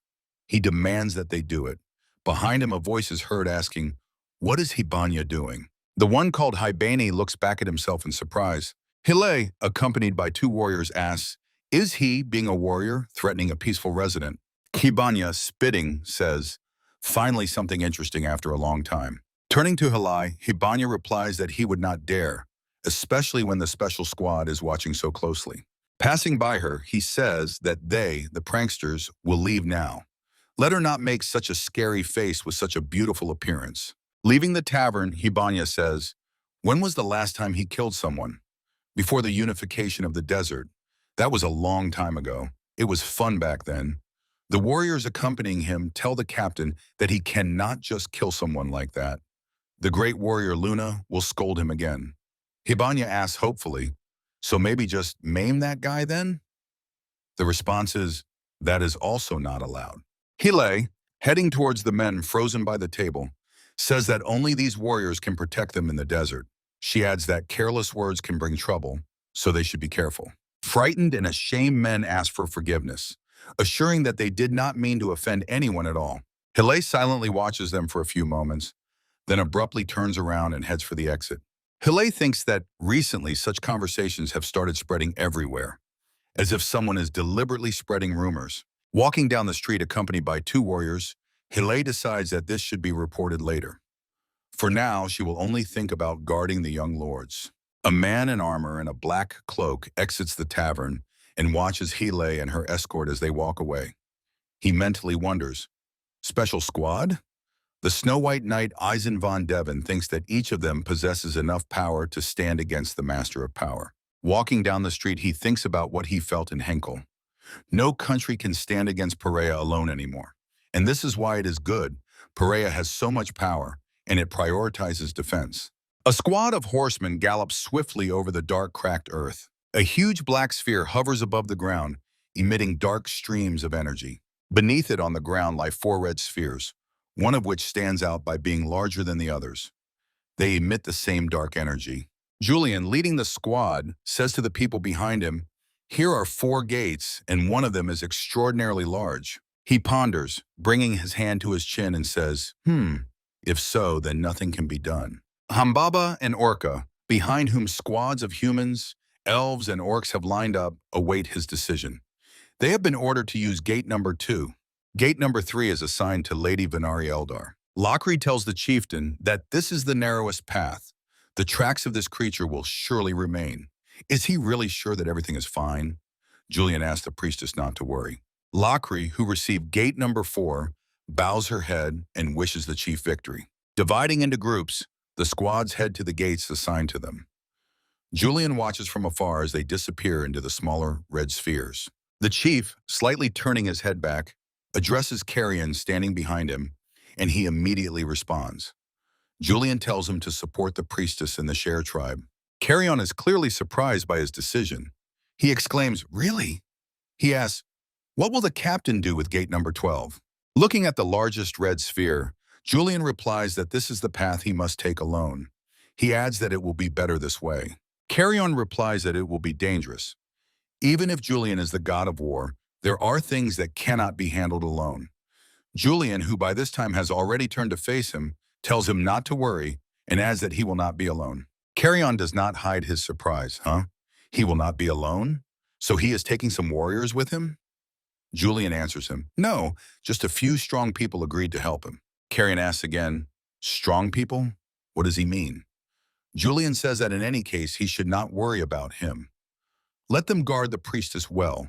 That is the most important thing now. After a few moments of silence, Carrion replies, yes, understood. He heads to gate number 4. The squad follows him. Watching them and waiting until all the warriors disappear into the passage, Julian says, so it is time to see what the entrance to the field of the last battle looks like. Julian heads to the largest sphere, gate number 1. He enters the gate and walks along the illuminated narrow path, cutting through the dark space around with a beam. Julian moves forward step by step. In his head sounds the voice of the leader. Let him not get lost in confusion. He continues walking, and the voice continues to sound and does not wander back and forth. Julian stops. A strip of light rushes upward. He seems to stand at slightly open doors from which radiance bursts out. Julian raises his head up. He hears the voice of Chabasuela. Let him put all his strength into what he has chosen, and move only forward. Around Julian swirl silvery streams of energy. Like a whirlwind, they circle around the motionless frozen leader. Julian's eyes are flooded with the dazzling radiance of inner energy. In his head sounds the voice of the leader, and so he will save himself. A stream of power rushes towards him, and Julian closes his eyes. When he opens his eyes, the radiance is no longer there, and he himself stands on hot, cracked earth, and fiery flashes break out from the cracks. His gaze opens to a battle of huge horned demonic creatures. Flames burst from their jaws. There are so many of them that they cannot be counted. No matter how far he looks ahead, his sight only encounters monsters fighting in the heated space. Two demons with eyes blazing with fire open their jaws, and the fire seems to illuminate them from within. They stand knee-deep in fire, striking each other with clawed paws. They are simply incredibly huge. Julian silently watches them. Suddenly, both monsters turn to him. The other monsters also stop the battle and bore into the leader with eyes shining with fire. They loom over him, ready at any moment to tear him to pieces. They look as mighty as they are gigantic. Julian cautiously glances, examining the opponents. Fanged jaws, breathing fire, reach out to Julian, standing amidst the flames from all sides. There are many of them, but the god of desert martial arts did not hesitate for a moment. Julian's eyes are full of determination, and a slight, barely noticeable smile appears on his lips. Julian shouts that they are insignificant creatures. His voice, amplified by inner energy, is clearly heard by all the monsters. Streams of energy swirl around the leader. An angry roar bursts out along with flames from the wide-open jaws of the demonic beasts. But not a single muscle twitched on Julian's face. He remembers standing before the leader, tilting his head back to look him in the face. Julian asks, "Is he talking about causes?" The answer sounds, "Yes." No result without a cause. Chavasuela, above whose head the starry sky is visible, using telepathy says, "But the things that should be on the field of the last battle are now being summoned into the present world by the world itself without any cause." Piercing Julian with occasion of eyes shining with unbearably bright light, the leader says, "These are entities that the beings of the current world can hardly cope with. This contradicts causality." Julian agrees with him. That is certainly true, randomly appearing gates and powerful demonic beasts. He says meaningless things are happening, and he cannot understand them. The leader replies, "Since those who belong to Valhalla have come into the current world, those who stop them will also be able to manifest their power in this world." Julian, still standing with his head tilted back, because otherwise he cannot see his interlocutor's face, asks, what does he mean by filling causality? The answer sounds, Yahello. It means that they too can project the corresponding power into the present world. Julian asks again, what kind of power is it? The leader, behind whom his army stands, answers, there must be many different kinds. What is definitely known is that it will be a power equal to the absurd phenomenon called gates. In Julian's hand appears a sword woven from shining energy. He utters, with a power equal to the absurd phenomenon called the gates. Julian throws forward the hand gripping the sword. His eyes are filled with the radiance of inner strength. Bright energy streams surround him. A slight smile plays on his lips, and a thought flashes through his mind. He is too curious. He rushes forward, straight at the giant monsters, who open their fanged jaws even wider. A rider gallops at full speed along the road. Worried Hiruna thinks he surely escaped, right? The girl recalls that even after the warning, these people still tried again. She agrees to admit that she was too careless about her own safety. Hiruna bitterly admits that she made a mistake when she left without notifying the Empire. Red sparks flare in the girl's eyes as she thinks that, regardless of her foolishness, they will definitely pay for their deed. No, she will make them pay with their own hands. Hiruna stops the horse, seeing that something is happening ahead. Several people, having abandoned 3 wagons, stand back to back, surrounded by demonic creatures sneaking up on them from all sides. The monsters' eyes blaze with red light. The men, sweat streaming down their faces, grip swords in their hands, determined to sell their lives dearly. Hiruna thinks, madman. Who goes down this road with such ridiculous equipment? She wants to help, but she has no time to stay here. Hiruna spurs the horse, and it rushes past the people surrounded by creatures. The girl's determination wavers. She mentally asks herself, to save her own life, does she have to turn away from the lives of weak people? The battlefield remains behind her. Hiruna continues to ponder. Why is she in danger? If she keeps rushing back and forth depending on circumstances without a single firm conviction, what will she be able to accomplish in the future? Hiruna thinks about the fact that she is the eldest daughter of the Provoke family, daughter of the god of war, one of the rising stars of the kingdom. The girl asks herself, are these titles meant for someone who fled, leaving people alone with demonic beasts? She sharply pulls the reins, stopping the horse, thinking, having shown such weakness, how can she dare to bear them? The creatures approach the men, behind whom stands an unarmed woman. The man and woman behind call out to the person standing ahead, calling him brother. He replies that he will distract the creatures, and the woman should run away with their older brother while there is a chance. Addressing the two creatures approaching him, he curses and calls them to him, here, here. Raising a short sword above his head, he charges into attack, wishing them to die quickly. The man strikes one of the creatures with the sword. Green liquid splashes. He looks at his hand in horror, clutching a broken piece of the sword. The creature, from whose head green goo spurts, strikes with a clawed paw, wounding the man standing before it. Screaming in pain, the man, thrown back by a powerful blow, falls to the ground, dropping the broken piece of the sword. Blood spurts from his shoulder. The demonic creature, surrounded by a dark haze of inner energy, immediately jumps at him. A man and a woman standing nearby scream in horror. Brother! The wounded man stares wide-eyed at the relentlessly approaching death, unable to move even a muscle. But when it seemed that nothing could be done, the monster was instantly cut into 4 parts. Its clawed paw still reaches for the man, but it will never reach him again. The people left by the carts look on in shock at what is happening. The man himself looks no less stunned than his companions. Hiruna jumps off the horse, waving a shining silver whip in front of her. The girl says that it is dangerous here. Soon new demonic creatures will come here. Let them run straight to the gates and not delay. She stands between the people and 5 demonic creatures. Hiruna swings the whip, exclaiming, quickly! 5 people immediately rush to the cart. One of them supports the wounded man, helping him walk. Their shouts reach the girl. Faster. The eyes of Hiruna are flooded with the radiance of inner energy. She lashes with a whip, cutting through the bodies of the demonic creatures that rushed at her. The man sitting in the cart asks the men sitting in the coachman's seat why they are not moving. Men look with horror at the 4 horsemen in long black cloaks who block their way. One of the horsemen dismounting says that it was a foolish decision. If she had just run, she could have avoided meeting them and reached the gates. Hiruna stands, clutching a whip in her hands. Around her, in puddles of green slime, lie the bodies of monsters. The dismounted riders surround her. One of them says that because of empty pity, she is about to lose the hard-earned chance. The girl replies that she has already escaped once. Wouldn't the second time be easier? The rider says let her, of course, forgive them, but she will not have a second chance. Now they know her ability well. The man in the coat adds that he found a way to prevent her from escaping. The people saved by the girl watch the events with fear. Hiruna says that there are ordinary people in the cart. If she leaves them like that, the chances that they will die are very high. No matter how the circumstances turn out, she will make sure they are safely escorted. The man in the coat drills her with a gloomy look, thinking, is the reason this girl is so confident arrogance? Faith that everything will turn out as she planned? Or, at this time the girl speaks, as was to be expected. Answering the man with an equally grim look, the girl asks, will they not allow them to stay alive? Her answer is silence.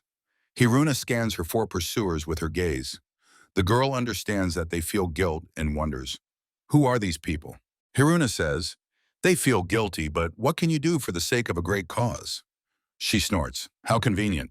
The girl asks, do they not belong to an organization that claims to create order out of chaos? Is there no place for ordinary people in their order? Or do they simply not see value in human lives? Raising his hand before him, in which he grips a double-edged sword, the man in the cloak says, for the great cause, sacrifices are inevitable. Enough words. A crooked smile appears on the girl's lips as she says, a great cause? What kind of cause is that if those who are supposed to protect people betray them themselves? Her eyes fill with the light of inner energy. Whipping the whip, the girl says, even manure rolling over the sand has at least some purpose, and their so-called business does not look useful at all.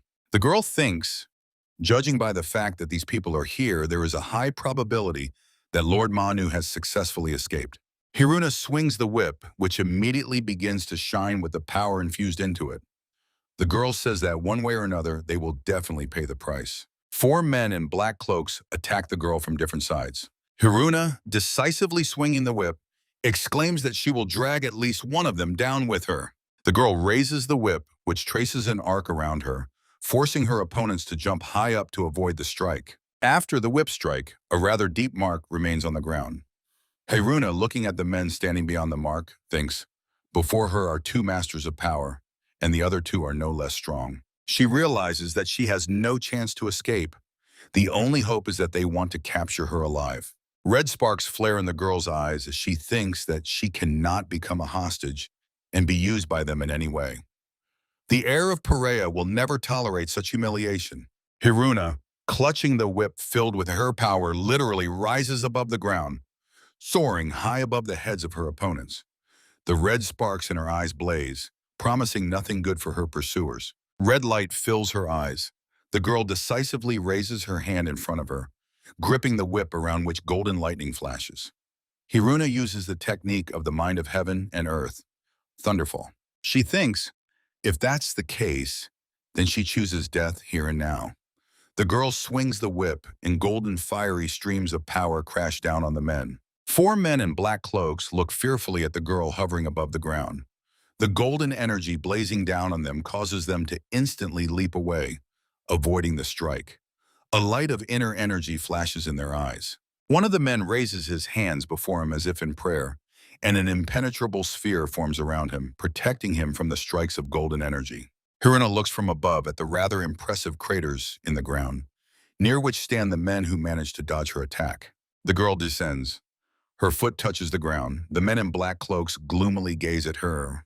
Hiruna, answering them with the same look, thinks, as expected, they are not easy opponents. But she is confident she will handle them. She remembers her childhood. Hiruna, very small, sits on the shoulders of a man racing across the desert. He asks the girl, "Is it fun?" Hiruna, clutching the black mane of hair with her little hands, answers, "Yes, Grandpa."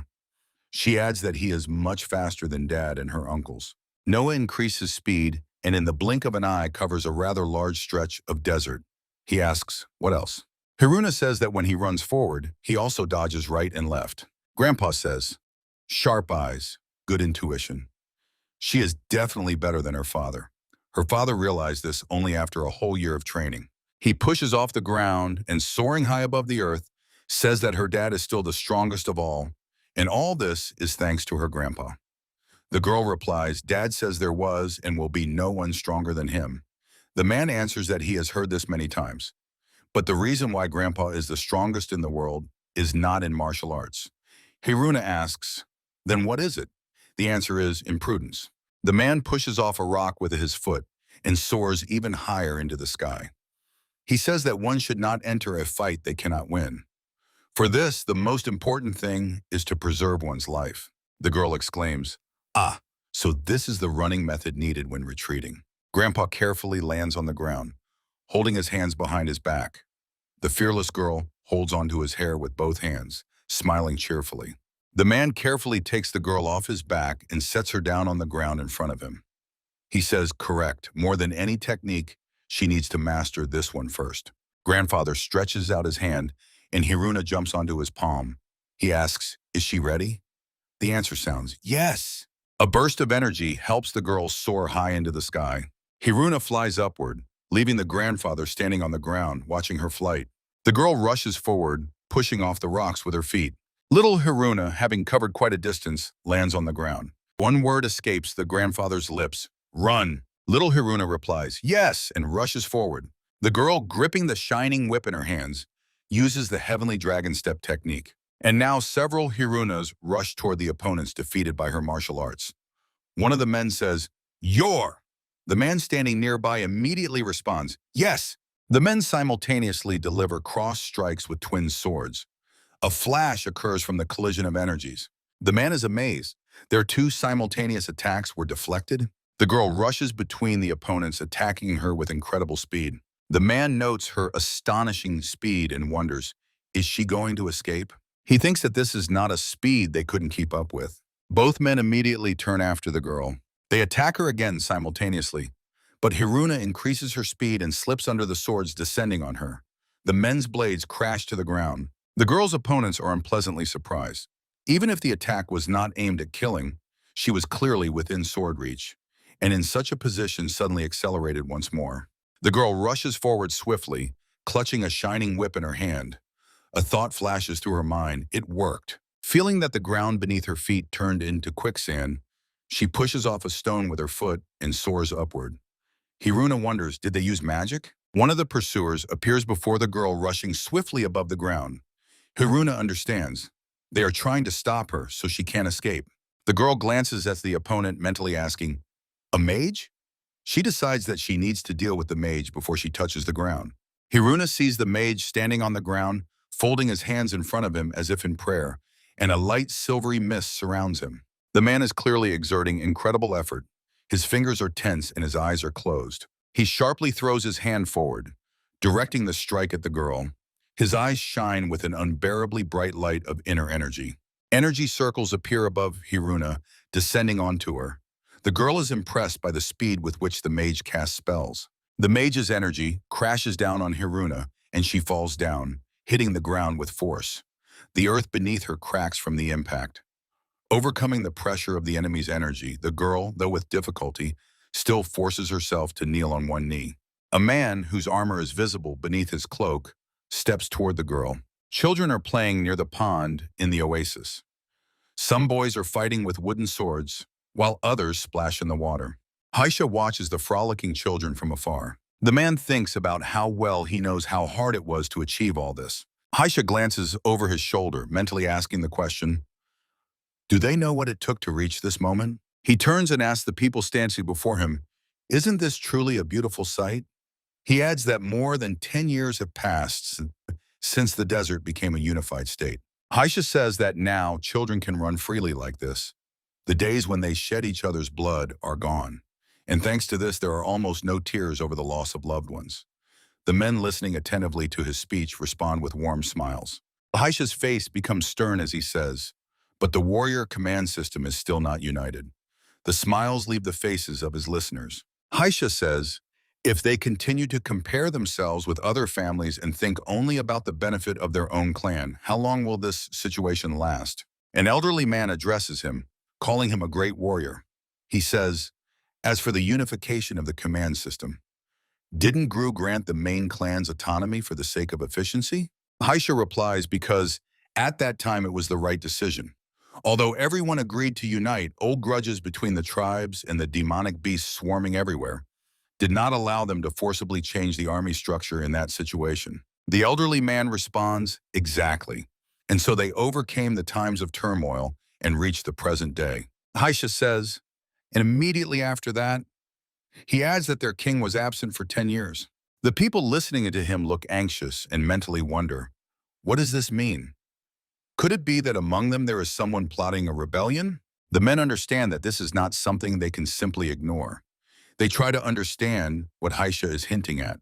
Meanwhile, he says that someone secretly ignored orders from the royal oasis. The people listening attentively look alarmed. Haisha continues, or used all sorts of excuses to postpone them. He adds, especially those who, under the pretext of ensuring regional security, did not send the planned number of warriors, but instead only increased their own forces. Haisha says he even heard this rumor when he was in Henhel. The men, avoiding his gaze, think as expected. They wonder, and why is the conversation going in this direction? Which tribe, which clan dared to oppose Gru? One of the men says that among their eastern clans there are no such people.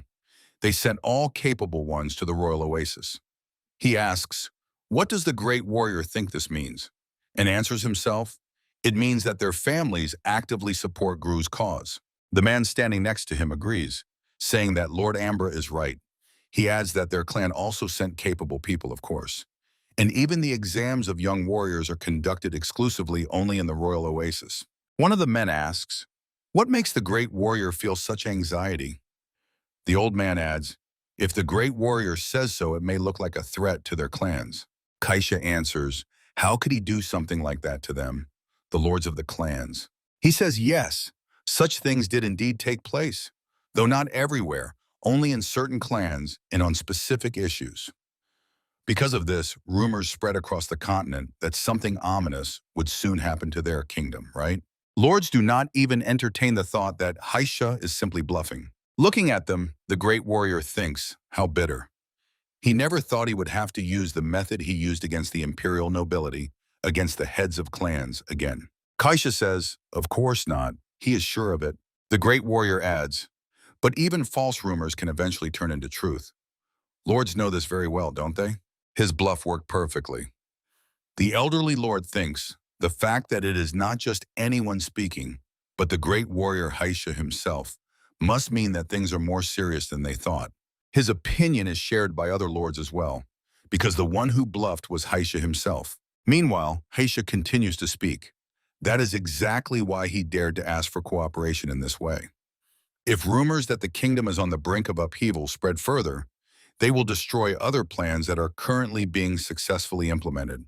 Although Kaisha is an influential figure in the kingdom, he is one of those who always takes risks. He tells the lords, the heads of the clan, that they need to gather their forces if they truly do not want their kingdom to appear fragmented to outsiders. Kaisha knows that he is a person trusted by the majority of warriors and clans, so he will never arouse suspicion by using such a bold bluff. On the faces of the clan heads, smiles appear again. They assure that everyone will cooperate as always. Haisha says that all warriors will have a unified command system, like the Red Storm. He adds that in this process, some clans will suffer losses. Haisha promises the clan heads that he will definitely remember and repay for everything they lose. Satisfied, Haisha stands before the astonished Luna. The great warrior says that he only asked to deal with complaints from clans and units, and he did something so grand. Haisha asks with a smile, when will he ever manage to handle all these complaints one by one? He believes the only way is to unite everything into one and make his work their work. Luna, sitting at a long table covered with papers, says that they have already discussed how to unite the warriors with the regent, mother, and Grow gathered together. He did not expect it to be resolved so easily. Haisha replies to him, even if it is an honorary position without real power, they must create several posts. The bluff worked, so the clans will actively cooperate for some time, but they will definitely start whispering again. Luna says he sees that Haisha has thought everything through to the smallest detail. It turns out he was not idling in Henhel at all. Haisha shouts, hey, let him stop saying he was resting. It was not easy for him. He had to deal with those cunning scoundrels from the Empire on the diplomatic front. Luna says they should summon the great warriors. He adds that the workload has greatly increased, but they cannot miss this chance. The unification of the military system will significantly strengthen the kingdom's power. Haisha replies with a smile that Luna will have to work intensively with the regent for some time. Everything will not go smoothly at once. For a few moments, silence reigns in the office. Luna says, Haisha talks as if this is not his job. The response is, why? Nodding at the piles of papers on the table, Haisha asks, what about these documents? Now he also needs to return to the field. Luna is puzzled and curious. In the field? What does he mean? Haisha replies, wasn't Luna going to send him back to the field after this job? He says he never even thought about that.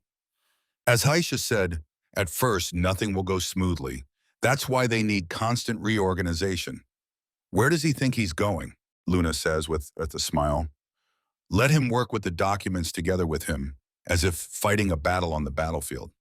Haisha says, there really are a lot of documents here. Luna exclaims, and even more behind. Haisha thinks, maybe he should go back to Henhel. There was clearly something flashing on his face, and Luna immediately says, let him not even think about it. Think about. A man is cultivating the land with a hoe. Nearby, a shabby hut, a row of trees, and a tall mountain are visible. The sky is painted in the colors of sunset. Sweat is pouring down the man's face. Behind him, an energy circle flares up. A ghostly creature in a pointed hat, with burning red glowing eyes and a staff in hand, says, my lord. Looking at the man's back, the ghostly creature says that he must act. If he stays in place, he will lose part of his strength even before everything begins. The man with whom Noah had previously spoken drives the hoe into the ground and straightens up. Without looking back, he says that he acted too hastily. This will backfire on him. The ghostly creature replies that the desert has gained more strength than expected, and they had to take some action. A man with white hair and a black beard, casting a stern look at him, says he is making the same mistake again. Because he used the power of the world, now it can also use that power. The ghostly creature asks, wasn't the arbiter biased from the very beginning? He says they needed so much power to restore balance. The creature adds, if given more time, they might have to use more than half of their strength just to hold back one. A man, raising his face to the sky, says, time. Looking at the orange sky, he says, after all. With sadness, the man says that they will have to go out to the final battlefield. The sword in Julian's hand seems to be made of light. The leader says, a power equal to the absurd phenomenon called the gates. Julian's yevas are filled with the light of inner energy. He throws forward the hand in which he holds the weapon. A cold smile slides across his lips. He thinks that he is even too curious. Julian fearlessly rushes straight at the crowd of giant demonic creatures. He rushes so swiftly that it seems as if he does not touch the ground with his feet. The battlefield is the domain of the god of war. And for almost 10 years, the god of war fought with those like him. Fire bursts from the monster's jaws. With a swing of the sword, Julian cuts off the flame rushing at him. The battle-hardened Julian has not the slightest doubt. This is his battlefield. He rushes straight at the creature that, opening its jaws, rushes directly at him. Julian does not doubt that he will definitely manage. His shining sword cuts through the huge carcass advancing on him. He strikes intuitively, not even looking around. He knows exactly where to strike. His confidence in his strength and victory is by no means carelessness, and it is definitely not unfounded arrogance. Julian's tension is revealed by the bulging veins on his temples. The crowd of monsters runs straight at him. For the god of war, destroying demons is as natural as breathing. Putting inner power into the sword, Julian directs it at the enemies. From the tip of the sword bursts a bluish glow and rushes forward, turning their bodies to dust. The force of the strike is so great that after it, a deep trench remains on the scorched earth, and there is not even a trace left of the monster swarming around. But a new wave of demons is advancing on the chieftain. Julian throws his hand forward, directing his palm at the approaching creatures. He thinks that he is eager to find out what kind of power this is. A cluster of radiant energy bursts from his palm. Julian pulls his hand aside and the energy, obeying, follows it. The power emanating from it covers more and more space. It strikes the two monsters looming over Julian. He thinks that if destroying these scoundrels allows him to see it, Julian sharply spreads his arms to the sides, striking the monsters trying to surround him with dazzling energy. An evil exultation appears on Julian's face, and a thought flashes through his mind. How can he not rejoice? In one hand, the chieftain grips a sword, and the other he raises above his head. Streams of radiant energy swirl around his body. The cluster of energy, significantly increasing in volume, obeying his movement, moves and hovers above his head. Julian recalls the true scripture of the heavenly demon. The boundless sea releases the heavenly demon. The chieftain directs the menacingly spinning energy forward, saying, let it return to where it came from. The energy continues to spin, radiating streams of power that strike the approaching demons. Then a dazzling flash occurs.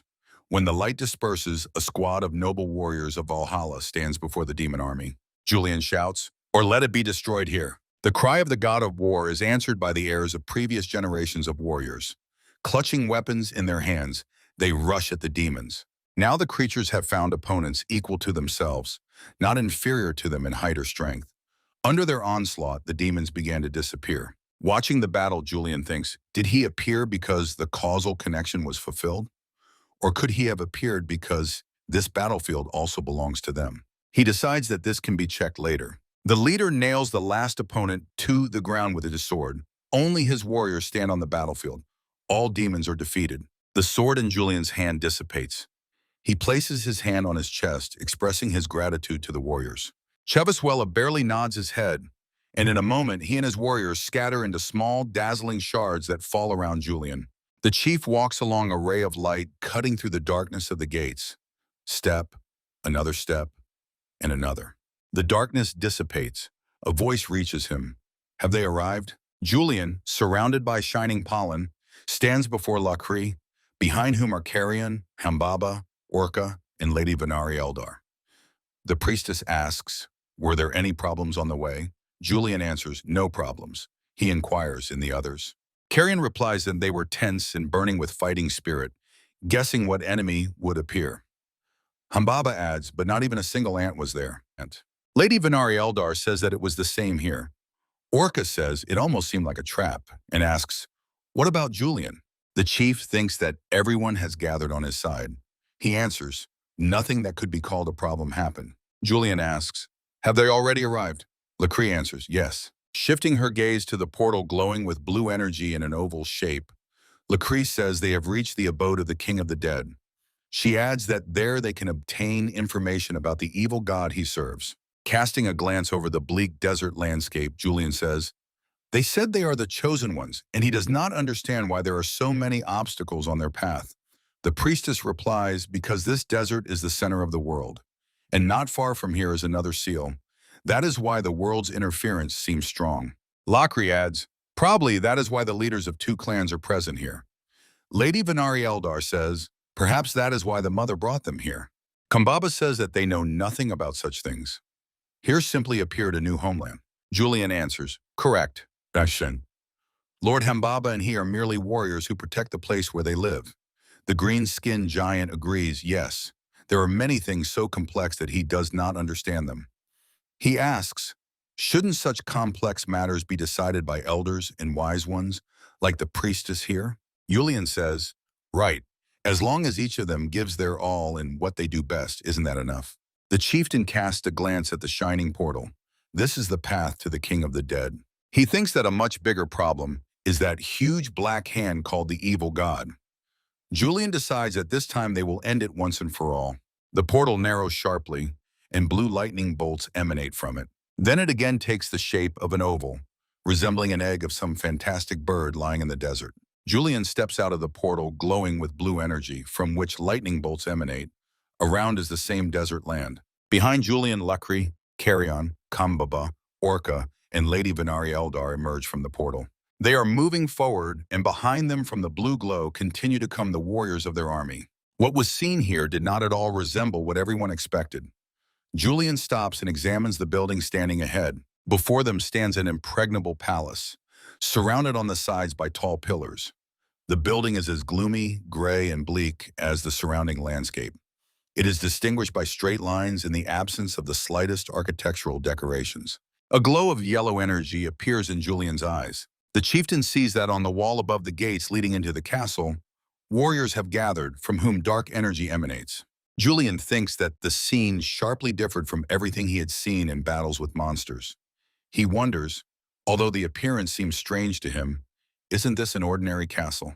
Examining the skeletons in warrior armor with burning red lights in their eye sockets, the chieftain thinks, the only difference is that the castle's defenders are dead. Julian stands, gazing at the opponents waiting for them, and behind his back the warriors line up, preparing for another battle. The chieftain looks displeased. He mentally wonders, could his presence have been revealed? Crossing his arms on his chest, Julian says that everything looks completely different from what he had imagined. He asks the priestess, does she know anything about this place? Lacree replies that she herself has never seen anything like it. The priestess adds, only the King of the Dead rules here. Julian ponders, the King of the Dead then. He recalls a conversation with the mage. Orca and Julian are in the tent. The mage says it seems that on the continent, necromancers are sometimes called that. The chief asks again, necromancers? Orca explains, they are mages who command the dead. He asks, can he be called a necromancer? Julian asks, and he is called king? The mage says that such a name is given to far from everyone. Orc adds, the strongest of all necromancers. So he is a kind of master of necromancy? Julian thoughtfully says, master of strength then. Interesting. The chief says, well, then he all the more wants to fight him. Orca says that such techniques exist, but no desert tribe would allow such a thing. He adds, even if these are the souls of animals. After all, it affects karma. Julian calls Carrion and orders to form a battle formation. He adds that from now on he should take command of the troops. The response is, yes. Julian speaks to Carrion, Hambaba, Orca, Lady Venari Eldar, and the priestess lined up before him in a semicircle, It seems this is not an ordinary punitive operation, so he would like them to temporarily come under Carrion's command. Madame Venari Eldar says, "So be it." Lakri exhales, "Yes." Kambaba agrees. "Let it be so." Julian turns to face the castle again and examines it carefully. The commander of the Squad of the Dead, the same skeleton with a horned helmet on his head, answers him with the light of red flames in the eye sockets. Julian thinks, so they are not monsters, but the dead? The leader says, well, to begin with, they will greet them. Julian steps forward, leaving his people behind. He approaches the stone pillars standing on both sides of the passage to the castle. The commander of the Squad of the Dead raises a battle axe above his head, from which black energy emanates. His warriors immediately go on combat alert. Archers draw the bowstrings, preparing to release arrows. Continuing to walk, Julian thinks, he should have made sure of this. The commander of the undead squad authoritatively swings his axe. Obeying his command, the archers immediately release a hail of arrows at the approaching Julian. The chieftain stops. From the castle, a cloud of arrows flies toward him, released by the undead archers. Julian raises his head and looks at the approaching arrows, thinking, well, the creatures have started to develop intelligence. The arrows rain down on the chieftain, and for a few moments he disappears behind numerous flashes. When everything calms down, Julian continues to stand calmly, raising his head and looking at the opponents. The arrows reflected by him cover the ground at his feet. The archers release arrows again. The chieftain thinks they have determined the attack distance and opens simultaneous fire following orders. Julian raises his hand, showing a palm radiating a stream of power, meeting the flying arrows. The chieftain wonders, could the monsters have evolved? The arrows have already approached the boundary of the energy emanating from his hand. Some arrows fly past Julian. Those that meet his power simply fall to the ground, unable to harm him. The chieftain thinks, or have the undead really risen from their graves? Julian stands amid arrows raining down on him, surrounded by a protective dome. Countless questions swarm in his mind. The chieftain slowly, step by step, moves forward, continuing to ask himself questions. If the creatures have changed, is this their limit? He lowers his hand and now walks freely, surrounded by a protective sphere. Arrows flying at the chieftain hit the dome and fall to the ground. He thinks, if these are not monsters, but those who are truly dead? Julian pays no attention to the arrows falling around him. He continues to ponder, why have they not found eternal rest and are still here? The entire path Julian has walked is studded with arrows, but he, surrounded by the protective sphere, calmly continues to step forward. The chieftain stops before large, tightly closed gates. He has accumulated many questions demanding answers. Looking up, Julian thinks it seems this is the only entrance. A cloud of steam bursts from his mouth. Julian's eyes fill with unbearably bright light. Streams of energy swirl around him, and behind his back grows a giant figure of a demon with burning eyes. The chieftain raises his fist, clenched for a strike. He thrusts his hand forward, and his power delivers a crushing blow to the closed door. Before Julian appears a magical circle with various symbols covering the door. Julian understands that this is witchcraft or magic. He thinks, could it really be surrounding the entire castle? From above, a giant blazing sword rushes at the chieftain with incredible speed. Its tip is aimed at Julian standing below.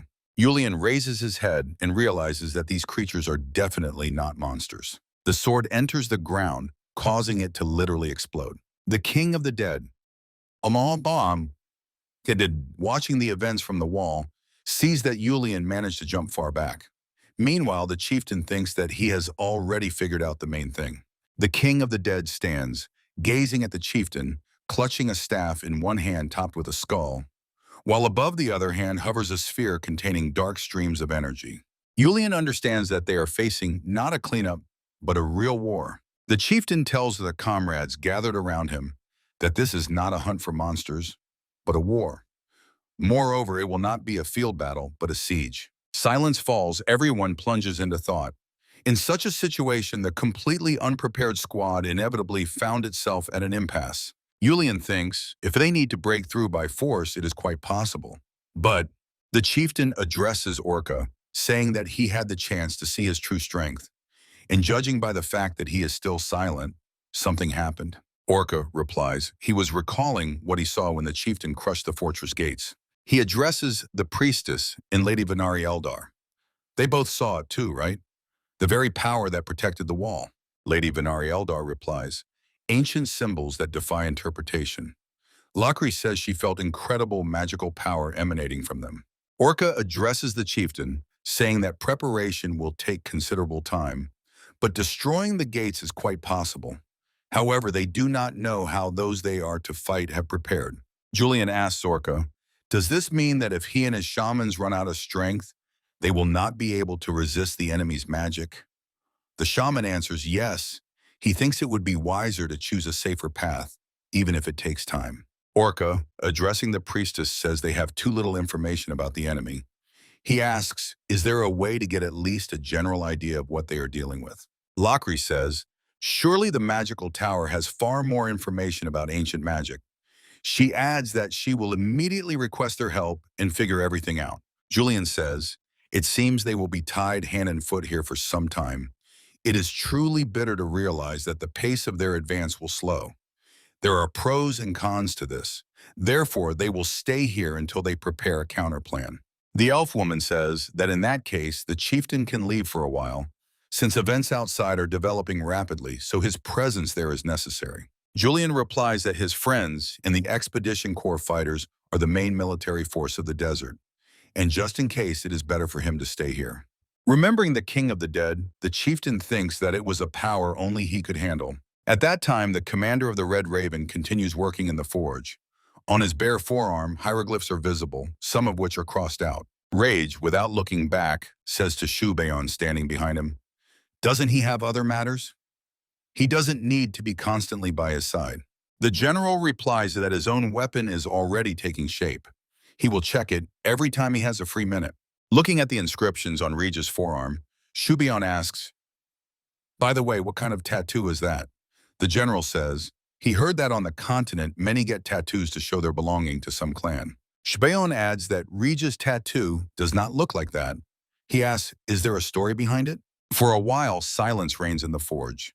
Then Rage, without taking his eyes off polishing the axe, says that these were the names of those he was obliged to eliminate. Shouon thinks, so the rumors that he was an assassin were true. Continuing his work, Rage, sitting on a chair near the table on which the axe lies, says, that time was the reason why he chose a different path.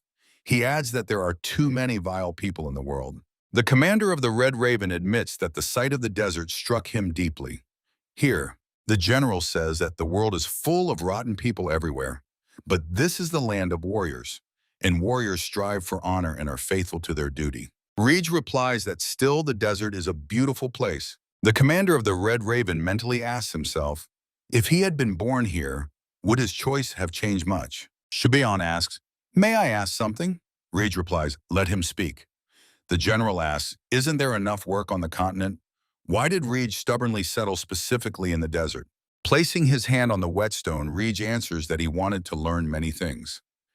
And just at that time, he was entrusted to create a weapon for a great warrior, which made him immensely happy. Shouon is interested. And what? Did he learn what he wanted? The commander of the Red Raven answers, to some extent, yes. The general says, it seems he really liked it here. If he likes the desert, why not settle here? Rage replies to him that, unfortunately, it is impossible, because the time has come to take responsibility for his choice. Shouon reflects on his words, choice, responsibility for it. Lately, he often hears such words. Rage, turning to him, says, but will he really not ask? The general is surprised. Ask what? The commander of the Red Raven explains, he means the one who attempted to assassinate the great warrior. Shouon says, and if he asks, will Rage answer? The commander says, if he asks. The general says, let him forget. He was silent until this moment. But since he is asking now, this is a matter to which he clearly has no heart. Shouon adds that he only hopes the commander of the Red Raven can fully focus on his weapon. Rage replies that he does not want the great warrior to have any misunderstanding. The commander says that since the king of the desert has made his choice, the general should be extremely careful, because such assassination attempts will continue to happen around the king. Shouon asks, what does he want to say? Rage answers that the war started a long time ago. They just hadn't felt the situation on their own skin until now. The general asks, does that mean they will now experience everything firsthand? Rage says, therefore, let them not treat this so lightly. The king's convictions, whether they are true or not, will sweep through like a storm, sweeping away everything in their path. The general ponders his words, the king's convictions. A memory flashes through his mind. Across the desert, illuminated by 3 nightlights, 2 riders gallop. One of them says he didn't understand a word. So now these seals are broken and all sorts of creatures are coming out? And he says the chief can restore these seals? The reply is that he also didn't really understand much. Julian adds, they constantly seal and then awaken again. So now it's hard to predict what will happen next. They say even species changes occur. Shouon listens carefully to him, holding the axe thrown over his shoulder. Julian adds, that's why he gave up trying to understand it. Shouon asks, and what is he going to do? The reply is, what else? Whatever happens, he will simply protect his people. Julian says passionately, no matter how this world changes, he will do everything so that the desert never turns red again. Standing before Rage, the general says that their chief's conviction is to protect. And this is the conviction of every warrior. He asks Rage, maybe his choice contradicts his will? Turning to the grindstone, the Red Raven commander replies that he himself does not know. He made the choice he considered best. But how this will affect the desert, that's another question. After a short pause, Rage says, he only hopes that everything will get better. In a starry, shining blue-purple space floats a female figure. Rays falling from above illuminate a girl floating with closed eyes. She changes right before the eyes, turning into a beautiful young woman, continuing to float with closed eyes. A girl in violet-colored clothing, with a cloak of the same shade trimmed with black fur draped over her shoulders, slowly opens her eyes. She sees a dazzlingly shining sphere ahead. The girl thinks just because a person has not repented does not mean he has no chance for forgiveness. And since he has grasped this chance, a dazzling radiance emanates from the girl's figure. She thinks because of this, many people will die. Against the backdrop of the starry sky, a chaotic intertwining of staircases is visible. Between the stair landings are flights decorated with columns. The girl stands at the very bottom of the flights rising above her, connected by steps. The girl says she should not have awakened him. The Lord of the Magic Tower, standing behind her with a staff in hand, says that Sir Eisen would be very upset if he heard this. The girl replies that she does not want his sacrifice. Turning to face her interlocutor, she adds that the reason for his choice, it is all because of her. The Lord of the Magic Tower replies, with his character, he would have acted the same way, even if it were not her. The girl asks, and where is he now? The answer is, he must bear responsibility for his choice. He is in the very center of chaos. From the girl's lips escapes, could it be in the desert? The Lord of the Magic Tower says, is he there? The girl's eyes are flooded with dazzling light. She says to her interlocutor, let her never again force a choice without a choice. Next time she will not forgive. The Lord of the Magic Tower replies that her offense is unjust. She adds that she does not believe in such things as fate or chance. The girl sharply turns her back to her, saying that she warned her. The Lord of the Magic Tower thinks, be that as it may, the desert will gain great power. The will of the Desert King and Eisen are directed in the same direction. His will be united with Eisen. Hiruna struggles to stand up, clutching a whip in her hand. The opponents look at her in shock. A man approaches the girl, under whose cloak armor is visible. Hiruna turns her head to the person approaching her. Her pursuers stand on the other side of her. The man removes his hood, and before them stands Sir Eisen von Devian. Hiruna, looking at him, thinks, judging by the fact that he is not wearing the clothing of the Enum Empire, he is from the Eastern Continent. He definitely must be a master of power. The girls mentally note that the gray hair does not match the age. Among the masters of power, the one who possesses such hair, Hiruna understands that before her stands the first sword of the kingdom of Rosini, the Snow White Knight. The girl remembers that he is called the lady's guardian knight. This is Eisen. One of Hiruna's pursuers tells Sir Eisen not to interfere. The girl is surprised. Do they know each other? And yet he wants to help her, although they are complete strangers? Sir Eisen says that he has not seen Nightjar for a long time. The man replies that 5 years have passed. He adds, back then at the gates near Permi, he thought they were quite good comrades, or not. Sir Eisen says that he received great help. Nightjar replies that they also received help, so empty courtesies are unnecessary. Let him retreat. Sir Eisen says that he does not know the circumstances, But 4 grown men against 1 girl. That seems wrong. The knight replies, that is why he tells him not to interfere, because he does not know the circumstances. Sir Eisen, grasping the sword hilt, says, well, then they will find out now. Through dialogue, Knight Yar raises his hand before him, holding a double sword, saying he warned him to retreat. Does he even understand what kind of person she is, since he defends her so much? Sir Eisen answers with a smile, of course he knows it. She is a brave girl who risked her life to protect an ordinary family. Hiruna thinks, so he heard everything. But from where? She did not feel any energy. Looking at the nearby cart, Sir Eisen says, he does not know apart from those two, but 5 years ago he saw those two, Yar and Yor, fighting for people, risking their lives. But why have they changed so much? The knight's faces darken. Behind Sir Eisen, another figure in a cloak rises from the ground. The shocked Hiruna exclaims, danger! The knight who appeared behind Sir Eisen swings a double sword, exclaiming, for the great cause, all obstacles must be eliminated. It seems that Sir Eisen's death is inevitable, but he seems to dissolve into the air, and the sword cuts through empty space. The attacker's face, the lower part of which is hidden by a mask, stretches in surprise, vanished. The Sir Eisen who appeared behind him, whose eyes are filled with the light of inner energy, says he will eliminate anyone who stands in his way. They have gone so far as to associate with a bad person. The man sharply turns back, throwing forward the hand in which he holds a weapon. The sword cuts through Sir Eisen's head, but he melts into the air. The illusory silhouettes of Sir Eisen continue to flicker behind the knight. He spins around, trying to strike the enemy, but only shadows flicker around him. A cry of despair bursts from the man's mouth, and he now just wildly swings his sword around himself.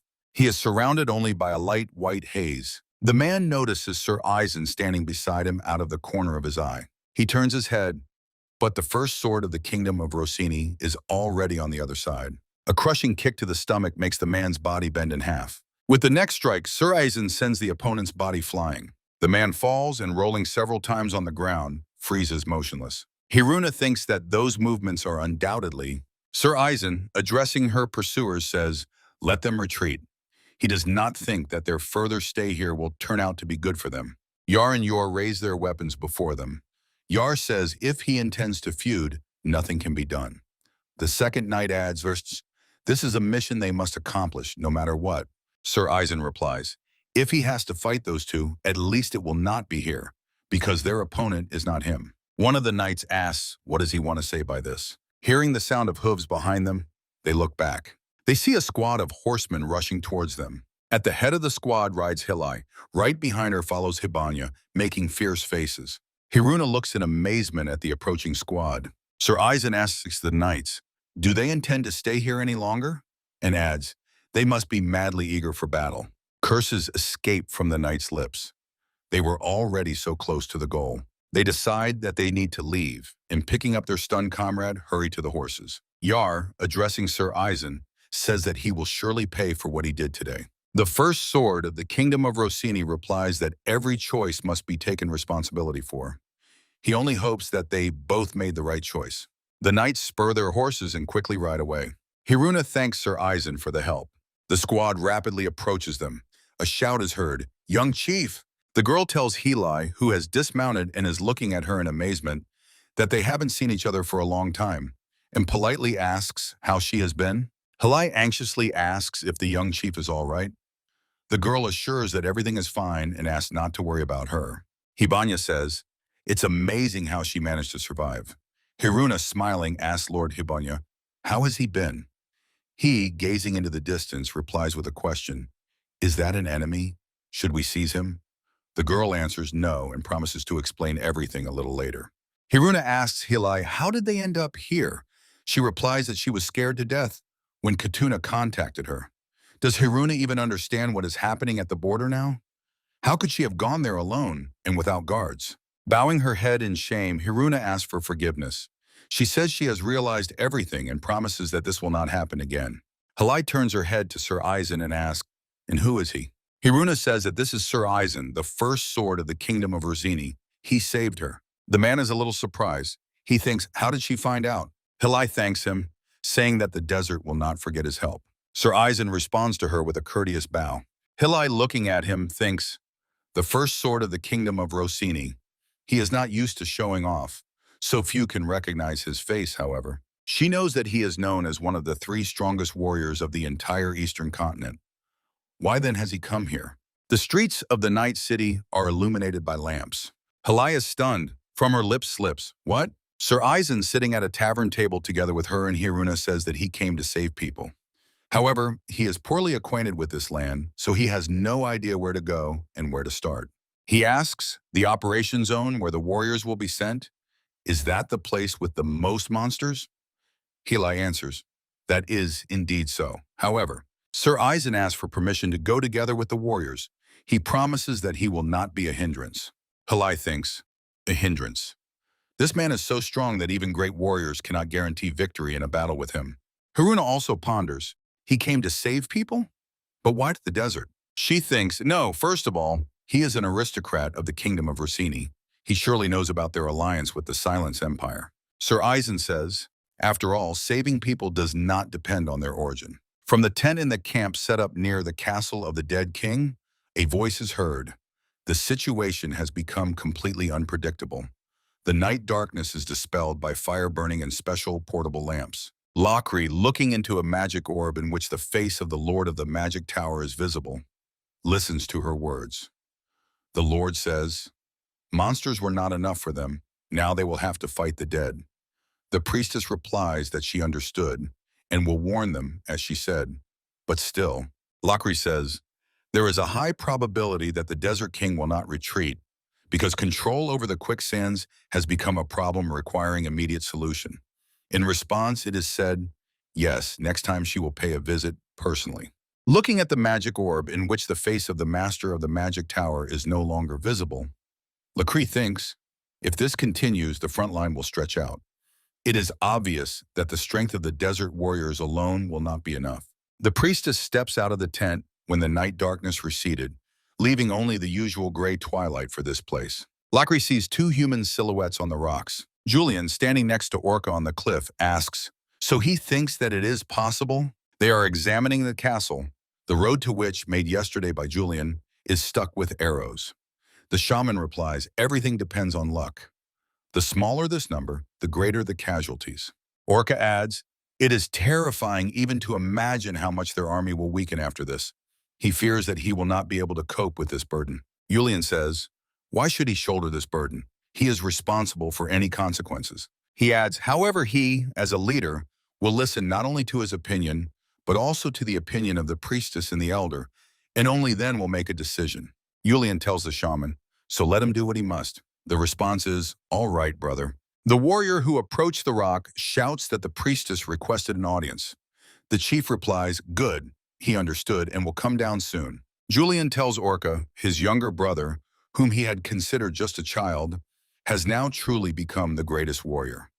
Seeing the burden he has taken upon his shoulders and how it weighs on him, he understands that he has earned this title. The orc, with a crooked smile, replies that Julian's burden is much heavier than his. With that, they end the conversation and decide to descend. The warrior in a red cloak strikes with a sword in a leap at the demon advancing towards him. He lands on one knee and pieces of the sliced carcass, splattering green goo, fall around him. He slings a huge red sword over his shoulder. A scar is visible where his left eye should be. The other eye shines with the light of inner energy. The era of magic surpasses any, even the boldest expectations. A woman standing on a sandy hill directs a stream of power at a giant winged monster, with the help of a staff, making it roar in pain. A huge monster crashes to the ground, breaking its wings. Among the desert rises a tall tower, the era of the greatest power of humans. And therefore it was an era of arrogance when people believed that it was not worth believing in gods and needing them. But the price that had to be paid for this arrogance turned out to be truly cruel. Words that the world would come to an end became reality. Lakri continues her story, standing in the tent before the chief and the shaman. She says the ancient civilization they speak of belongs precisely to this period. And now that very ancient civilization. The priestess continues to speak. She stands before them like a threat of her resurrection. Madame Vinari Eldar asks the priestess, what does this mean? Does she really want to say that the dead rise from their graves?